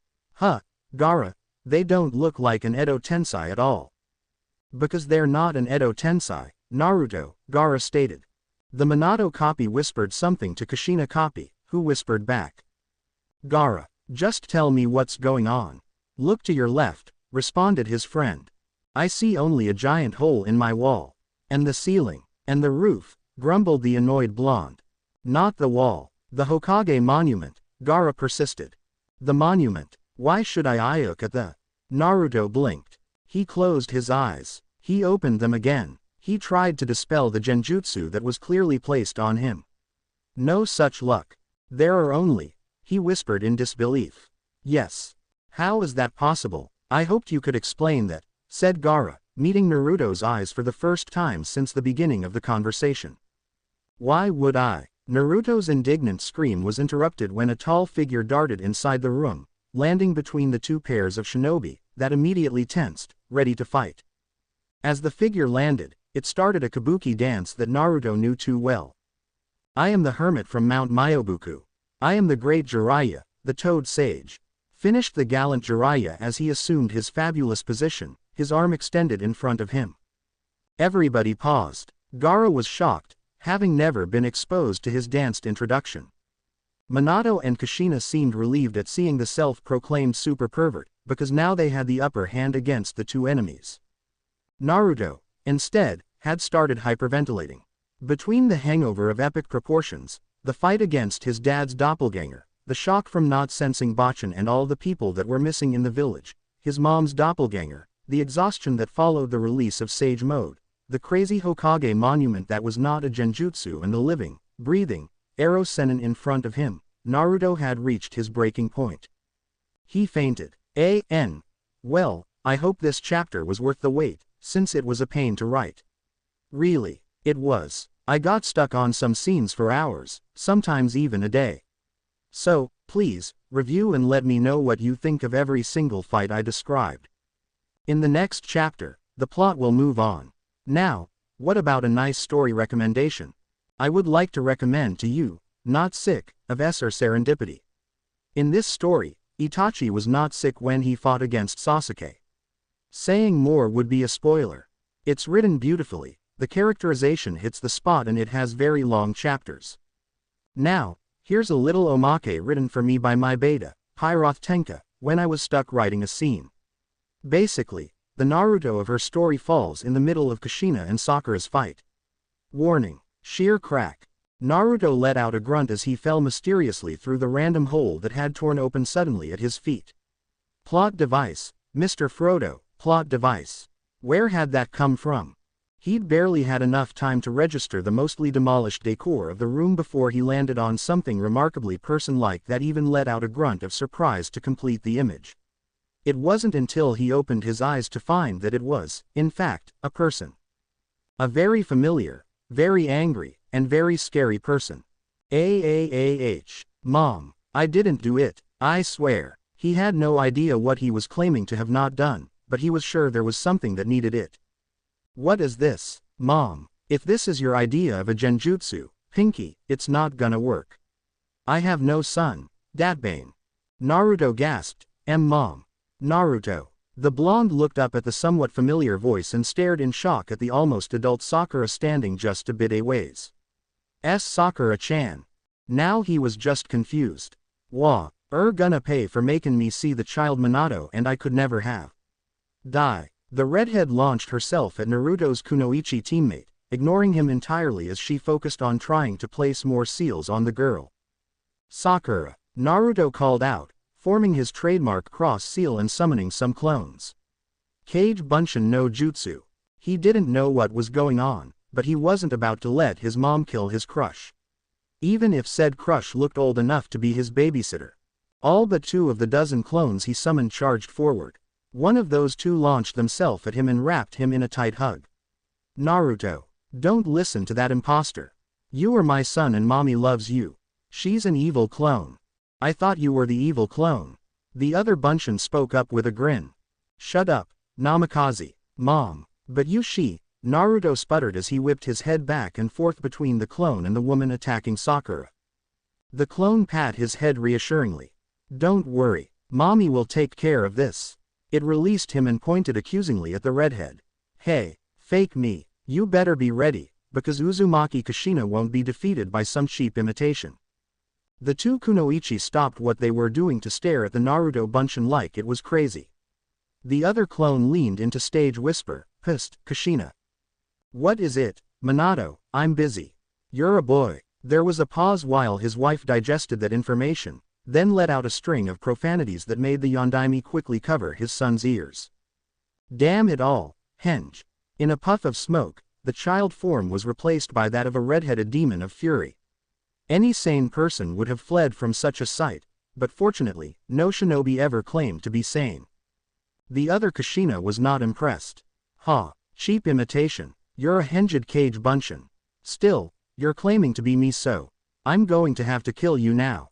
Naruto, seal, clone Kushina barked, and the boy quickly slapped the pre-prepared paper tag on her that enhanced her durability, so she wouldn't burst into a cloud of chakra smoke at the first hit. Bring it on, poser. While the two redheads clashed, older Sakura came over to join Naruto and his strange clone. Do you have any idea what's going on? Not a clue, the boy replied. Minato, using his crazy super genius prodigy powers of deduction, replied, oh, we're in the past where your crazy older self managed to get drunk at a party and someone made the mistake of leaving ink in his reach and now he and his friends are stuck here and the past is going crazy trying to figure out what's going on. What? It's not important. The three watched in various degrees of bemusement as the two redheads got into a giant fight with seals and chakra chains that ended with the two of them hopelessly stuck together. Then they all talked it out, had a party, and ate cake. When he woke up, the first thing he was aware of was the hard mattress he was lying on and the unnaturally sterile smell that he had come to associate with only one place during his relatively short life. Why am I in the hospital? Thought Naruto. The last thing he remembered was the welcome back party going out of control. And a weird dream with his father in it. A battle against his father. His apartment being destroyed by the destructive jutsu used. And then his mother joined too, with Gaara rescuing him. And it ended with Ero Sennin appearing and doing that stupid kabuki dance of his. Damn, I was really smashed yesterday, he thought, groggily opening his eyes. He winced at the sudden bright light that blinded him and tried to raise his arms to block it out. Only to discover that he couldn't move his hand. He wobbled, trying to get up and finding out he wasn't able to. He was tied to his bed with various straps tightened around his limbs and torso. Turning his head, he checked his surroundings. His bed was the only furniture, placed exactly at the center of the room, under a set of very bright spotlights. It was a windowless room. Did the hospital even have windowless rooms? Seems that Sakura-chan and Tsunade-bachan don't want me to leave the hospital. Again. Then he noticed the seal tags covering his body, and the metal door, and the security cameras, watching him with cold, electronic eyes. What the hell? He shouted. This time, those two had really gone overboard, even if it was for his own good. Naruto started to struggle under his bindings, in vain. Normally he would be able to free himself quite easily, but those straps just didn't want to snap. He was starting to get quite worried. Now that he was more alert, he could feel how wrong the whole situation was. And the smell, it was not the smell of the hospital. It was similar enough, but the antiseptic odor seemed to be mixed with other distant, old smells. Like blood, and fear. Naruto's hair bristled on the back of his head. This was really, really wrong. Oi! He yelled at one of the security cameras. This joke has gone on long enough, bachan. Let me out, I'm fine. Of course, no response came. After a few minutes, he started to struggle again to free himself, but he realized after a while that it was a futile attempt. Forcing himself to relax and calm down, he started to think about a possible course of action. He couldn't free himself because the bands were too tight and wouldn't break. He couldn't use jutsu because of the seals, or at least he thought so, and he couldn't do hand signs since his hands were bound too far apart anyway. He didn't want to shout because he didn't want to be treated like a child, just in case it actually was a joke, or Sakura and his almost granny were just being overprotective. He could free himself with Sage Mode or using the Kyuubi's chakra, but what ninja needed senjutsu or the power of a biju to free himself from a bed? Speaking of the Kyuubi, hey, Kurama, what happened? Why are we here? Last thing I remember is playing sake shoji with Shikamaru. Called Naruto mentally, and losing like there was no tomorrow. He waited for a reply from the ancient fox for a while, puzzled at the silence. Kurama, he called again. He vaguely remembered something about the fuzzball being silent, but... Naruto, shut up, let me sleep, the greatest among the biju finally responded. Oh, hell no, wake up, You overgrown ball of fur. I woke up in an empty room and I don't remember how I got here. What happened? The only explanation he received was a loud, inhuman snoring. Great. I'm alone, trapped in a room, tied to a bed, and the stupid fuzzball decides to sleep, thought Naruto, pouting. Could it get any worse? After a few minutes of boredom, Naruto realized that he had to go to the bathroom. And from what he could tell, whoever had strapped him to the bed hadn't put a catheter on him. Crap. Minato had an A rank, maybe even S rank, headache. And to think the day had started out so well. He had just dismissed the emergency council meeting, which had lasted 6 hours. Hours that Minato had passed mostly trying to calm down councilmen that were continuously jumping at each other's throats. They launched accusations about which branch among Konoha's military was responsible for allowing this ill-planned infiltration inside the village walls. After all, Konoha was supposed to be safe. To calm them down and finally start to move on with the meeting, Minato had to release enough killer intent that the poor Chunin secretary who was attending had fainted. They'd had to call in a substitute. And a substitute for the substitute. After that, the meeting had started to resemble a discussion between civilized adults about the issue at hand. The first thing asked for had been a damage report, but, surprisingly, the village had been almost entirely unharmed. Sure, there had been some property damage, especially around the building, as well as to the actual construction itself. But there had been no major casualties among either the intruders or the forces of Konoha. Just various injuries among the Anbu and the Uchiha. Half of the military police force had been more or less forced on leave, either because of injuries or hopefully temporary trauma. Fugaku and the other senior officers included. That had left the young Masahiro in charge, as the highest-ranking member still standing. He hadn't been really enthusiastic about the job, and had shoved most of the responsibilities off onto his poor sister. The enemies had been either captured or had surrendered, which didn't make any sense. According to the reports, and his own fight with the other blonde, they were quite powerful shinobi. Definitely A rank in the least, and unbelievably, there were 4 S-rank shinobi among them. Nobody became an S-rank shinobi without appearing into the bingo book, nobody. But these kids had. They should have been able to resist, or kill, the majority of the forces that had attacked them. Why had they infiltrated or attacked Konoha? All of them were in their teens, unarmed and mostly in various states of undress, complaining of some sort of condition, nausea and hangover, according to the medical personnel, and all the empty sake bottles they'd found and practically everything else that one wouldn't expect from any enemy trying to invade their village, especially one of the Great 5 villages. However, the greatest mystery, despite all of these irregularities, was that at least 2 of the captives possessed bloodline limits that were believed to exist only within Konoha. The Sharingan and the Byakugan. The counselors had been speechless for a while, when Masahiro and the Anbu commander had told them that. Only to start screaming again, as the first medical report had confirmed it wasn't a case of transplant, like Kakashi. And when Minato had been able to calm them down again, Shikaku had told about the abilities of the trio he and his squad had captured. The room had fallen into chaos. Accusations of stolen clan secrets, paranoia about a possible infiltration among Konoha's ranks or an imminent attack from Iwa or Kumo, and demands to send the prisoners into the worst T&I cells had been thrown around. Once again Minato had to re-establish order among the more vocal councilmen. Those prisoners were under special surveillance by members of said clans, but the Yondaime would have preferred it if clan politics hadn't entered this already complicated affair. Not that he could have told the council that. He was frustrated, not stupid. All the prisoners had been placed in isolation, inside the more secure cells Konoha could offer, so there was no reason to panic. And the security had been tightened on his orders, thanks to the potential risk to Konoha's safety. That had seemed to calm down the councilmen, as long an investigation about a possible mole inside the village was conducted.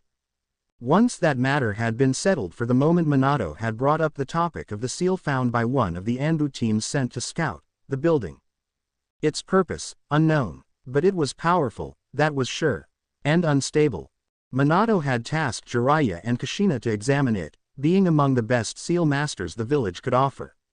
He and Hiruzen would have helped, but Minato had been stuck with the council.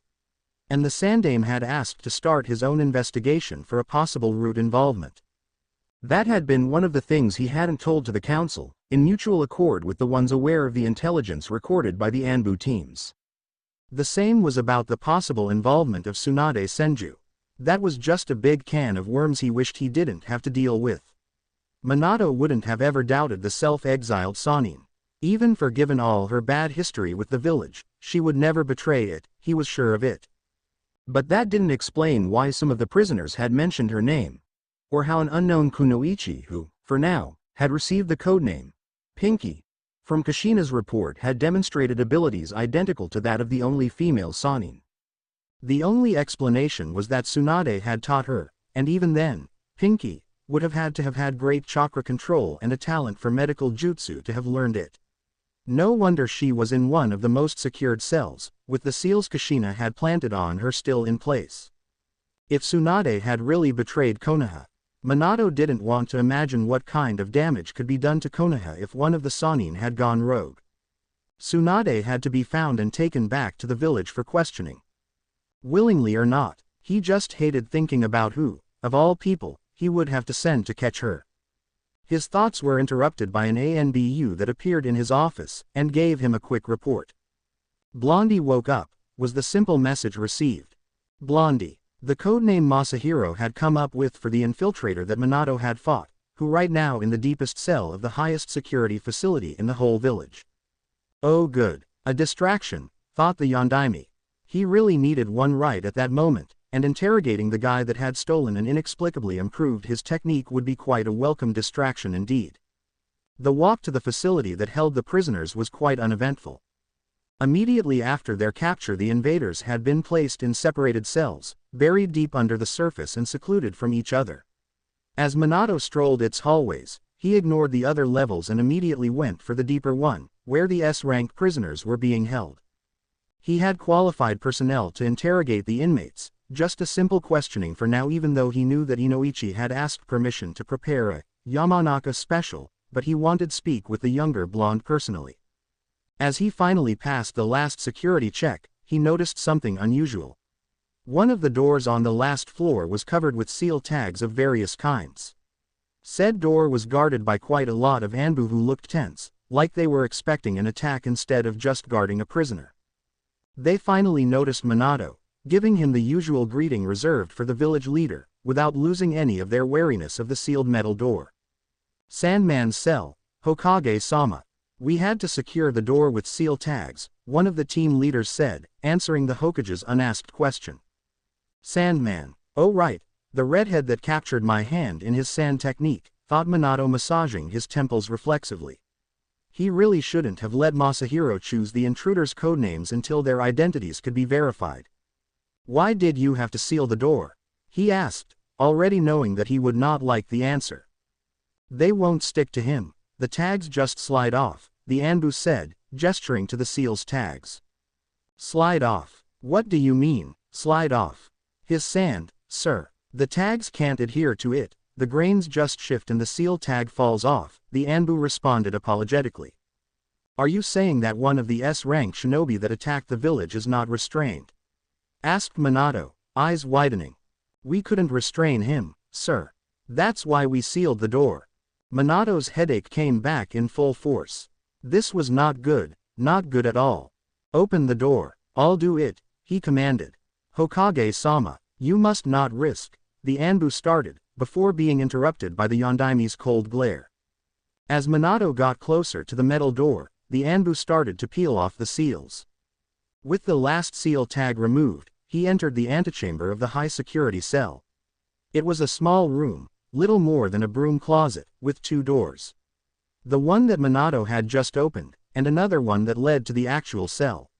A specially designed mechanism rendered it impossible to open one of the metal barriers if the other one was opened. He heard the door behind him closing. When Minato opened the cell, he was greeted by the sight of the red-haired teen standing right in front of the door, his arms crossed. Behind the redhead, the whole room was filled with sand.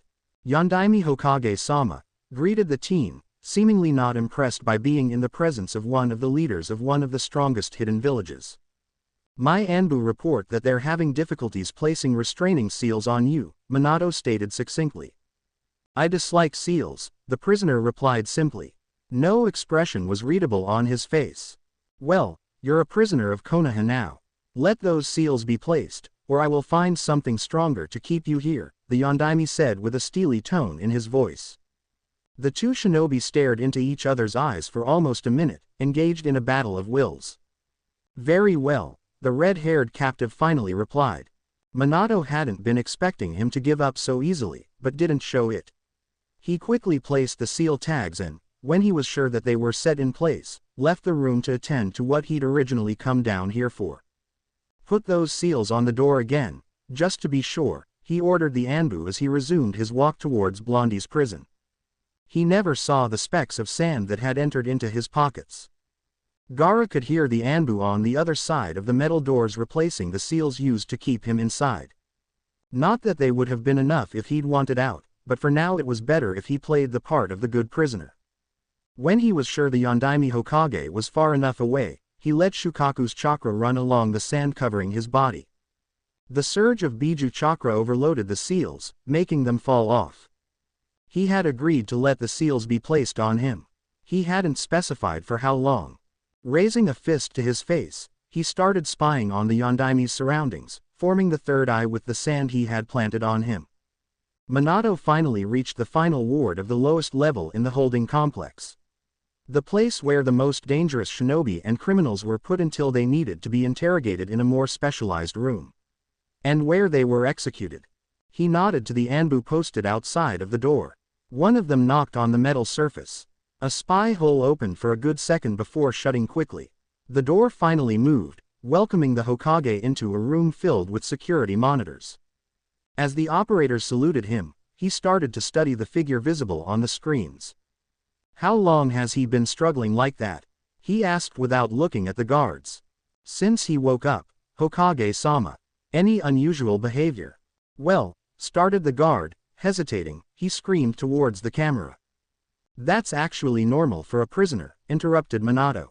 Yes, Hokage-sama, but, well, he seemed convinced that it was some kind of prank from this, Ba-chan, of his.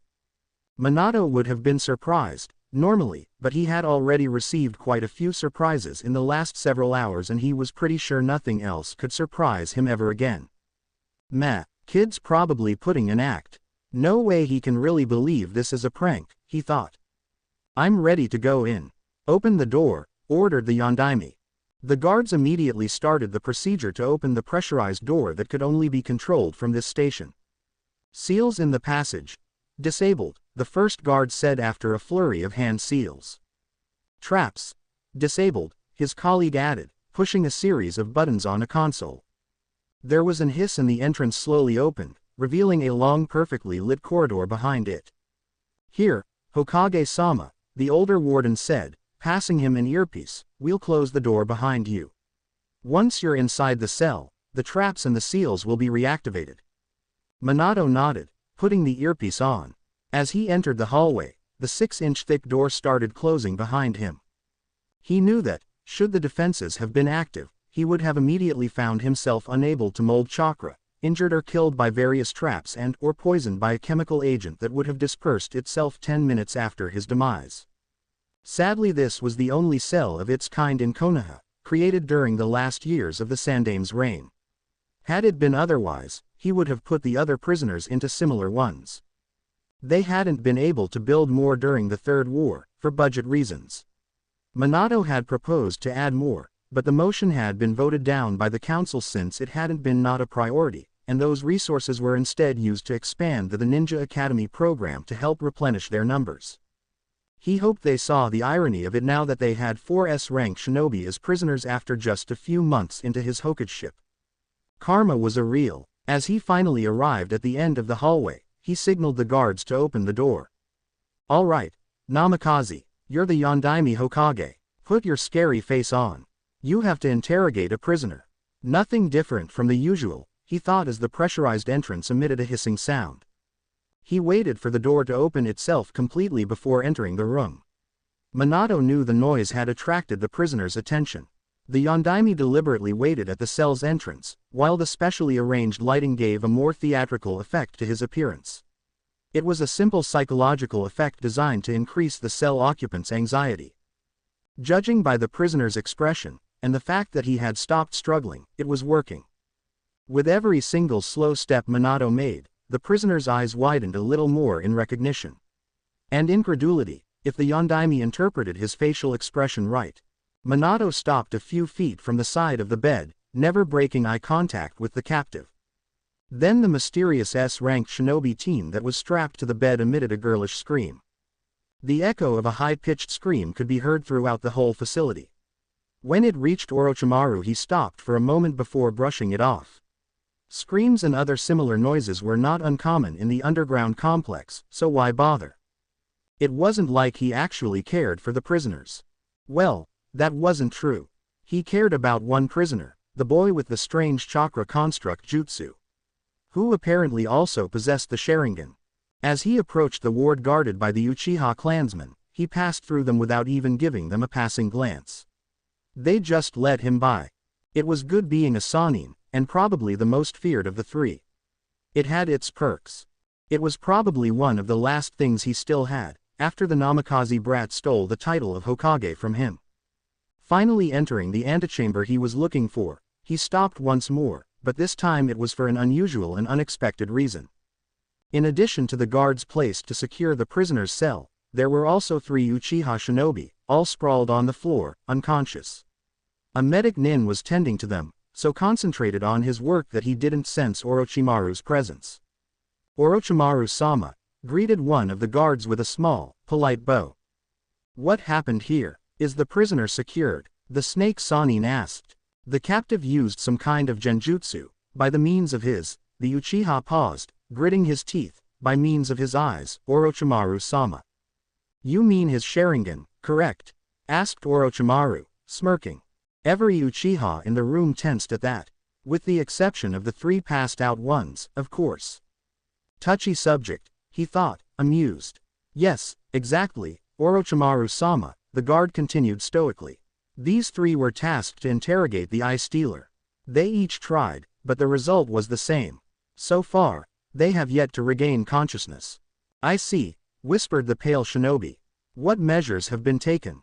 Checking the surveillance feeds, we understand that whatever genjutsu he was using requires simple eye contact. So we blindfolded him. Only eye contact. Why, I have never heard of such a thing, Orochimaru said, arching an eyebrow. "Has any progress been made with the interrogation?" "No, sir," admitted the Uchiha. Whenever questioned about his origins, he immediately uses his technique. "As that's so, then I suppose I should attempt to interrogate him myself. Don't you agree?" he said with a sly smile that didn't reach his eyes. "But, Orochimaru-sama, the prisoner has the bloodline of the Uchiha clan. Surely this could be classified as clan business. We should ask.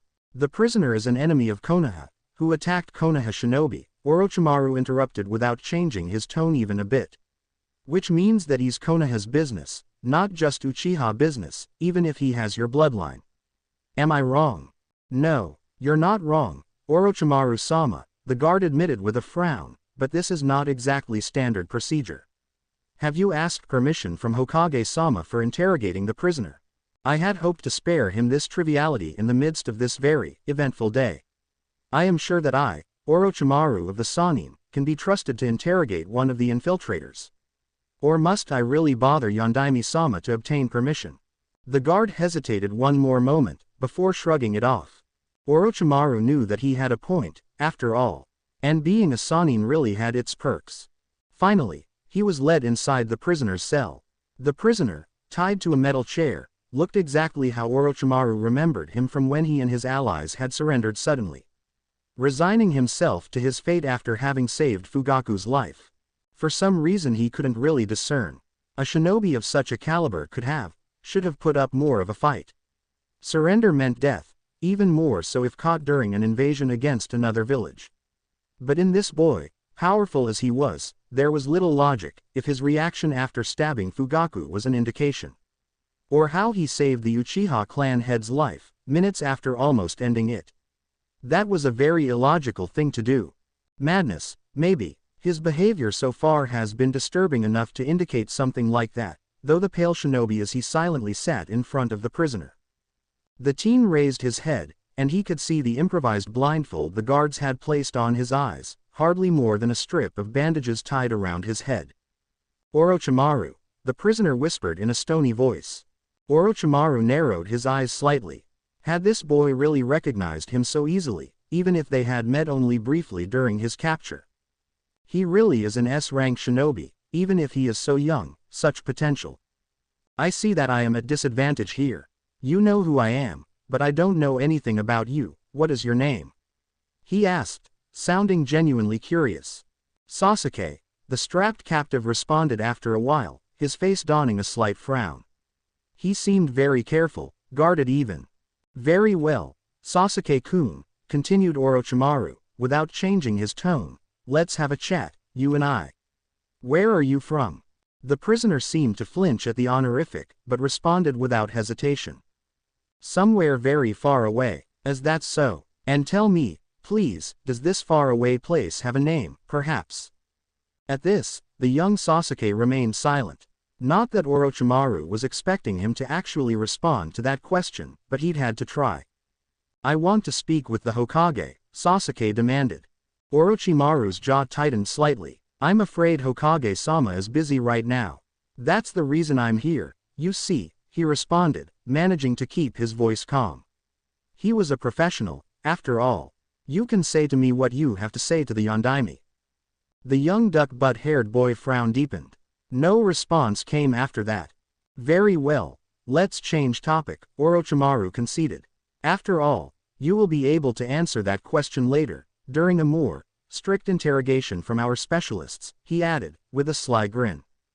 If this Sasuke understood the reference to the torture and interrogation department, he didn't show it. The Sannin waited an entire minute to let that sink into the infiltrator's head before he asked the next question. Why did you attack Konoha? He asked. What was your objective? We didn't attack Konoha, the prisoner answered immediately. It was almost a whisper. Oh, forgive me then for misunderstanding, but from the way you were. We didn't attack Konoha, Sasuke snapped, oozing killing intent.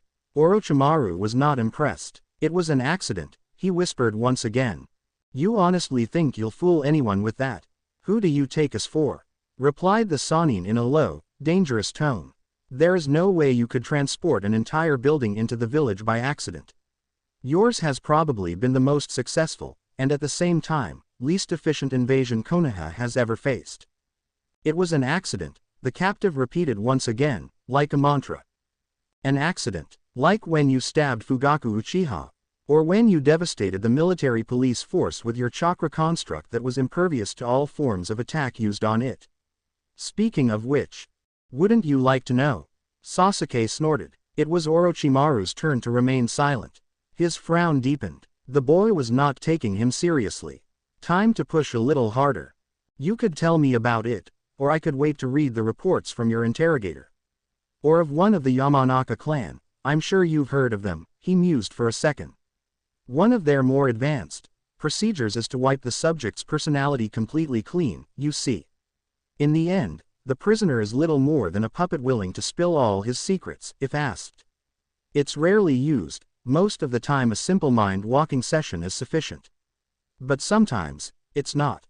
He left the threat hanging out in the air for a whole minute, before speaking again. I'm not sure if the result is permanent, or reversible. Normally, at this point, even seasoned veterans would have at least shown some sign of uneasiness. A twitch, a layer of sweat on the forehead, screams and threats, begging for mercy, something. The idea of being violated in such a way, inside their very mind, should have been terrifying for almost anybody. The only thing this Sasuke did was take a deep breath, as if trying to calm himself. Let's change the subject, shall we? Tell me about your companions. What about them? The teen asked, in a too forced neutral tone. He is wary again, Orochimaru thought, smiling inwardly. Good. You could tell me something about them. For example, who is the leader of your little group? The one that organized the invasion. Our leader was not among us, but the one responsible. I would bet it's Naruto's fault, Sasuke said with a faint smile. He would bet. How badly organized are these people? Orochimaru thought in confusion. Naruto, he asked, putting a good show of being intrigued by that name. Why was it so familiar? He could swear he had heard it before. The blonde idiot, his captive clarified. Oh, the sage, the one who fought the Yondaime, Orochimaru replied as a matter of fact. So his name is Naruto, MMH. He fought the Yondaime, Sasuke whispered. Indeed, he was difficult to capture, from what I've heard. Care to tell me why you would bet that your invasion is his fault? How did they capture him? Sasuke demanded instead. What? Orochimaru asked, narrowing his eyes. Was the boy daring to try to get information from him? Tell me how they captured him, and I will answer your last question, Sasuke said patiently. Orochimaru didn't say anything for a while, but he realized this team cared about this, Naruto. He could use that. What could Sasuke gain from knowing the circumstances of the blonde's arrest? He fainted when Jiraiya, my teammate, arrived on the scene, he revealed. He was a little ashamed to have had to tell such a thing. At this, Sasuke snorted in what seemed to be genuine amusement. Your answer, the Sannin prompted. It's Naruto. I would be more surprised if something strange didn't happen around him. Still, this is the strangest by far, Sasuke smirked. Orochimaru decided then and there to not exclude the possibility that the boy had some sort of mental condition, but he had his proof of some kind of bond with the captive blonde.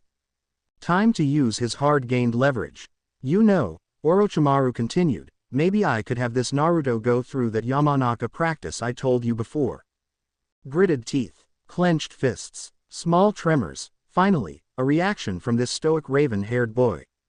Time to push further. As Orochimaru pondered how to do that, he recalled something about Sasuke's capture after his surrender. Perfect.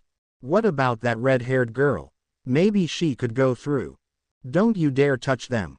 Sasuke snapped all of the sudden, struggling against his shackles, trying to launch himself at the Sannin. Orochimaru grinned wickedly. Oh, I will, unless you tell me more about that jutsu of. He stopped, seeing how Sasuke was wrestling with his restraints, jerking his head violently. What are you doing, you fool? Orochimaru wasn't able to finish his question. The bandages tied around Sasuke's head, loosened by his violent movements, fell enough to expose the boy's eyes. He tried to divert his gaze, having learned what happened to the other interrogators, but it was too late. He met two whirling pools of black and red. Naruto kept screaming until his lungs begged for air. Then he stopped, took a deep breath, and started to scream again. Please stop doing that, the man who looked exactly like his father muttered. He stopped, but in shock, not because he was asked to. The voice was identical, just like in his probably alcohol-induced dream. Was he still dreaming? Naruto tried to pinch himself, but he couldn't move his hands, so he opted for scratching his palm with his nails. He could feel them on his skin. It was real. You're real, he whispered, not really talking to the man. At the strange question, the man raised a quizzical eyebrow, slightly confused. Yes, I am. Now, I have some questions for. Oh crap, I almost killed you, Naruto yelled, unable to control himself. Yes, you did, I was there, the carbon copy of the Yondaime replied, staring at him with a puzzled expression. Oh crap, you almost killed me, the younger blonde yelped. He couldn't believe it. It didn't make any sense. Well, since you did attack me with deadly force first, I. But how? You're supposed to be dead. The teen blurted out before narrowing his eyes suspiciously. Wait a minute, how do I know that you're actually Minato Namikaze? Maybe you're lying. I bet you're using an henge, or something. It was the older man's turn to narrow his eyes. Naruto felt a shiver go down his spine. I don't know what your plans are, but I don't have to prove my identity to you, impostor. Impostor. You're the impostor. You, fake. Naruto sputtered, unable to believe what he was hearing. How dare this jutsu stealer? I'm not the impostor strapped to a bed here, you are, the fake Minato said in annoyance. No, you are, Naruto muttered in a childish tone.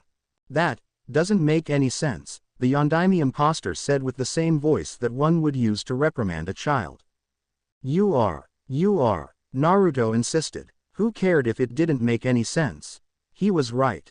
I'm not, R2, I'm not, R2, enough. The man claiming to be his deceased father roared in frustration. The atmosphere in the room chilled immediately as the fake older blonde emitted a huge wave of killing intent. Naruto somehow managed to maintain control of his close to bursting bladder. He had faced far worse in the past, but those had been different. Zabuza, Gaara, Orochimaru, Nagato, Obito, Madara, none of them had stared at him like that using his father's eyes. Like he was scum. I'll never forgive you for this, the Jinchuriki thought. He watched silently as the scowling blonde slowly walked around the bed, forcing him to strain his neck to follow his movements and reminding him of his constrictions. Right now, you're in the most secured cell of the highest security facility in all of Konoha, said the older man in a steel voice. All of your comrades have been captured, but as I'm sure you can understand, we have many questions for you. Who are you? Why did you attack Konoha? Why did you infiltrate the village in such a flamboyant way? You were powerful, but you were ill-prepared to face the whole village. You could have caused much more damage, but mysteriously seemed to be disorganized and disoriented to the point of near uselessness. Which makes no sense. So, what was the purpose of this attack? Naruto heard all the questions, but his mind had to reboot a couple of times before he could start to process the nonsense he had just heard. He was in Konoha. All right, he could suppose that was true.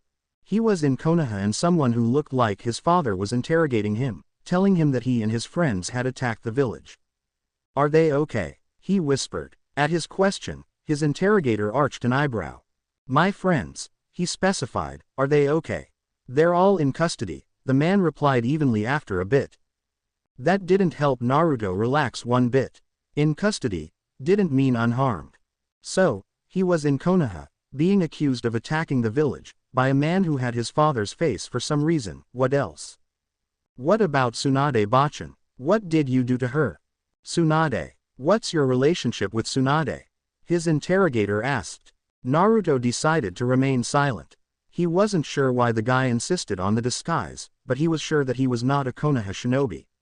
Everyone knew about how he was supposed to be Tsunade's all but official heir. Actually, all of the elemental nations should know about that. Well, the ninja, at least. Where was this guy hiding during the war? Under a rock. After a while, the Minato look-alike spoke again, leaning forward, his eyes like cold blue fire. You better answer me, boy, or I swear I will authorize the use of a Yamanaka special on you. Hokage's promise. Tsunade is supposed to be Hokage. Not you, impostor. Naruto exploded, losing his temper. The man froze, his eyes widening a little. He leaned back, away from the bed. I see, so that's the reason, he murmured, lost in his thoughts. What's the deal you have with her? Did she train you too? After seeing what your pink-haired friend is capable of, it's clear she was taught by Tsunade. What about the rest of you? Wait, you mean Sakura-chan? Of course Tsunade taught her. She's her student. Naruto blurted out, before biting his tongue. Sakura's status as the Godime Hokage's student was another well-known fact, but he didn't like the idea of giving information to a potential enemy. Damn my loose tongue, he thought. No more talking. This guy isn't going to get anything from me. Seeing him remain stubbornly silent, the older blonde moved on, apparently with more questions. What about the Uchiha? Well, I'm sure Fugaku wouldn't call him such, but he's clearly a descendant of the clan. What can you tell me about him? I doubt Tsunade taught him his jutsu, not really her style. Did she have help from other shinobi to train you? Naruto remained silent, his resolve wavering in the face of the man's accusations against his Bachan, but the man kept going. And what about the Hyuga girl? Where did she learn the gentle fist? That's not supposed to be taught to anyone outside the Hyuga clan who are loyal to Konoha. I know that for sure, I have my ways. Her appearance has caused quite a stir among the elders. He had to bite his tongue to strengthen his resolve to not give the man the satisfaction of answering. There are also your companions who have shown peculiar abilities. Like the sand user that rescued you. Or the bloodthirsty brute who mauled everyone he could get his hands on. Or the guy made of water. I suspect that finding such talented individuals would require time and resources. Do you have anything to say for yourselves? Naruto raised his left brow at the man's ridiculous notions. Tsunade Bachan recruiting Gaara, Jugo, and Suigetsu. This guy is crazy. If he hadn't decided just a little earlier to not respond to the questions this man had, he would have exploded in a loud laugh just from the absurdity of such a thing. Then there are all the others. Quite skilled, yet so young. How did Tsunade manage to obtain the services of so many A-ranks shinobi under 20? There's also how she was able to teach them secret clan jutsu. Speaking of jutsu, the older blonde said, lowering the volume of his voice and adding a deadly edge to it. How did you learn the Rasengan? Only Jiraiya and I are currently capable of using it. Jiraiya, the kabuki dance wasn't part of a dream. Naruto whispered, forgetting his self-imposed silence. I'm afraid not. My sensei is quite eccentric, replied the man, sounding almost apologetic. Naruto gaped at the older blonde, speechless. Interpreting his lack of answers as another sign of stubbornness, said older blonde spoke again in a hissing tone. Enough with your silence. Your plan has failed. Give me the answers we need, or your friends will suffer the consequences. But Naruto wasn't listening the man's threats anymore. He was lost as his mind. Impossible, he whispered. You're lying. No, I'm not. I don't need to lie to you, boy. What happened? What happened? You were captured. That's what happened. Let's not start going in circles. Now, answer my questions. Naruto was struggling under his restraints. He needed air. Fresh air. What happened, Kurama? He murmured in his panicked state, not realizing he was actually talking aloud. Answer me, damn it. His interrogator blinked in confusion. Who's Kurama? Your sensei. Is he the one who taught you the Rasengan? I'm not talking to you. Naruto snapped. To hell with the pleasantries, he needed to get out of here. Closing his eyes, he started to concentrate on the natural energy around him.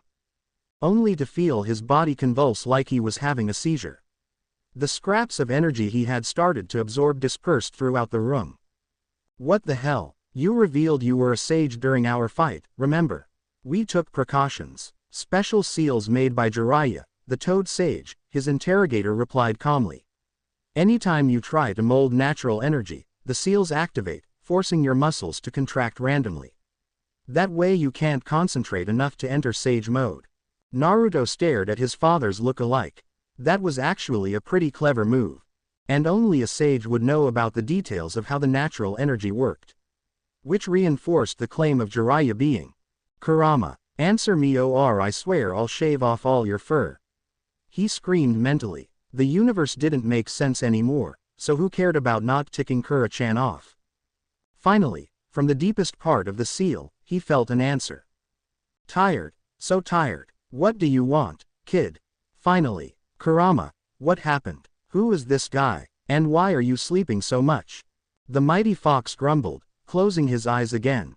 Naruto waited patiently for an answer. Then he heard a snore. Oh no you don't. Wake up. Answer me. What's wrong with you? Chakra exhaustion. Need to rest. Naruto observed the big, orange biju inside his mindscape for a few moments before speaking again. He didn't want his furry friend to fall asleep again right when he needed answers. Kurama, how can you have chakra exhaustion? You're made of the stuff. Wait, how did you use all that chakra? You used it, idiot, was the only response the tired fox gave him. What do you mean, I used it? I don't remember such a thing. You were drunk, Kurama said, yawning. Drunk enough to affect, even me. What are you talking about? Naruto started, only to stop. He remembered, vaguely, that something happened at the party. Well, sure, something happened. Like the doppelganger of his father destroying his brand new apartment. Even if he had to admit he'd caused a lot of damage too. But did something else happen? Maybe, he wasn't sure. Too much sake, and too little sleep. Even in his drowsy state, Kurama noticed his puzzled expression. Don't you remember, when everybody was asleep? Sleep, come on, try to recall what happened so I can sleep. Something about something. After the party, books. Oh yeah, the Ika books Jiraiya left me. Along with. Naruto's eyes widened, both in his mindscape that his true ones. Kurama, please just tell me what the fuck happened, and who this guy in front of me is. Naruto said to the fox, almost in a pleading tone. We are in the past, Moron. It's your fault. That guy in front of you is your father. Now shut up and let me sleep so I can restore my strength. With those last loud words, Naruto found himself kicked out of his own mindscape, something that hadn't happened to him since he was 12. He found himself still tied to his bed, his interrogator staring at him impatiently since, in his eyes, he had probably zoned out. He was in the past, in front of his father. He was in Konoha, in the past, with his friends. And his father and the village believed that they had attacked the leaf. And they had given them enough proof to cement that belief. Naruto started cursing and screaming inwardly, using all the profanities he knew, managing miraculously to maintain a perfect poker face. This was even worse than he feared. I'm awaiting your answers, Minato Namikaze prompted in the most unfatherly tone he could muster. At least in Naruto's opinion. Oh, shit, what do I do? Naruto knew that he had two options. 1. Tell all the truth, risk being taken for a liar, a madman, a fool that was insulting the Hokage's intelligence, or a crazy madman that was lying to insult the Hokage's intelligence just to fool around. Only an idiot would choose this option. 2. Creating a contrived lie made of deceit, cunning plans, and contingencies that would probably be discovered sooner or later. It would require the skills of a master manipulator. Sadly, when the academy had covered manipulating others for your own advantage, he had skipped class. Hey, I know it'll probably sound crazy, but, he started, laughing nervously and looking Minato straight in the eyes. Would you believe me if I said that I'm your son from the future? A long, very long pause followed that question. No, I wouldn't, his father said slowly sighing. I see you're not taking this seriously. Without another word, the Yondaime Hokage turned his back to Naruto and walked towards the door, muttering something into his earpiece. The door opened. Huh, where are you going, Dad? Asked Naruto, confused. I'm going back to my office to authorize the use of a Yamanaka special on you, should you keep acting like a fool during your next interrogation, Minato answered in a matter-of-fact tone of voice. Think about it, son. Hey, wait, I need to go to the bath, Naruto yelled as the door closed. Room. Naruto stared at the metal door for a while, listening to the mechanism inside it sealing him off from the outside world. Then he started banging his head on the bed in frustration. I could have handled this mess way better than that, he thought once he'd stopped, staring at the ceiling and trying to ignore his suffering bladder. After a few minutes, a question popped into his head. What's a Yamanaka special? He asked to nobody in particular. Of course, no answer came. Masahiro was in Fugaku's office. That wasn't really unusual. What was different this time was the perspective. He was sitting at the desk, idly shuffling some documents and reports. All the higher-ups of the military police had been hospitalized for one reason or another, so he'd been more or less forced to take the job. So far it hadn't been a great experience. Not even 5 minutes after he'd started his temporary assignment and he had already been assaulted by an anxious Makoto Uchiha, who was worried about her husband's absence since the emergency that morning. Apparently, nobody had thought to tell the young Uchiha matriarch what had happened. Or that her husband was still alive. So it was Masahiro who told her that. With blunt honesty. Once Masahiro was able to calm her down, he told her that her husband had been stabbed by an Uchiha of unknown origins. When he was able to calm her down once again, he explained what had happened. Various questions interrupted him. Mostly they were along the lines of, who is this unknown Uchiha? Are you sure he's an Uchiha? And, are you really sure he's an Uchiha? After he explained that, yes, he was sure that the intruder that had almost killed Fugaku, kidnapped him, and saved his life, a remarkable accomplishment for an invader that had traumatized, or rendered unfit for duty, 2/3 of the military police force single-handedly, and that he was sure that the eventual blood tests would confirm that. She practically raced out of the room to go to the hospital, with the very young Uchiha heir in her arms. He was finally able to try and organize the police force to the best of his abilities. Since so many of them were hospitalized, the number of shinobi that he would be able to assign to the investigation was going to be stretched thin. Thank the log, Konoha's forces were still working through joint operation. That meant that he could ask for auxiliary personnel from the other forces. Of course, that meant he had to put an Uchiha officer on the scene, to manage the other shinobi, as per regulations. Pervy Shrimp, you're in command of the investigation of the building used by the prisoners to attack Konoha, he said into the radio, his tone perfectly serious. Masahiro ni, don't call me that, the indignant voice of his minion replied. That's, Masahiro-sama, to you now, Pervy Shrimp. Hey, you're just a temporary substitute. True, but that doesn't mean I can't enjoy this, he stated simply. Wait, what do you mean, investigation of the building? The only interesting thing in there is that big seal, and Jiraiya-sama and Uzumaki-san are already doing that. It's also necessary to collect the evidence left by the intruders, along with all of the objects on the scene. All of them. All of them, his minion asked after a long pause. There was a tinge of panic in her voice. It is crime scene procedure, is it not? But some of the rooms are literally covered in empty bottles. That's the procedure. And please, put each item in a separate bag, as the crime lab likes it. He turned off the radio before listening to her reply. He knew he wouldn't like it anyway. Stretching, he put his feet on Fugaku's desk and took a gulp from his steaming coffee mug. It was good to be the boss. The enormous seal was still in the center of the room, continuing its circulatory movement with an almost lazy leisure. Jiraiya, the toad sage, was sitting at a small table covered by scrolls, sketches and notes about the unstable seal. There were also more than a few empty coffee mugs. His hair was messier than usual, and the dark bags under his eyes were proof of his stressful day. His full attention was dedicated to the sheet of paper in front of him, where he was trying to complete a sketch of the various symbols present on the seal. Normally it wouldn't have been a problem for a seal master, especially for the one that had taught the basics to the Yondaime Hokage. But the seal was extremely complex, full of symbols and matrices he didn't fully comprehend. And it was moving. That didn't help at all. He was almost done. Maybe he could finally start working on the thing if he was able to study the seal as a whole and decode the individual parts that formed it. Of course, the seal shifted form completely as he was re-inking his brush. Jiraiya almost snapped a brush for the second time in a day. He decided to vent his anger towards the innocent paper instead. He grabbed it, crushing it between his big hands, before finally tossing it over his shoulder, where it joined a small pile of its fallen brethren. The Toad Summoner felt like he was fighting a losing battle. He glanced towards Kushina, who was sitting on the floor right in front of the seal. For the whole afternoon, she had just observed it. No notes, no scrolls, no nothing. She had attempted to, but after a few hours or so of worthless work she just decided to look it with a mean eye, frowning deep in thought. And consuming lots of cups of coffee and snacks.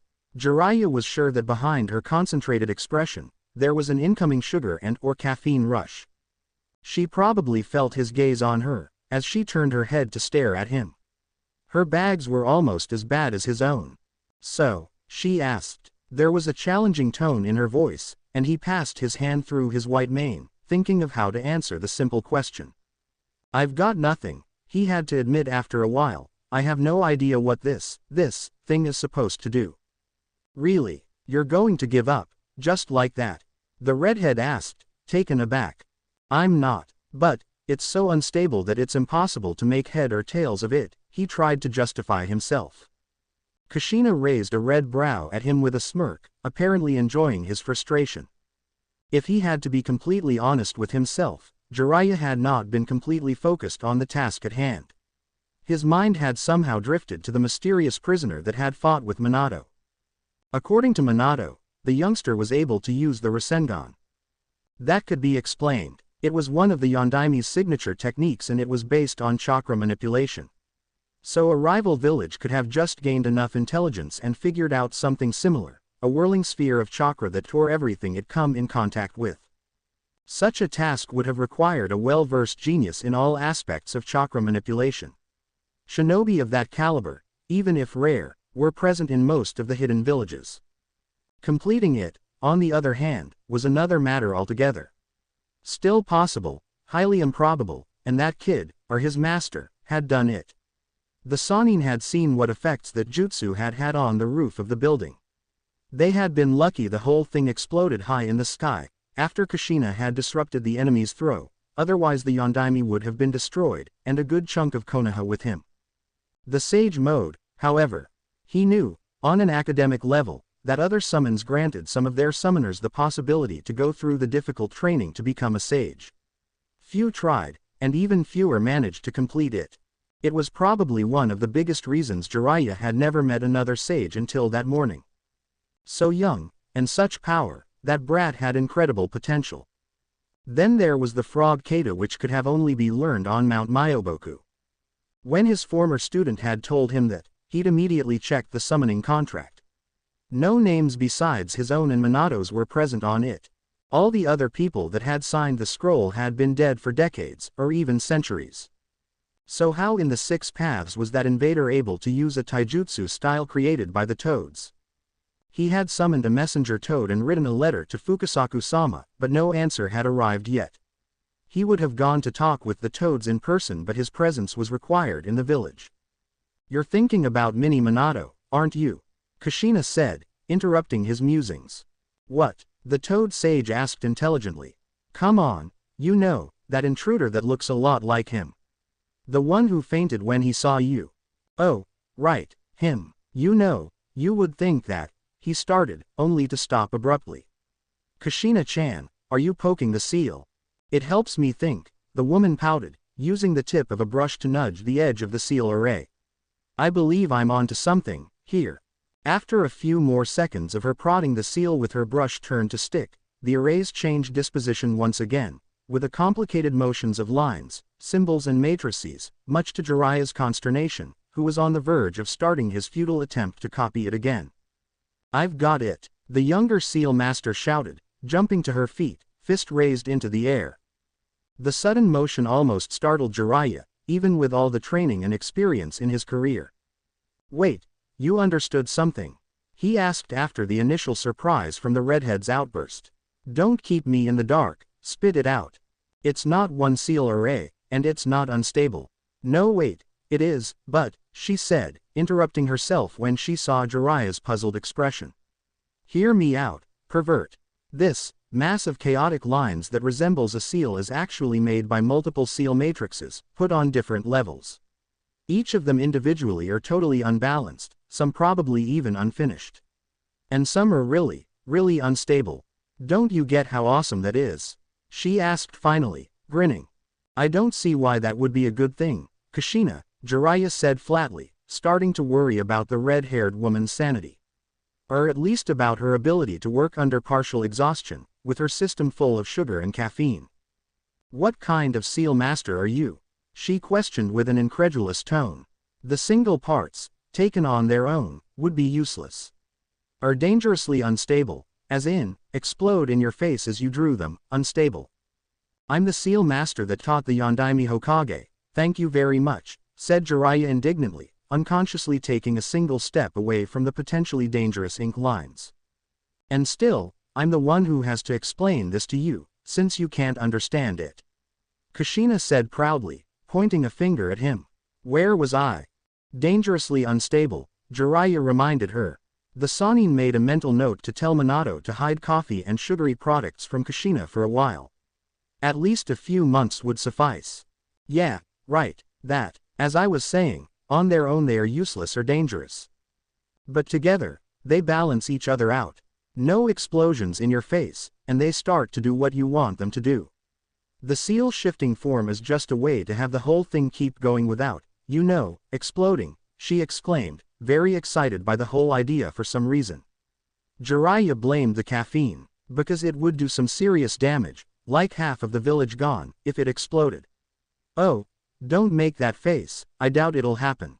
This thing isn't designed to be a bomb." "All right, Kushina, all right," Jiraiya said, after calming himself. "Let's suppose for a moment your theory is correct." "It's not a theory," Kushina pouted, stomping her feet on the ground. She really resembled a kid with a bad case of sugar rush now.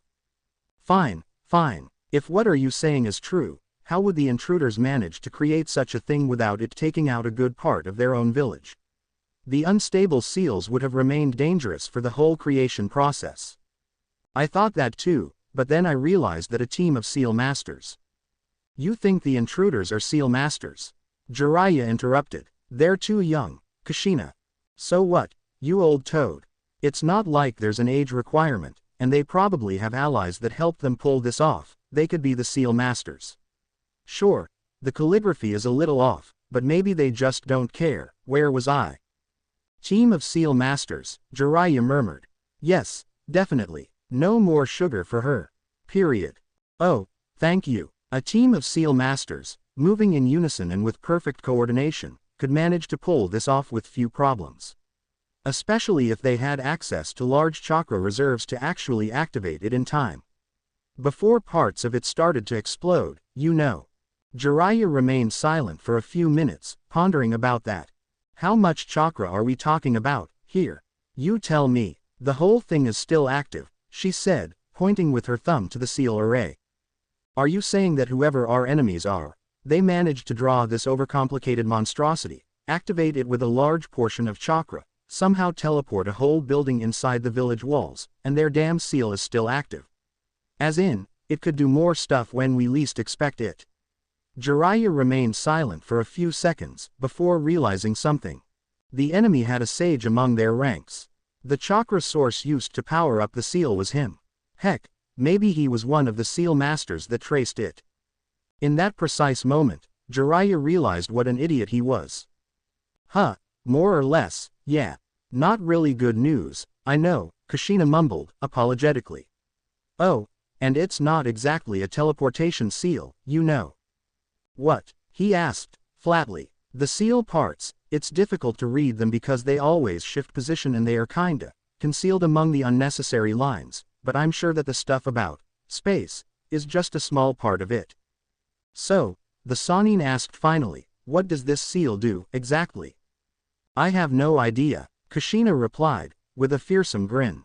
No coffee, no sugar, ever, and Minato probably should keep that stuff away from their kids, should they have any. Well, that doesn't help us at all. Are you sure the seal works as you said? He asked, with a hopeful tone. Things would have been much simpler if the redhead was wrong. Hey, who's the Uzumaki here? She asked, scowling. You've got a point. Damn right I've got a point. Dabba. Kushina stopped suddenly, laying her hands on her stomach and grunting in pain. After struggling a bit, she fell on her knees. Jiraiya was on her side immediately, alarmed by the woman's sudden fit. I'm fine, Kushina reassured. It's just the damn fox. It's been really agitated today. Really? Asked the Sannin. Maybe I should check on your seal. No need. I checked myself. The seal's tight, there's no danger of it escaping. How long has it been like that? The whole day, he asked with a thoughtful frown. No, just since, yes, I think it's been just since the fight with Mini Minato. Why? Jiraiya reflected on this. He quickly dismissed the idea that the previously unknown sage had had something to do with Kushina's seal. Even if the youngster was a seal master, and that was a big if, he hadn't touched Kushina in any way, so it couldn't be his doing. It's probably just stress. The sudden attack, your battle with that kunoichi and all this mess, he said, trying to sound reassuring. It's probably taking its toll on your body, and that reflects on the seal. But you should check on it, just to be safe. She should check what? A voice asked from behind Jiraiya. The white-haired sage snapped his head in that direction, alarmed. He hadn't heard this newcomer entering the room. It was Shikaku Nara. The Sannin inwardly berated himself. Even if he was in the village and he was supposed to work on the mysterious seal, having someone sneaking undetected inside the room was not really professional for a shinobi of his caliber. Not even his worries about the Mini Minato were excuse enough. Oh great, he thought, now I'm calling that prisoner by Kushina's nickname, too. I was saying she should check her findings about the seal in the restricted library, he said, realizing that Shikaku was expecting a response. Even if Shikaku had recently been appointed to Jonin commander, Jiraiya wasn't aware if the Nara knew about Kushina's Jinchuriki status. He made a mental note to ask Minato about that later, just to be sure. Really? Said Shikaku neutrally. What did you guys find out? The seal isn't a teleporting seal. Kushina sing-songed gleefully. At the Jonin's puzzled look, Jiraiya gestured for him to not ask about the woman's behavior. He didn't want to explain Kushina's attitude in front of her.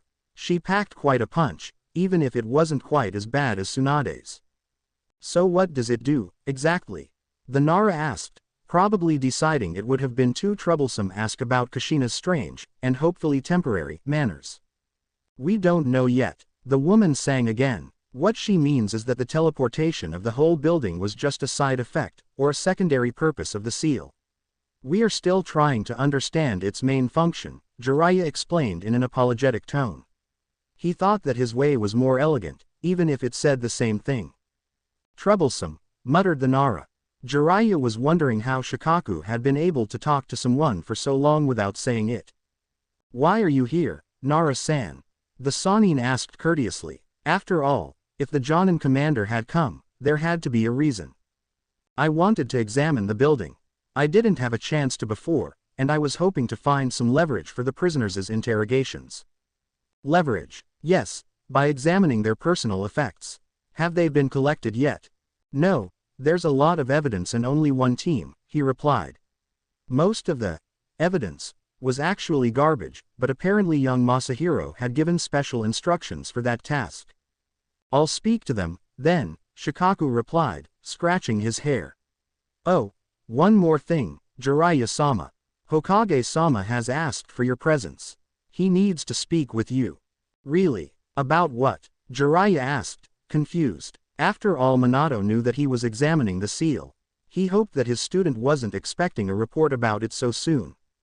No idea. You know how Minato is when he puts his Hokage face on, Shikaku smirked. True, Jiraiya knew what he meant. Better not let the brat wait. Then, he muttered, before addressing Kushina. Remember to check that thing we spoke about. After Kushina's serious nod, Jiraiya bid farewell to Shikaku and left the room, wondering what his pupil could want from him.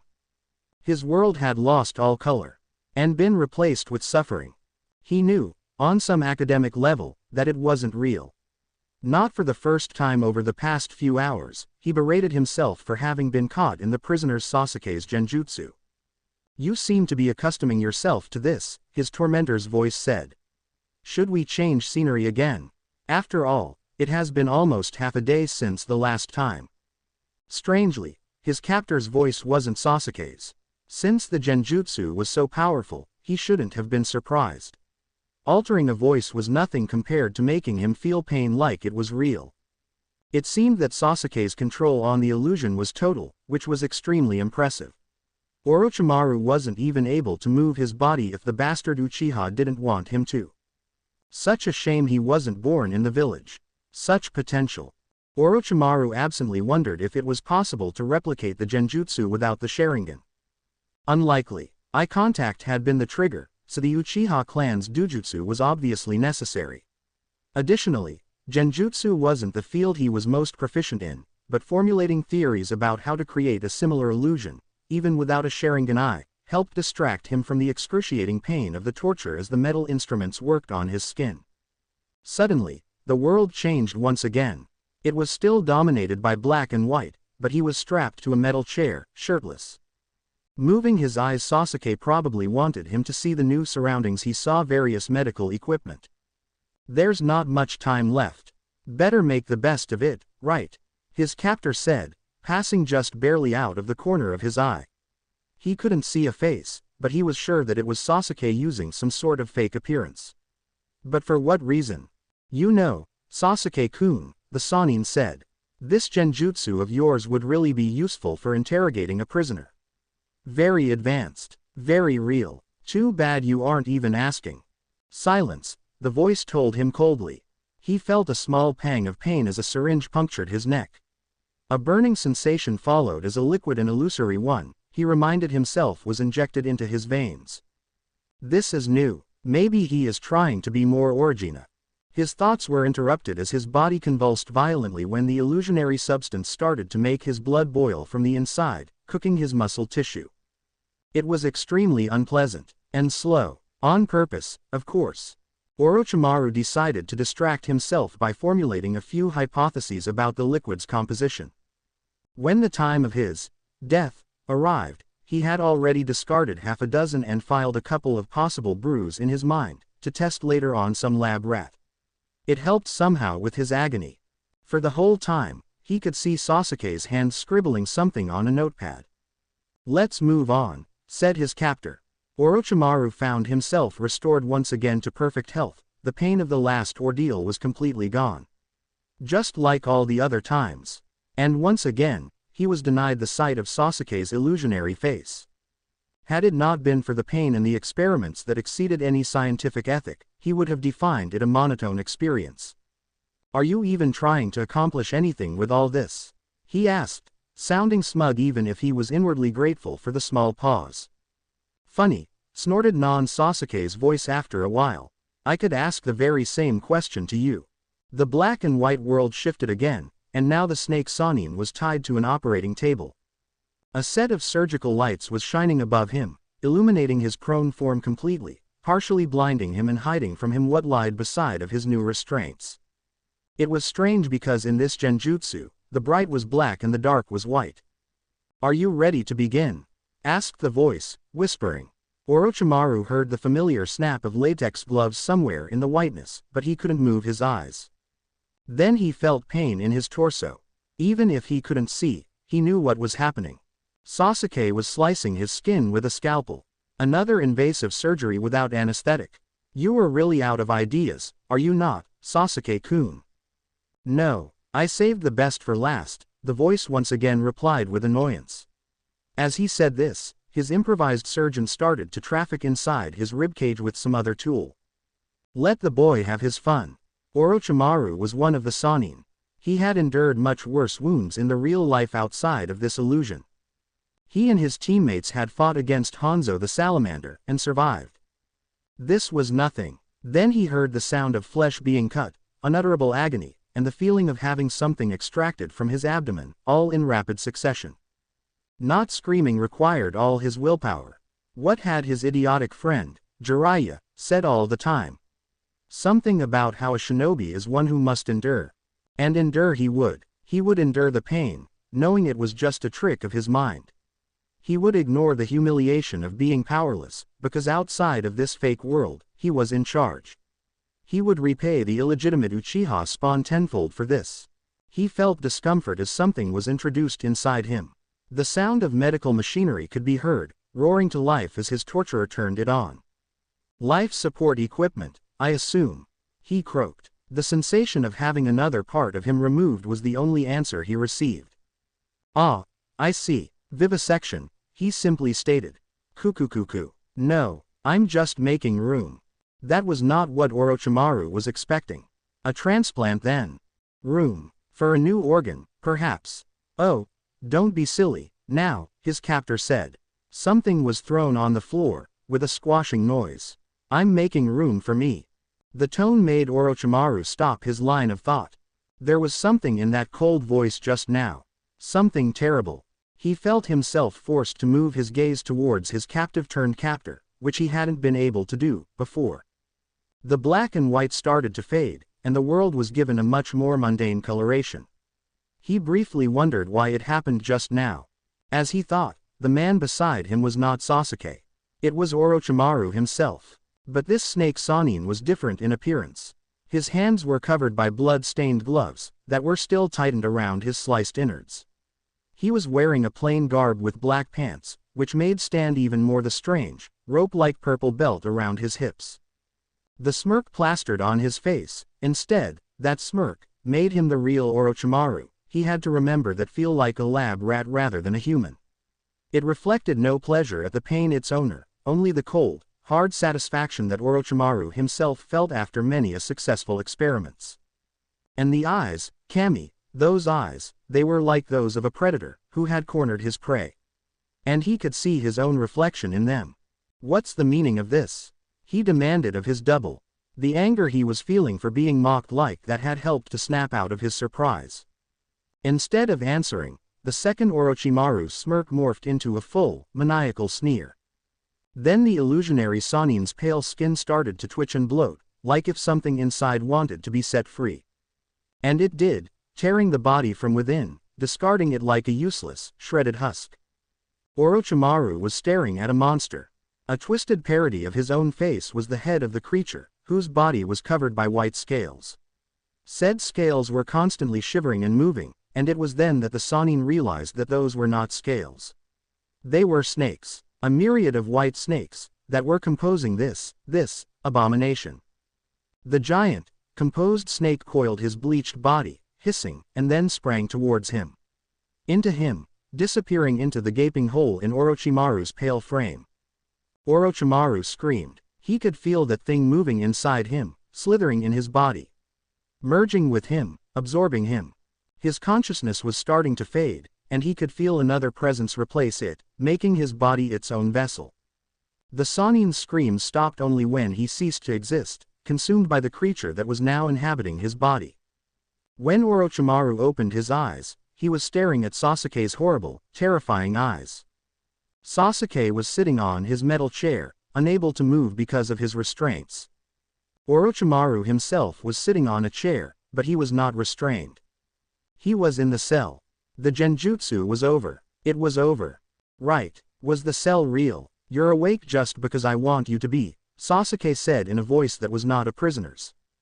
He heard a loud slam behind him, but he wasn't able to look away from the red, spinning eyes. Two figures raced beside him. A pair of strong hands pulled him away, just when a sack was placed on the Sasuke's head. The Uchiha guards, the ones that were surveilling the cell through the security camera. They had entered just as the blindfold had fallen from Sasuke's face, and now they were dragging him out. Orochimaru-sama, are you harmed? The one who had led him out of the cell asked, alarmed. How much time had really passed? Orochimaru-sama, are all you all right? Can you hear me? Repeated the guard, concerned with the Sannin's silence. I'm fine, he said, snapping out from his shocked state. He would not let anyone see him like that. A little genjutsu from the prisoner would never affect me that much, but still, I was careless. He stared intently at the passed-out guards who had failed to interrogate the prisoner before him as the other Uchiha closed the cell's door. What had Sasuke shown them? I must give you my gratitude, Uchiha-san.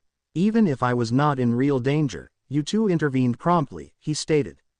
A little praise from his part would probably prevent them from gossiping about the incident in a negative manner. He couldn't afford voices of that kind to circle around the village. The guards looked pleased, of course. After all, they had just been complimented by the Snalisanin, not exactly a common thing. Some would have even considered it an honor, actually. Now, assured that the prisoner is safe, he continued. I must go to ask audience with the Hokage. Orochimaru-sama, what about the prisoner's interrogation? Asked one of the guards, confused. That's the reason I need to see the Hokage, Orochimaru replied slyly. I want to request a Yamanaka special for our precious Sasuke-kun. A sake bottle, empty, said Kakashi Hatake as he put the item in a plastic bag and passed it to Asuma.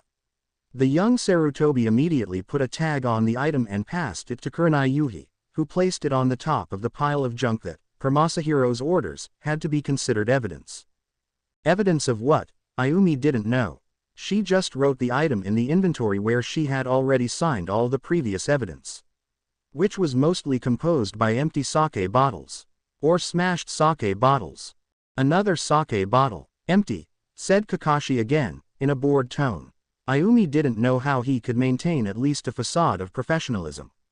Since the Konoha military police force was stretched thin, he and his temporary team had been assigned to the investigation on the building. With the exception of that green-clad Chunin, who had been taken to the hospital. Apparently, he had overexerted himself during the fight, or something like that. The investigation looked more like a D-rank mission with the goal of cleaning up. But since the hopefully temporary leader of the Uchiha police had decided to treat this assignment like a scene of crime, Ayumi was forced to collect, with her team's help, every item inside of the building. Luckily for her and the poor auxiliary team, the floor where Jiraiya-sama and Uzumaki-san were examining that strange seal had already been cleared. So they had to clean only the other four, joy. And they still had to finish the one they started from, the top one where Hokage-sama fought one of the intruders. And she hadn't even been able to ask for Jiraiya-sama to autograph on her limited Ika volume.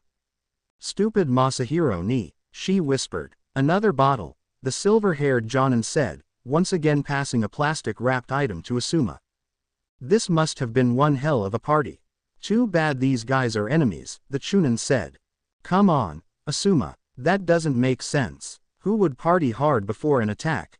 Kurenai asked, taking the bottle from the fellow chunin and tossing it on the pile. An empty ramen cup, pork-flavored, said Kakashi, ignoring them. Ayumi noticed that he seemed to do that a lot. You tell me why there's so much alcohol here, then, Asuma challenged. A pair of orange boxers. Seems we found something different, for a change, Kakashi remarked. Indeed, it was the first item they had found that wasn't an empty container of some sorts. Well, maybe. A black bra, the Jonin said, interrupting the conversation. A black what? Ayumi asked, puzzled. I said, Kakashi stated, in a louder tone, a black bra. With the straps broken. Nobody had something to say as Kakashi passed the feminine undergarment to Asuma after putting it into a plastic bag. A box of condoms, empty. What did I tell you? The male chunin asked his female peer. They party hard. A condom, Kakashi kept listing, holding the up object which still wrapped in its package. He put that inside a plastic bag, too. We're almost out of those, you know. Asked Ayumi, adding the last item to the list. She would need a new notepad soon, too. Instead of answering, Kakashi just drew a kunai in a swift motion. Everybody tensed, alarmed by his sudden movement, but the Jonin merely crouched and examined something on the floor. Used one, Kakashi said neutrally as he rose to his feet. He was holding the kunai with only 2 fingers, and the mentioned item was hanging from the weapon's tip. That's disgusting, Kurenai lamented, taking a few steps back. Well, we have a DNA sample, at least. Asuma asked, hoping to sound optimistic. Damn you, Masahiro ni, Ayumi whispered. There will be a reckoning. We have plenty of samples from saliva inside the bottles, Asuma. Kurenai retorted. Well, I think this proves my theory, Asuma said, ignoring his friend's protest. And what theory is that? A voice asked. The teen shinobi turned to face the newcomer. It was Shikaku Nara, the Jonin commander. What was he doing here? I think that our invaders had a giant celebration right before the attack, sir, explained Asuma, with a strained professional tone. I see, muttered Shikaku. As in, a propitiatory party. The last night before the battle. Judging by the quantity of consumed alcoholic beverages, I think it was more like, partying like there is no tomorrow, sir, the chunin explained. The other, items suggest something similar. Which items? The Nara demanded, arching his unscarred eyebrow. These ones, Nara-san, Ayumi called, passing to the Jonin commander the bags containing the latest retrieved items. The Nara genius examined them, shuffling the plastic containers. With every single item, his frown became more and more confused. I found another too, Kakashi called. Damn it Kakashi, don't waggle them this way, Kurenai roared. Nara-san, Ayumi asked, ignoring the two's antics, trying to catch the officer's attention. He seemed to be mesmerized by the 3 disturbing pieces of evidence in his hands. Thank you for your time, Uchiha-san, the Jonin commander said, shoving the bags in Ayumi's hands. Then he just turned on his heels and left the room, leave the poor Ayumi confused. Asuma, take this kunai. Go outside, and I don't care how, burn it, she heard Kakashi say in the background. If the Jonin commander left so soon, then why did he come at all? Canary was silently strolling the corridor. Of course he was walking silently, he was an Anbu after all.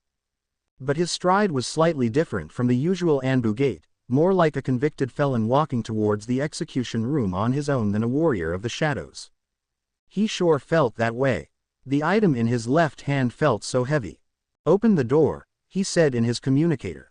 Almost immediately, the mechanism started to open the cell's access with an hissing sound, depressuring the metal door.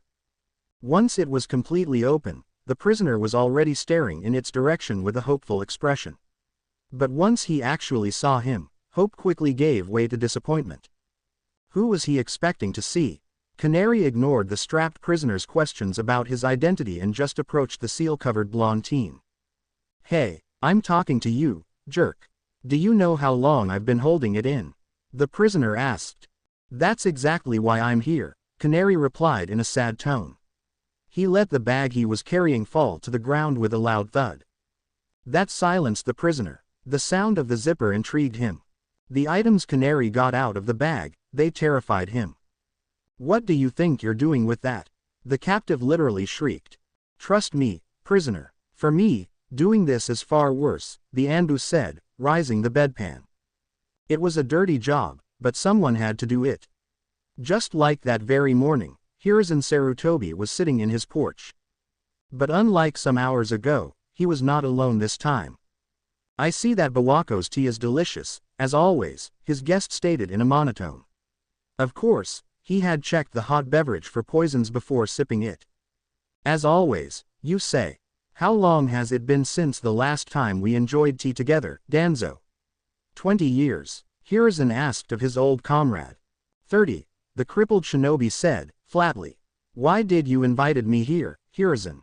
Surely not to talk about the old days. We're both growing old, Danzo. It's only natural to reminisce about our past glories, sometimes. Hiruzen, Danzo said dryly. The retired shinobi had never been one for pleasantries. Do you remember that time during the First War when you, me and that Jonin, what was his name, when we infiltrated Iowa? The retired Hokage asked, not really listening to his former friend's pressing tone. He poured a little more tea in his own cup, knowing that the old war hawk was trying to understand what he was driving at. We succeeded, of course. We brought back the intelligence, just as the Nadaim asked of us. We acquired a great advantage for our forces that probably shortened the war by months. The aging Sarutobi kept talking. Ironically, that led to the battle where Tobarama Senju sacrificed himself, all to allow us and our comrades to return to Konoha.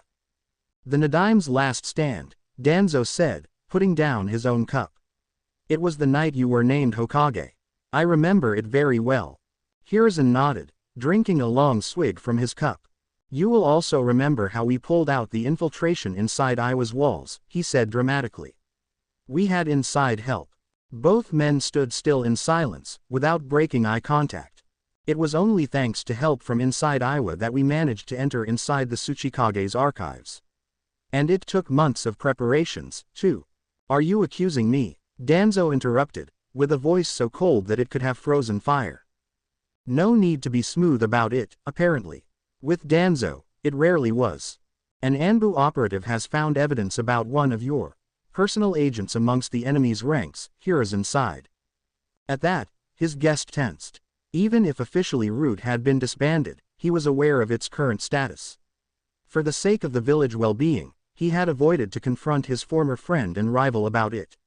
But now, they were discussing about a potential treason accusation. What kind of evidence are you speaking of, Hiruzen? The agent overheard two infiltrators speaking about the training one of them had received en route, apparently. The conversation has been recorded, of course. That's your proof? Danzo asked flatly. Two enemies so focused on gossiping that they didn't even notice the shinobi who was eavesdropping them. It's not exactly solid evidence, Hiruzen. Danzo, the former Hokage hissed, deadly serious. He was tired of this chase as well. How is Root involved into this? Instead of answering immediately, the Shadow Group's leader inhaled deeply, enjoying the tea's aroma. His only visible eye flickered for an instant around the garden. Without a doubt, he had spotted the Anbu hidden in the garden. Or at least some of them. Nothing, he finally responded. What? Hiruzen blinked. It wasn't the answer he was expecting. We had nothing to do with the attack. There was another pause, where the two studied each other. Hiruzen had been called the god of shinobi, more than once, even if he had a personal preference for the nickname of the Professor. With his experience, he was able to discern a person's intentions with a single eye contact. Hiruzen was sure he was telling the truth. But he also knew that Danzo was a great shinobi, a legend in his own right. Sadly, he had chosen to delve into the dirtier aspects of the ninja world. The War Hawk was a skilled liar, a master of deception and with a cunning mind to boot. Hiruzen couldn't exclude the possibility that he was being deceived. Or that his own judgment was clouded by the feeble friendship he still treasured between him and his rival. How can you accuse me, Hiruzen? You should know I would never work against the Leaf, Danzo said, caught in the middle between a hiss and a whisper. Danzo, we can't exclude anything. What we found out. And what exactly did you find out? That's classified. You should know that. Hiruzen cut short, taking another quick sip from his cup. The bandaged shinobi had just tried to counter-interrogate him on his own porch. Unbelievable. He decided to change the topic. Where were your forces when the village was attacked?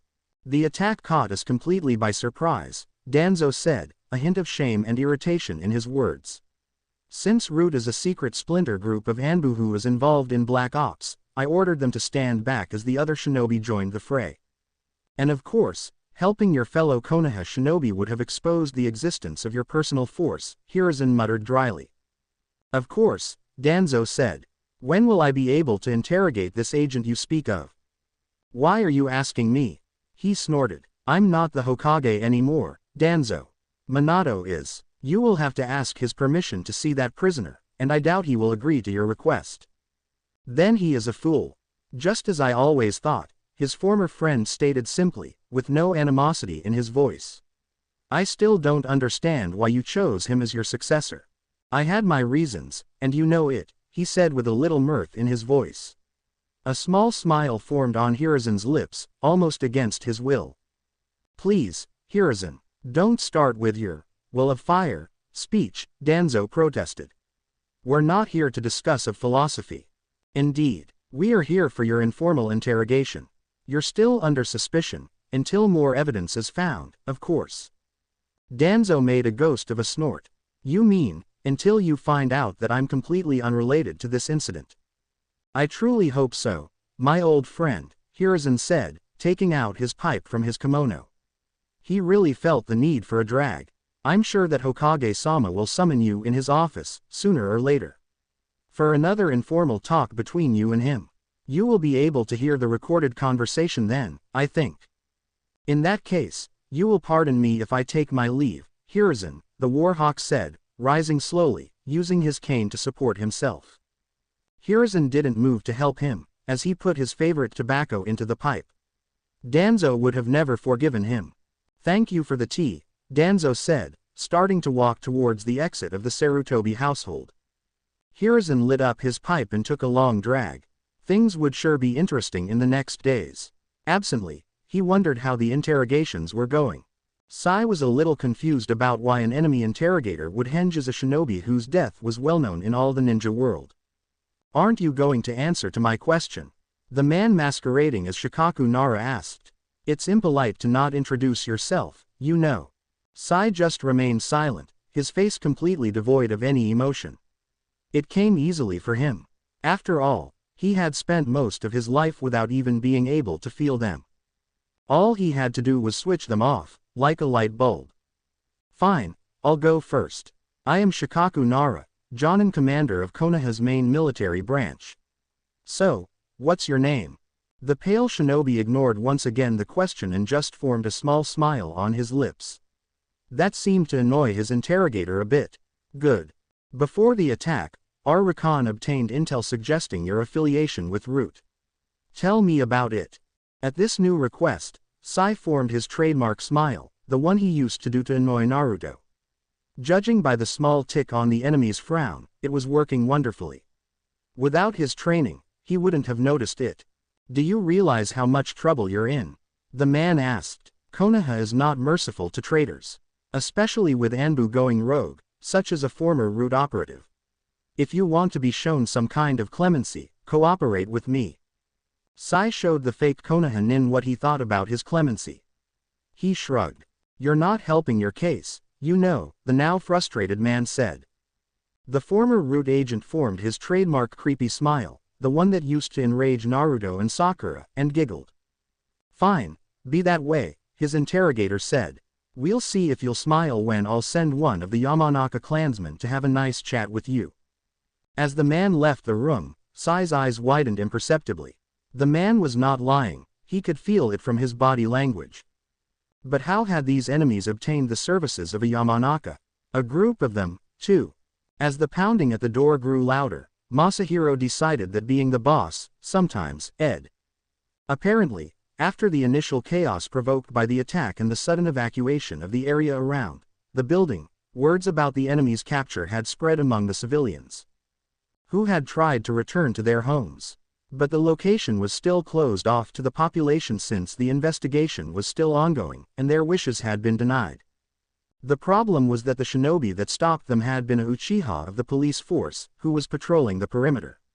So, instead of going to the Hokage Tower, where they would have been stopped on the ground floor by the security, they had come to the military police force's headquarters, which was operating on a skeleton crew. And now, a few dozens of families were right out of Masahiro's temporary office's door, demanding to speak with him. The censor type wasn't really in the mood to deal with the unreasonable civilians. Maybe he could have put all of them in a happy place genjutsu. He scratched the thought. Too bothersome. What would a great leader do? Shibi Aburame raised his head as his sentry bugs alerted him of the man's approaching. Shikaku Nara, the cunning strategist of the Inoshika Cho trio, was coming to visit. He already knew the reason. Why? Because it was logical. "Good evening, Shikaku," he said, just as the man entered the room. "Shibi, always a pleasure," the other shinobi greeted. Even if they were little more than acquaintances, they had come to an understanding because of the way they thought, because of the ironclad grip of logic on their souls. "I suppose you are here to interrogate the young shinobi who surrendered to me," Shibi said. It wasn't a question. Why? Because he would have done the same thing. "Yes, actually, I could require your assistance as well," the Jonin commander said. "I've heard that the prisoner has some insect-based abilities similar to those of your clan." "Is this true?" "Correct. He has such abilities. That's why my father appointed my fellow clansmen to guard him." "What measures have been taken to contain his bugs?" Shikaku asked, contemplating. "We didn't do such a thing," Shibi answered. "Why?" "Because the young man is not a menace." "Why?" "Because our insects have communed." The Nara clan head's eyebrows raised up before they rippled in a frown. "What do you mean, your insects have communed?" he asked. "I mean that our respective allies started to exchange informations about each other's colony, which can happen only among their own." "Why?" "Because he has the same insects of the Aburame clan. Said insects can be hosted only inside the body of an Aburame." "Why?" "Because of our body's peculiar biology." "You think that the enemy prisoner," Shikaku stated, slowly, "is an Aburame?" "I don't think. I know." "Why?" "Because, let me guess, because your insects told you?" the Nara asked, a little frustration in his voice. "Correct," was Shibi's neutral statement. "And where did this Aburame came from?" "From Konoha, I suppose." "Why?" Because the insects told you." "Yes. That doesn't make any sense, Shibi. Have you ever seen your so-called Aburame before?" "No," Shibi replied after a moment of contemplation. "I've never seen him before. But I trust my ally's judgment." "I see." There was a long silence between the two men, and Shibi could see the gears in Shikaku's turning behind his eyes. Then, turning slowly, the Nara left, muttering something that suspiciously sounded like, "troublesome Aburame." Masahiro was now sure that, hadn't he taken the family's career choice, he would have been able to become a great evil overlord, written with capital letters. With a single maneuver, he had been able to turn a potential disaster in something glorious. Or at least, something that wasn't bothering him, which was glorious in his own opinion. The solution had been simple and yet elegant, a work of genius. He delegated the task to his minions. That would have been the headquarters skeleton crew. "Masahiro-sama, please. There is some old guy here who has just arrived. He insists that his house has been stolen by a large family. Could you?" a voice said at his earphone, just a second before he turned it off. The fact that some other Uchiha clansmen were actually interacting with the civilian population was an unexpected bonus. For some reason, Masahiro felt the need to pet a cat while monologuing, but he ignored it. Life was good. The room was starkly white, and the strong lights were emphasizing that. Hinata was sitting on a chair in the middle of it. She couldn't move much due to the straitjacket that was restraining her. In front of her, there was a simple table with another chair on the other side of it. It had been almost 1 hour since she'd woken up, or at least she thought so. She couldn't use her Byakugan to check her surroundings because, last time she tried, guards had rushed inside, screaming at her, ordering her to stand down. It was obvious that the guards were Hyuga, since they all had her same dujutsu. Why were they so hostile, then? Why didn't they recognize her? What was going on? There were no Hyuga missing that she was aware of. Where did they come from? She heard the door opening, and a single figure entered. As Hinata raised her head to see who was this visitor, she did a double take. It was Shikamaru's father, Shikaku Nara, who had died during the Fourth Shinobi War. Apparently, her mysterious captors not only had some rogue Hyuga in their midst. But why would this shinobi assume the aspect of a deceased Konoha clan head? One she was not really familiar with, to boot. Her visitor sat in the other chair in a lazy slouch, never breaking eye contact. And then he just remained completely silent. Hinata decided that two could play at that game. And because of this decision, she lost quite a few staring contests. So, the man said, breaking the long silence. What's your name? Hinata, she said hesitantly. No family name, he asked, a small smile forming on his face. Hinata blinked in surprise. They couldn't tell from her eyes. Who were these people? Hinata Hyuga, she clarified. Hinata Hyuga, the stranger repeated, like he was tasting the name. Where are you from, Hinata? The pale-eyed young woman stared at him, incredulous. Sorry if I ask, she started, timidly. Nara-san will be fine, the now christened Nara-san filled. Nara-san, she said. No need to annoy her captors, after all. Is this an interrogation? I think it's pretty obvious, he responded, arching an eyebrow. Where are you from? You don't know that already? Hinata asked, genuinely confused. Hadn't these people attacked the village? If I knew that, I wouldn't be asking it. I'm from Konoha, she said, albeit reluctantly.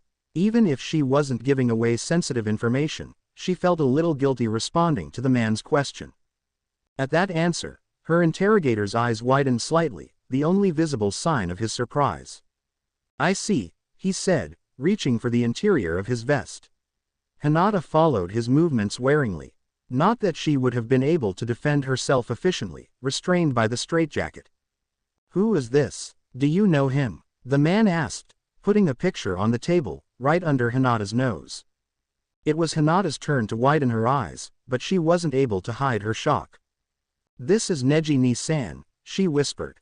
It was the photo they had used for the improvised shrine to honor her cousin's memory. Why had they taken it during the attack? I see, Nara-san stated. Tell me, did this, Ni-san, take you away from Konoha when you were young? I mean, really young. What? Hinata asked, raising her voice a little. I was born and raised in Konoha, and you should know this already. I see, the man murmured, turning very serious. Tell me, Hinata, is this the man who taught you the gentle fist? No, of course not, Hinata replied, puzzled. My father did. Who is your father? Nara-san pressed. Hinata was starting to feel uneasy under the man's scrutinying eyes. Hiyashi Hyuga, the clan head, she mumbled. Really, now, he whispered so softly that Hinata wasn't sure she heard that. One more thing. Why was Neji not with you or the others present in the building? At that, Hinata's eyes hardened. Because he died in the war, she said coldly, leaking a little of killing intent to accentuate her statement.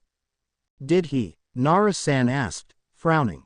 Hinata and the man who was impersonating Shikamaru's father were locked again in a staring match, but this time she wasn't going to be coy. Then, without any forewarning, Nara-san got up and started to walk towards the exit. Thank you for your time, Hinata, he said, opening the door. You can keep the picture, for now. And Hinata was alone, once again. What kind of interrogation was that? Hey kid, never let your girlfriend drink coffee.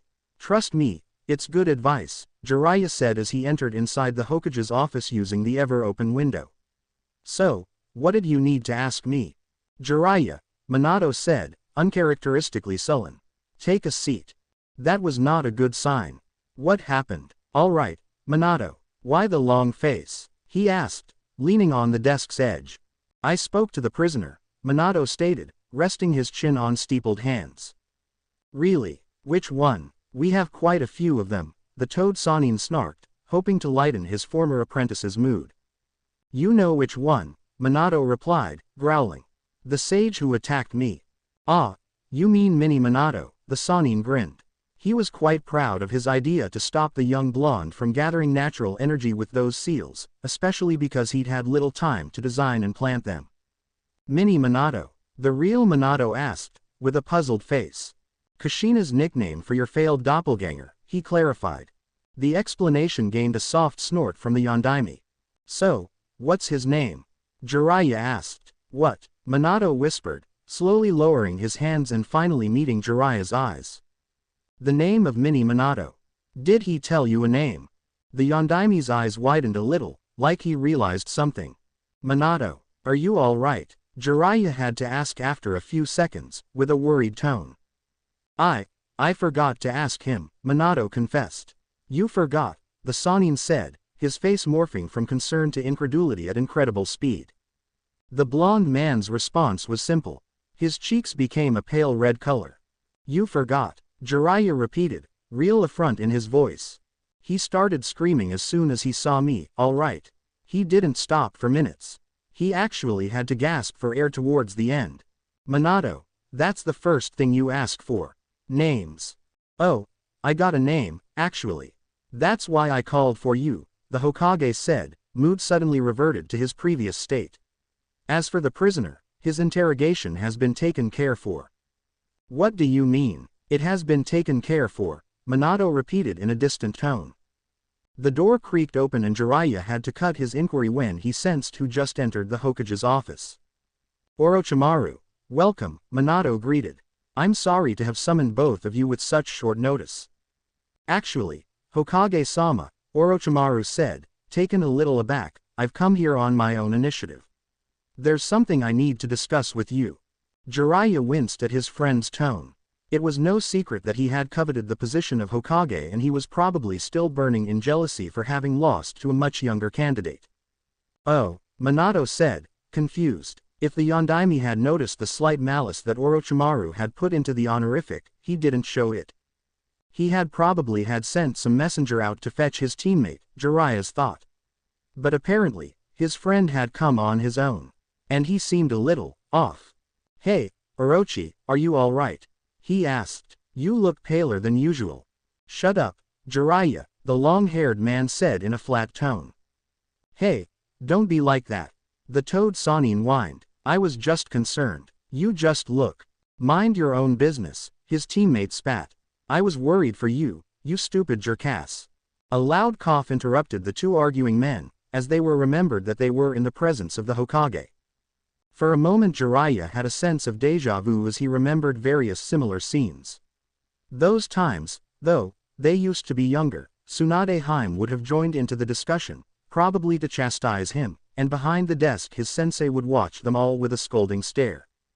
But this time, the stare he was receiving belonged to his student, so it was slightly embarrassing. Beside him, Orochimaru snickered, probably remembering some similar episode himself. Shut up, Snakeface, he muttered, glaring. Says the Toad, was the flat reply. Why, you, enough, we have more important things to discuss. Minato thundered. Déjà vu indeed. All right, sorry Minato, you're right, he said, in a placating manner. So, what do you want to discuss about? The interrogation of the blonde prisoner has given us troubling news, his student said, tightening his hands. But first, I want you tell me all you found on the unstable seal, Jiraiya-sensei. Where should I start? We found out that the seal is unstable on purpose. Well, Jiraiya snorted, it was actually Kushina-chan who figured it out. The other two men in the room tensed. Unstable seals were not to be taken lightly. What do you mean, it was made unstable on purpose? Orochimaru asked, incredulous. It's not a teleportation seal. It's not even remotely stable. There are dozens of incomplete components that balance each other, and that's the only thing keeping Konoha on the map right now, he explained in a matter-of-fact tone. Minato widened. Orochimaru's eyes bulged. Yeah, that's how I felt when I realized it, he continued with a sigh. As for what it actually does, I'm not sure. It was kinda hard when the seals were moving. But I think that the building's appearance was a side effect, having the seal drawn on its floor and all that. Seeing the other shinobi remaining completely silent, he decided to keep going. It was time to tell the bad news. So, The prisoners, he awkwardly scratched the back of his head. Do you think we missed any one of them? I'm pretty sure that there should be more of them. Why are you asking that? Minato frowned. I visited the cells, Jiraiya. Speaking to the guards, all the people who this morning appeared along the building are now in our custody. And they had all been detected by that Uchiha censor Nin, Orochimaru filled in, giving his own opinion. Time to drop the explosive tag. The fact that there's no way in hell that seal could have been made without at least 12 seal masters moving in unison. Now it was Minato's eyes that bulged, whilst Orochimaru simply stood there, listening with growing incredulity. 12. The pale Sannin exploded, unable to remain silent at this turn of events.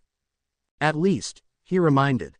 Please, tell me that you think that Mini Minato is one of the seal masters, Minato pleaded. Who is Mini Minato? And why are you hoping that he is one of the enemy's seal masters? Orochimaru asked, confused. The prisoner located in the highest security cell. He can use the Kage Bushin no Jutsu, Minato explained. During our fight he seemed to rely on it very much, actually. If he is a seal master, we have an explanation for the other ones. Did he seem like a seal master to you? Maybe he just put his chakra into it. He asked, even if he had his doubts. Minato didn't falter. He managed to copy my techniques. Hell, he completed one of my techniques. And he's a sage. Is it really that far of a stretch for him to be a seal master? You've got a point, Jiraiya groaned. He would have preferred to face a dozen seal masters than a single one who had managed to master the sage mode, but it was just wishful thinking. Everything pointed to that mysterious blonde being somehow responsible for the seal. Still, Orochimaru said, finding his usual cool demeanor, these shinobi had to have come from somewhere. They had to be trained by someone. Do we have any leads? We do, Minato admitted, the previous dour mood restored. But wasn't there something you wanted to discuss with me, Orochimaru?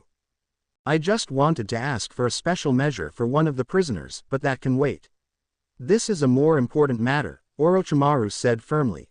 Very well, the Hokage sighed. He seemed really reluctant to tell them about the prisoner's interrogation. Jiraiya was sure now. Let's start with the simple things. We know for sure that the intruders were in possession of not only techniques and jutsu exclusive of the village, or of its clans, but even 2 dojutsu as well. The Sharingan, Orochimaru said. Did his left eye just twitch? And the Byakugan, Minato added. We still need to know if the eyes of the 2 prisoners are their own or transplanted. I've ordered a medical examination on those 2. But in case they're not transplants, the pale Sannin muttered. I interrogated the boy, the one with the Sharingan. He is probably of Uchiha blood. Are you sure? Jiraiya asked, puzzled. Yes, was the flat response he received, along a slight frown. All right. In any case, Minato continued, to be able to obtain them, dojutsu and techniques both, the responsible is surely familiar with Konoha and the story of its clans. Minato, stop stalling and tell us what's going on, Jiraiya said. He had used the same tone from when he was a Jonin sensei and was reprimanding his students. Hopefully that would snap the blonde man out of it. Orochimaru nodded. Evidently he wasn't happy about the Yondaime's hesitant explanation either. Those details, the abilities of one of the attackers, and the interrogation of the blonde prisoner gave me enough evidence to come to the conclusion that this invasion was orchestrated by Tsunade. And hand slammed on the Hokage's desk, sending paperwork flying throughout the room. Surprisingly, Orochimaru was the responsible while Jiraiya simply glared coldly at his former student, arms crossed. What evidence? The pale Sannin hissed. Minato sighed, and opened one of the desk's drawers. From it, he took out a slim folder and placed it in front of himself, one hand on the top of it. Then, he looked both Sannin in the eyes, before speaking again. At a certain point of the interrogation, after having been incooperative until then, the prisoner snapped, and told me that Tsunade, who he referred to as Tsunade Bachin, should be Hokage instead of me. Utter disbelief was visible on Orochimaru's face. Jiraiya was sure that his own had a similar expression. That doesn't mean that Tsunade is really behind this, Minato. The prisoner was lying for sure. He protested, loudly. Just because she left doesn't mean she's a traitor, Orochimaru seethed. Both the Sannin were willingly to defend their comrade. I would think the same, Had I not already seen this? Minato said, pushing the folder towards them. Jiraiya met Orochimaru's eyes. The Toad Sannin was having his doubts, but he was really hoping that his students was wrong, that he was been misled by circumstantial evidence. Also, the information had arrived from the enemy, who was probably putting them on a useless lead. Yes, that was the case, no doubt. Then why wasn't he able to reach for that folder? As he finally decided to move his hand, Orochimaru beaten him and grasped the document for himself. The pale shinobi opened it, looked at whatever was inside it, and his mouth slightly opened in disbelief. That was not a good sign. Without speaking or meeting his eyes, his teammate slowly passed to him the folder. Jiraiya reluctantly accepted it. What could shook Orochimaru like this? He unfolded it, and he could feel his blood freeze and his heart skip a bit. There were only 3 pictures of it. All of them showed an unconscious young girl, covered by seal tags in various parts of her body. But even with those, he could tell what he was seeing. This prisoner, she is able to use the strength of 100. He slowly asked, unable to turn away his gaze.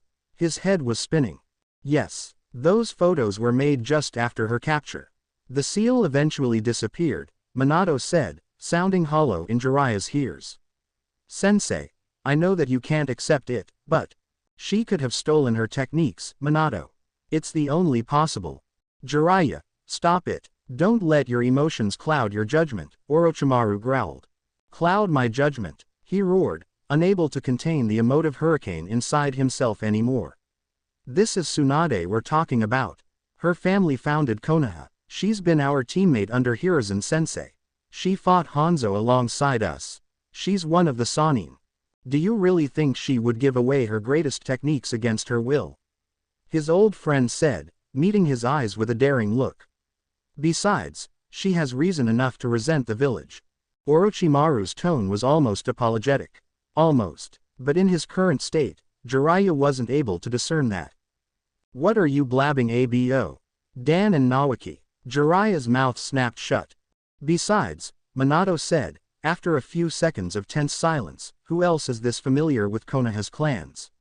Medically so, and if she's really responsible, she didn't do this alone, since it requires time, resources and money to train so many high-level shinobi. As if Tsunade would have enough money, Orochimaru scoffed. Jiraiya wasn't really listening, he was still trying to come around the pictures that had changed his world upside down. Is she truly without resources? Tell me, why has she been nicknamed the legendary The Hokage inquired. Because of the fact that she is really bad at gambling, and because she has accumulated a big debt for, oh, the pale man said, eyes widening in realization.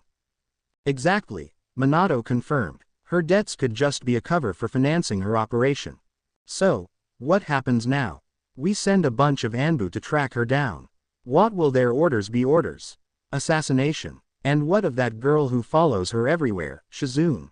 Jiraiya looked aghast for a moment, and was ready to lash on his former teammate, but Minato spoke again before he could make a move.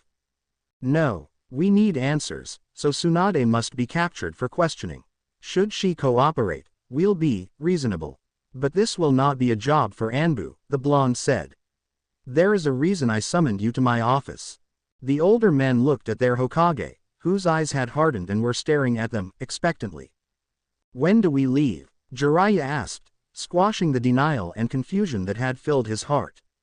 None of the men present in the room noticed the eye made of sand, hidden in a plant's vase, starting to dissolve. Ino was glaring. She was strapped on a chair, and was glaring at the man in front of her. The man who had dared to take her father's appearance and shamelessly proposed to her to do things. In the middle of their attack on the village, too. She was almost more offended by that insult than from how the man had passed the last 2 hours trying to break her mental defenses with what felt like a rip-off of her clan's interrogation style. And a very crappy one, too. Too bad she couldn't see the look of frustration on his face, since he was behind her, with her hands on her temples. How is that possible? He lamented. Luckily for her, the sound of his voice was enough to enjoy his grievance. Ah, she snorted. Like if a cheap imitation jutsu could break my mental defenses.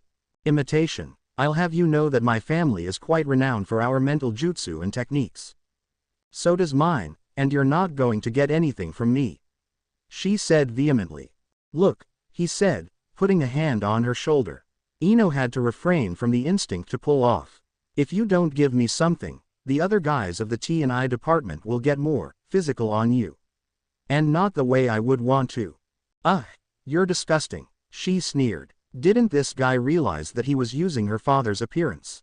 "Oh, come on, how can you say that? I'm gorgeous," he said, moving in front of her, waving his open arms to emphasize his statement. "There's no way in hell that I would be attracted by that henge." "What, my manly face is not an henge?" he exclaimed, in shock. He gestured at his features to emphasize his claim. Poor misinformed fool, her father had never called himself manly in all the time she had known him. Ever. "Yeah, right, and I'm not from Konoha," Ino mocked. "But, you're not," the blonde man protested, confused beyond belief. Ino was on the point of chewing him out verbally since she couldn't reach him physically for obvious reasons, but noticed that another person had entered into the room. So did her father's impersonator. They had been so focused on the argument and his manly features that they had never noticed. It was one of the other imposters, the one impersonating Shika's father. "What are you looking at, fake face?" she lashed out. She really need to vent, somehow. The newcomer just blinked his eyes, puzzled. He searched his accomplice's eyes, but the blonde man just seemed embarrassed by Ino's sudden explosion, for some reason. Then he looked directly at her, and Ino felt herself like she was an interesting sample put under a researcher's microscope. After a few seconds, the man turned and left the room. "Hey, why are you leaving already?" her interrogator called. Seriously, why were they keeping on with the act? One would think that the henge would not be necessary anymore, now that they had captured them and took who knew how much away from Konoha. "Man, I hope he wasn't offended by such a lame insult," he muttered, scratching his head. "Didn't your parents teach you that it's bad to be rude?" Ino was going to explode in a long and loud list of profanities when the door opened once more, this time violently. Another blonde man had barged inside, painting. He was young, around Ino's age and dressed in a well-made copy of a Konoha standard shunin outfit, and it was obvious that he had been running for quite some time. "Inoichi-san," the teen almost shouted, Hokage-sama has ordered the use of the Yamanaka special on one of the prisoners." "What?" Ino and her interrogator whispered in unison. The special was one of the more trusted secrets interrogation techniques. How were this people aware of its existence? And did they just spoke about the Hokage? Then, as he realized what had been actually said, she did a double take.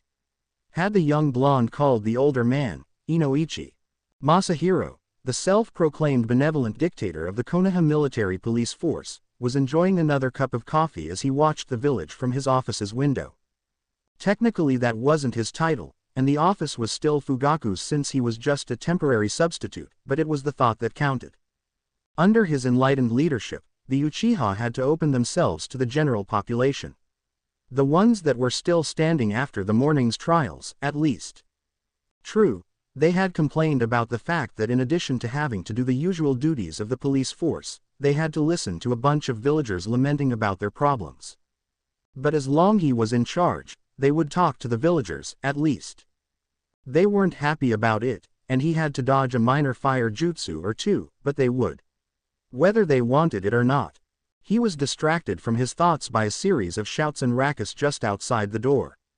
As he was turning, the door was blown open with a massive force, and Fugaku Uchiha entered into his own office, completely livid, followed by a very worried Makoto who was carrying a sleepy Itachi among her arms.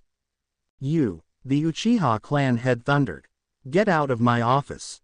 That was a phrase he had heard quite a few times during his career. But this was the first time that Fugaku had shouted it wearing a hospital gown. Apparently the voices about his uncanny leadership had traveled fast. Just like the man's healing process. But this was a little unusual even for Konoha's efficient doctors and gossiping nurses. "Fugaku-sama," he said, making an elegant bow. "It's good to see you're already up and ready to return to your duties. I'll take my leave." Then he simply strolled out of the room, giving a polite greeting to the Uchiha matriarch.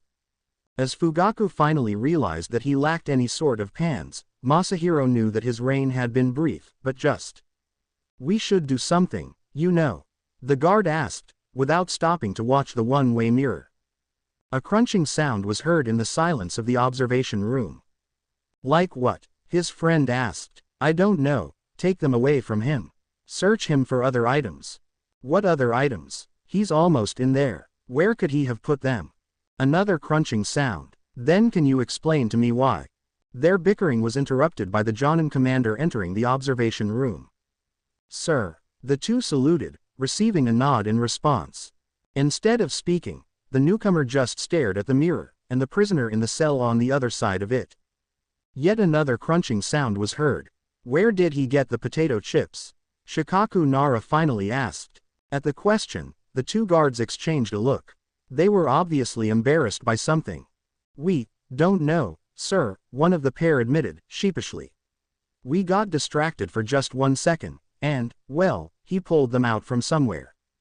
The guards swallowed loudly, expecting their superior to get mad and chew them out for having allowed such a thing. For all they knew, the prisoner could have hidden on his person something much more dangerous than a pack of potato chips. Instead, Shikaku Nara turned to walk towards the door, a small smile on his lips. "Sir, aren't you going to interrogate the prisoner?" one of the two guards asked. "There's no need for that," was the only reply he received before the Jonin commander disappeared into the corridor. Inside the cell, another potato chip was crushed by a voracious mandible. "Kuchios!" Two different voices yelled a mile outside of Konoha's gates.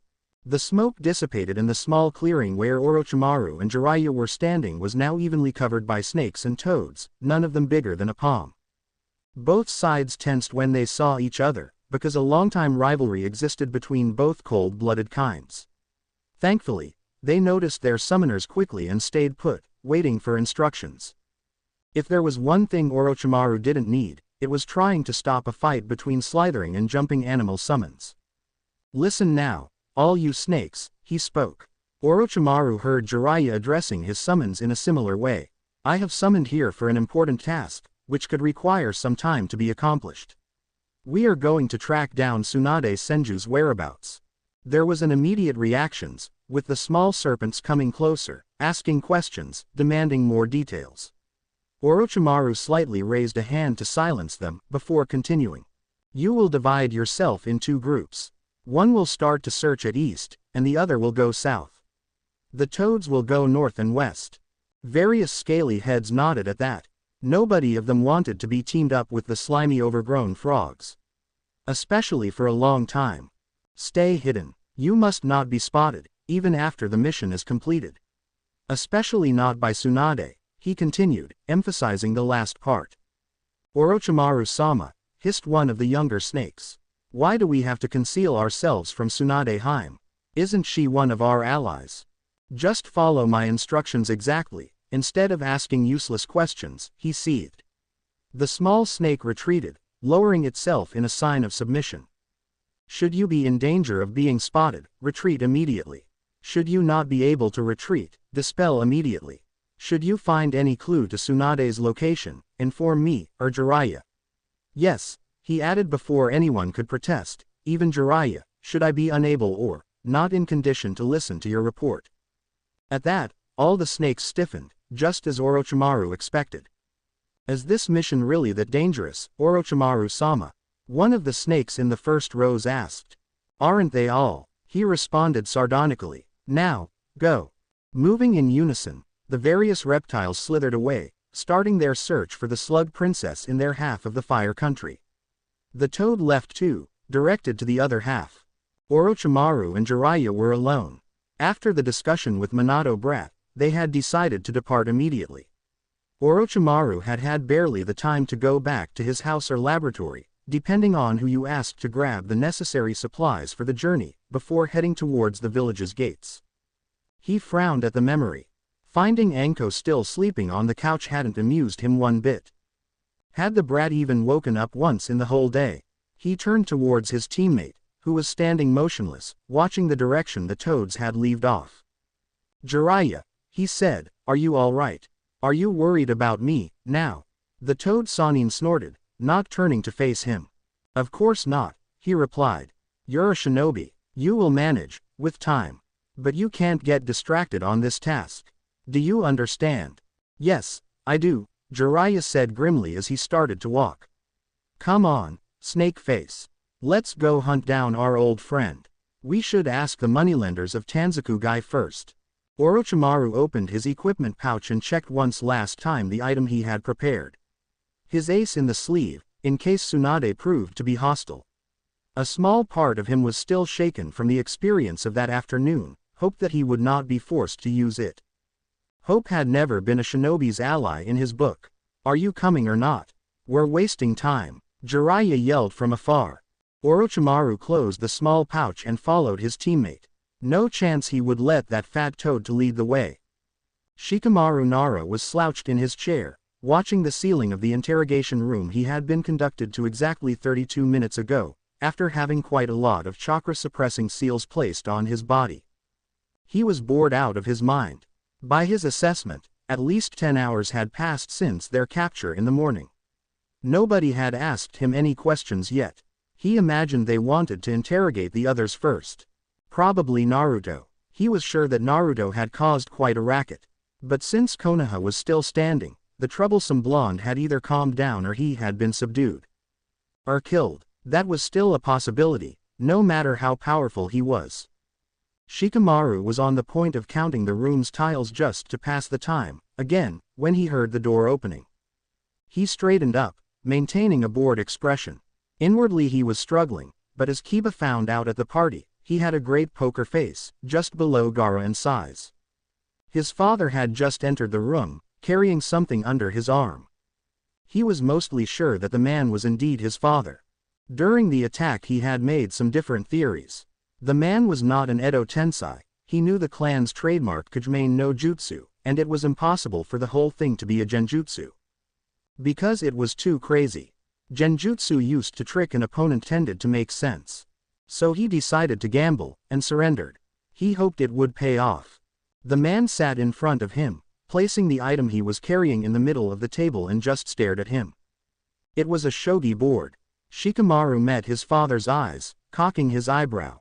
He just received a cold, calculating look, which was a little unsettling when it was plastered on the face of his parent. Ah, so troublesome, are we going to play or what? Shikamaru said, scratching his head. His father's reply was a simple gesture, an invitation towards the board accompanied by a smug smile. Sighing, Shikamaru reached for the board and began to set the pieces on their starting positions. Why? His father asked. Why what? He counter-asked as he finished his task.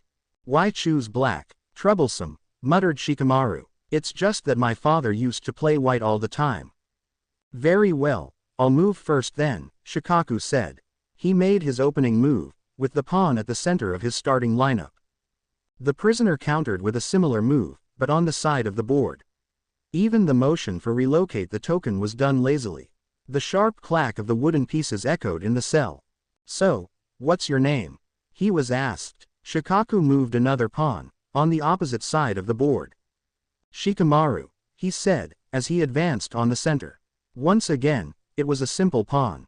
Just Shikamaru. No family, the Nara clan head inquired, scratching his chin as he observed the board.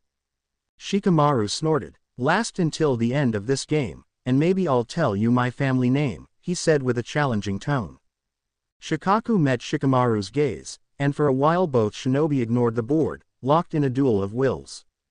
Fine, his father declared, you've got a deal, Shikamaru.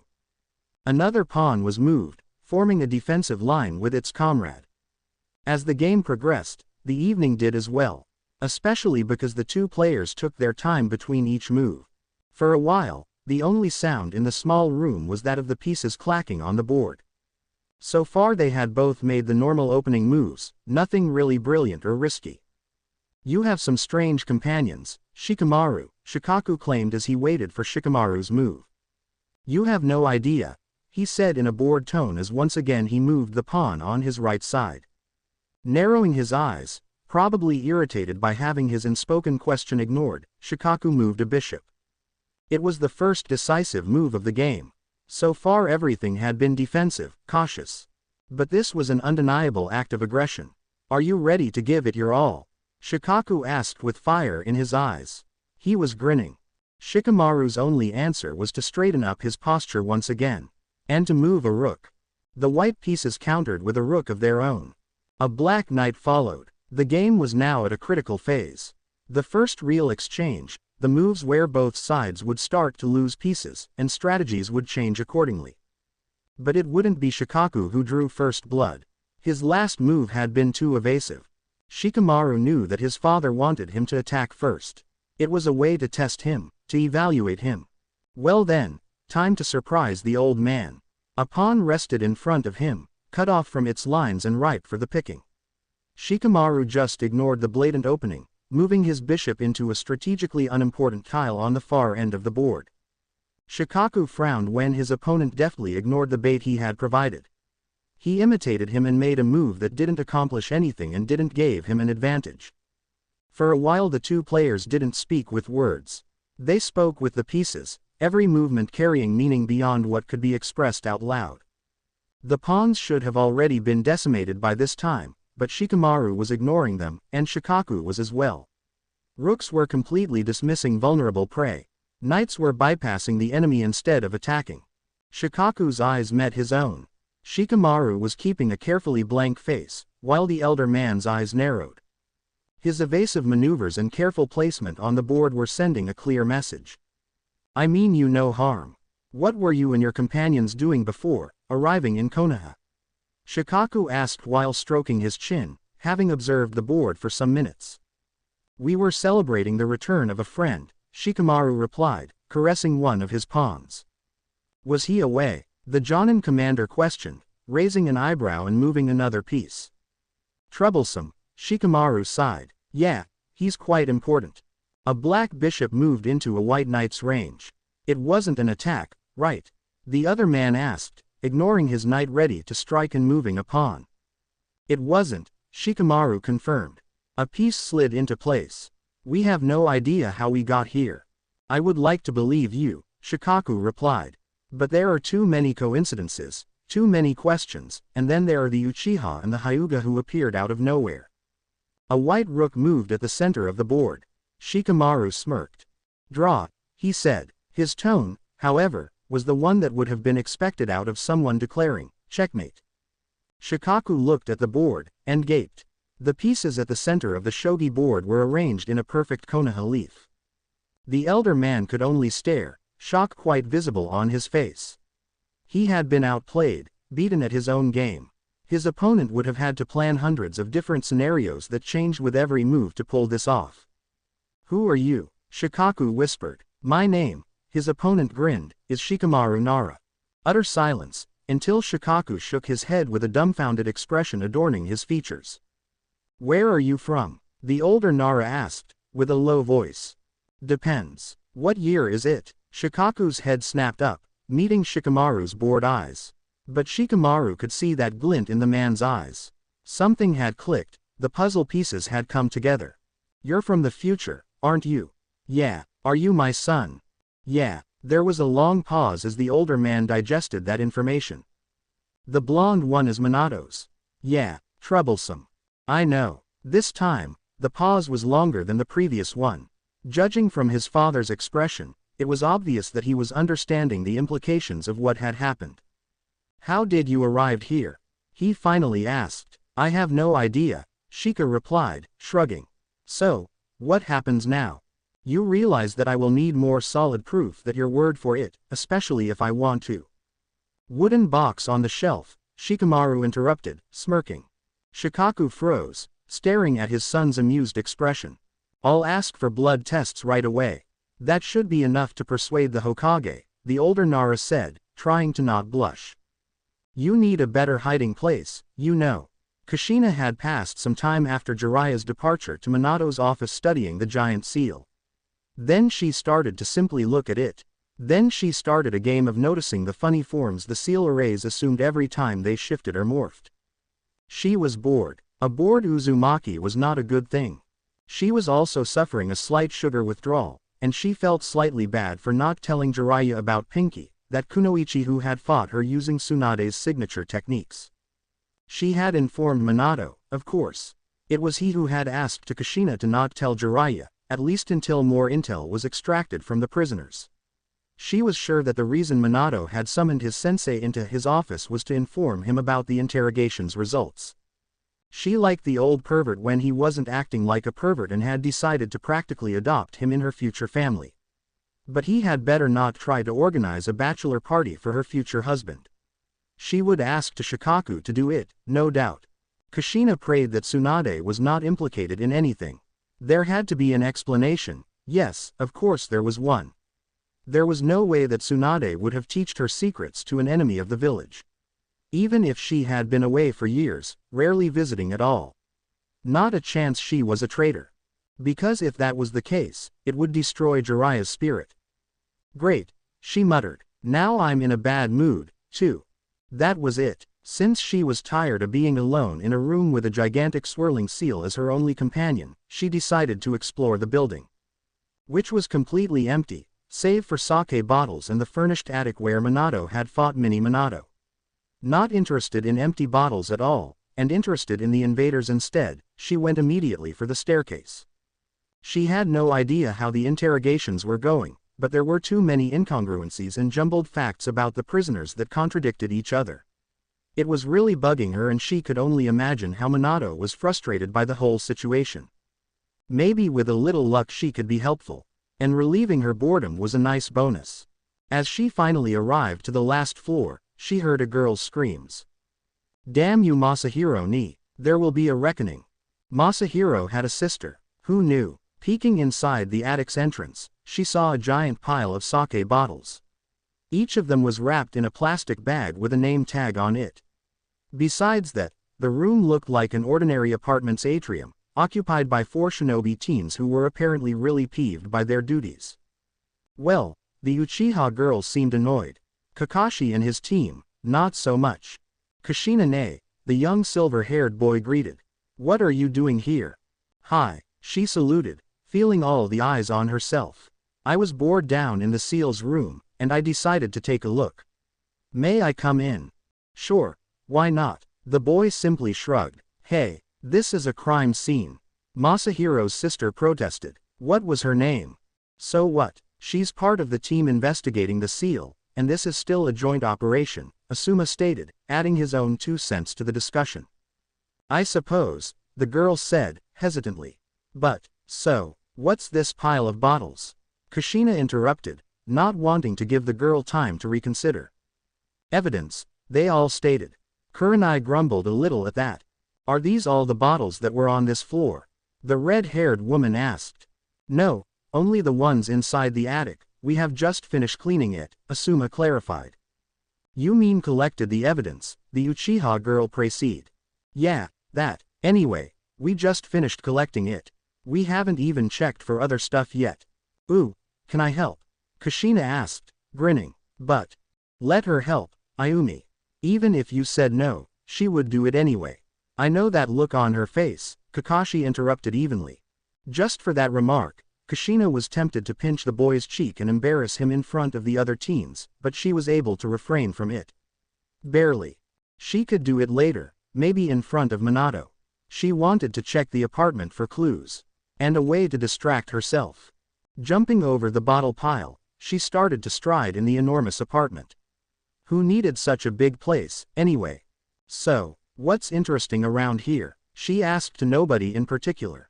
Besides the kitchen full of dirty dishes, the only interesting things are the bedroom and the living room that was destroyed by Minato-sensei's fight. We found a large cabinet full of boxes.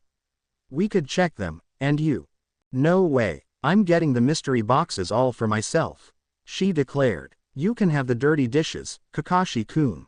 She could heard the teen's resigned sigh as she strolled around, before coming to a complete stop. She turned back, and saw that Kakashi was looking at her with a vague expression of curiosity. Kakashi-kun, where's the cabinet? Shaking, Kakashi indicated silently the direction to her. It was the opposite way she had started to wander. She thanked Kakashi and practically raced towards it. In front of her was standing a simple white door, with a handwritten sign that was saying, "Don't touch my stuff." On it. Yeah, well, not going to work, whoever you are, she said in a completely unapologetic tone as she opened it. Kushina stopped in shock. The room was huge. Well, too big to be called a closet. An entire bedroom could be placed here, if necessary. And a good part of it was covered by various stuff, furnishing and cardboard boxes and scrolls, all amassed apparently at random into it. Well, in that aspect it really looked like a cabinet. Like hers, at least. She went immediately to check the scrolls, and she was sure to have found a piece of the enigma about the seal when she noticed it was a Fuinjutsu scroll. But her hopes were quickly crushed. It was a scroll that contained basic knowledge, nothing really advanced. It was like looking at a Fuinjutsu spelling book. Nothing a seal master like those who had created that complex bunch of arrays would carry around. But as she put it down, she noticed an opened box laying in a corner with various scrolls sprouting from it. She immediately checked those, too. Theory, basic stuff, basic stuff, list of things a seal user should avoid to do unless they want to die painfully because of their own mistakes, basic stuff, and a list of things that after centuries of practice were now considered impossible to obtain even with very advanced Fuinjutsu. Weird. Was someone of the enemy seal masters going to teach the basics to someone of their minions, perhaps? She digged in to search for a few more clues about the scrolls. She could feel something under them, a book. No wait, lots of books. She pulled on one, and after taking it out, examined the cover. It was a copy of Ika. She threw it away by reflex, shocked beyond belief. What was a pervert book like that doing inside a box in their enemy's teleporting stronghold? When the shock had passed, she carefully removed all the scrolls from the top of the box. She couldn't believe her eyes. Almost every book into it was a copy of an Ika volume. There were even some she didn't know existed, like Ika Tactics. Not that she had actually read them. She just knew the titles because Jiraiya tended to gravitate around her, being her fiancé's sensei and all that. Was one of the enemies a fan?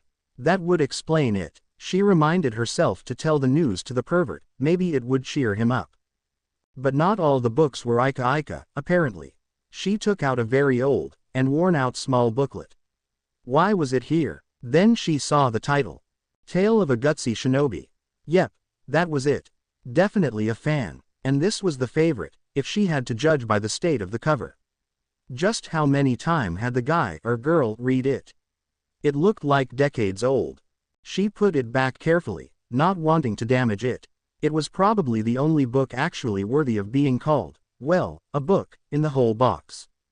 There was another one, though, that wasn't an Ika volume. She didn't remember that Jiraiya had written another one, so she decided to check. Opening the cover, her eyes were drawn to a handwritten dedication. Naruto, she read, so the guy shared the name of the hero in the book. I hope you like this. I tried to put all the old photos I could find here. They would be proud of you, as I am Kaka-sensei. Kaka, weird name. Well, like Naruto, actually. Strange coincidence, being named after the hero of a book that had been published a few years ago. Maybe that was the reason was reading Jiraiya's works. She turned the page, and her blood froze. It was a photo album, not a book, like the dedication said. But the subjects were her and Minato, back in their academy days. What was going on? She started to flip around the pages. The whole album was full of pictures of the two of them. Sometimes alone, especially in their teen years, sometimes together, as friends. And as a couple, were they spying on them? She swore, when she found this, Kaka-sensei, she would rip his eyes out of his. She reached the last page. She saw the last picture. Her eyes widened. The album fell from her hands. What was going on? Canary was standing in the barely lit room, contemplating his rotten luck. He had never been the luckiest shinobi around, quite the contrary actually. But this day had taken the cake, and entered in his personal top 5 of the universe's screwing with Canary days. It wasn't like it was actually his fault if things went wrong around him. Like when the floor collapsed under his feet. Especially when the floor collapsed under his feet. He had just walked on it, that's what floors were for. And he had been knocked unconscious by the rubble. How come that it was his head that had got the worst of it, instead of his mask? Not that he wanted his mask to be damaged. He was an Anbu, and Anbu didn't want their masks to be damaged. But surely it could have at least tried to protect him face from all those falling bricks. No matter how justified his failures could be, he knew that in the end, today, he had screwed up. So he had been assigned some menial and demeaning jobs as punishment. Assisting the blonde prisoner in his needs had been particularly humiliating. But at least he was still in Anbu. Immediately after he had cleaned up, he had been assigned another task. So now he was standing in a cell with a comatose prisoner, guarding her constantly as per the orders. He could barely think that this girl with pink hair had been able to go head-to-toe against the red-haired habanero. In the end, the last Uzumaki had to stop the girl by covering her with so many suppressive seals that had left in a vegetative state. So as long as the seals were in place, Canary had nothing to worry about. Wait, was that seal glowing? Yes, the seal on the prisoner's forehead was glowing slightly, at intermittent paces. Seal tags were not supposed to glow, unless they were explosive tags, and even in that case they glowed for a brief moment before detonating. He shivered. Could it be possible that Kushina Uzumaki, a seal master, had somehow made an error when she made that seal in the middle of the fight and it was going to explode at any moment? With the luck he had, he would not exclude this possibility. Since he didn't want to explain why the prisoner's head had exploded, which was not even the worst-case scenario he was imagining, he decided to check the seal.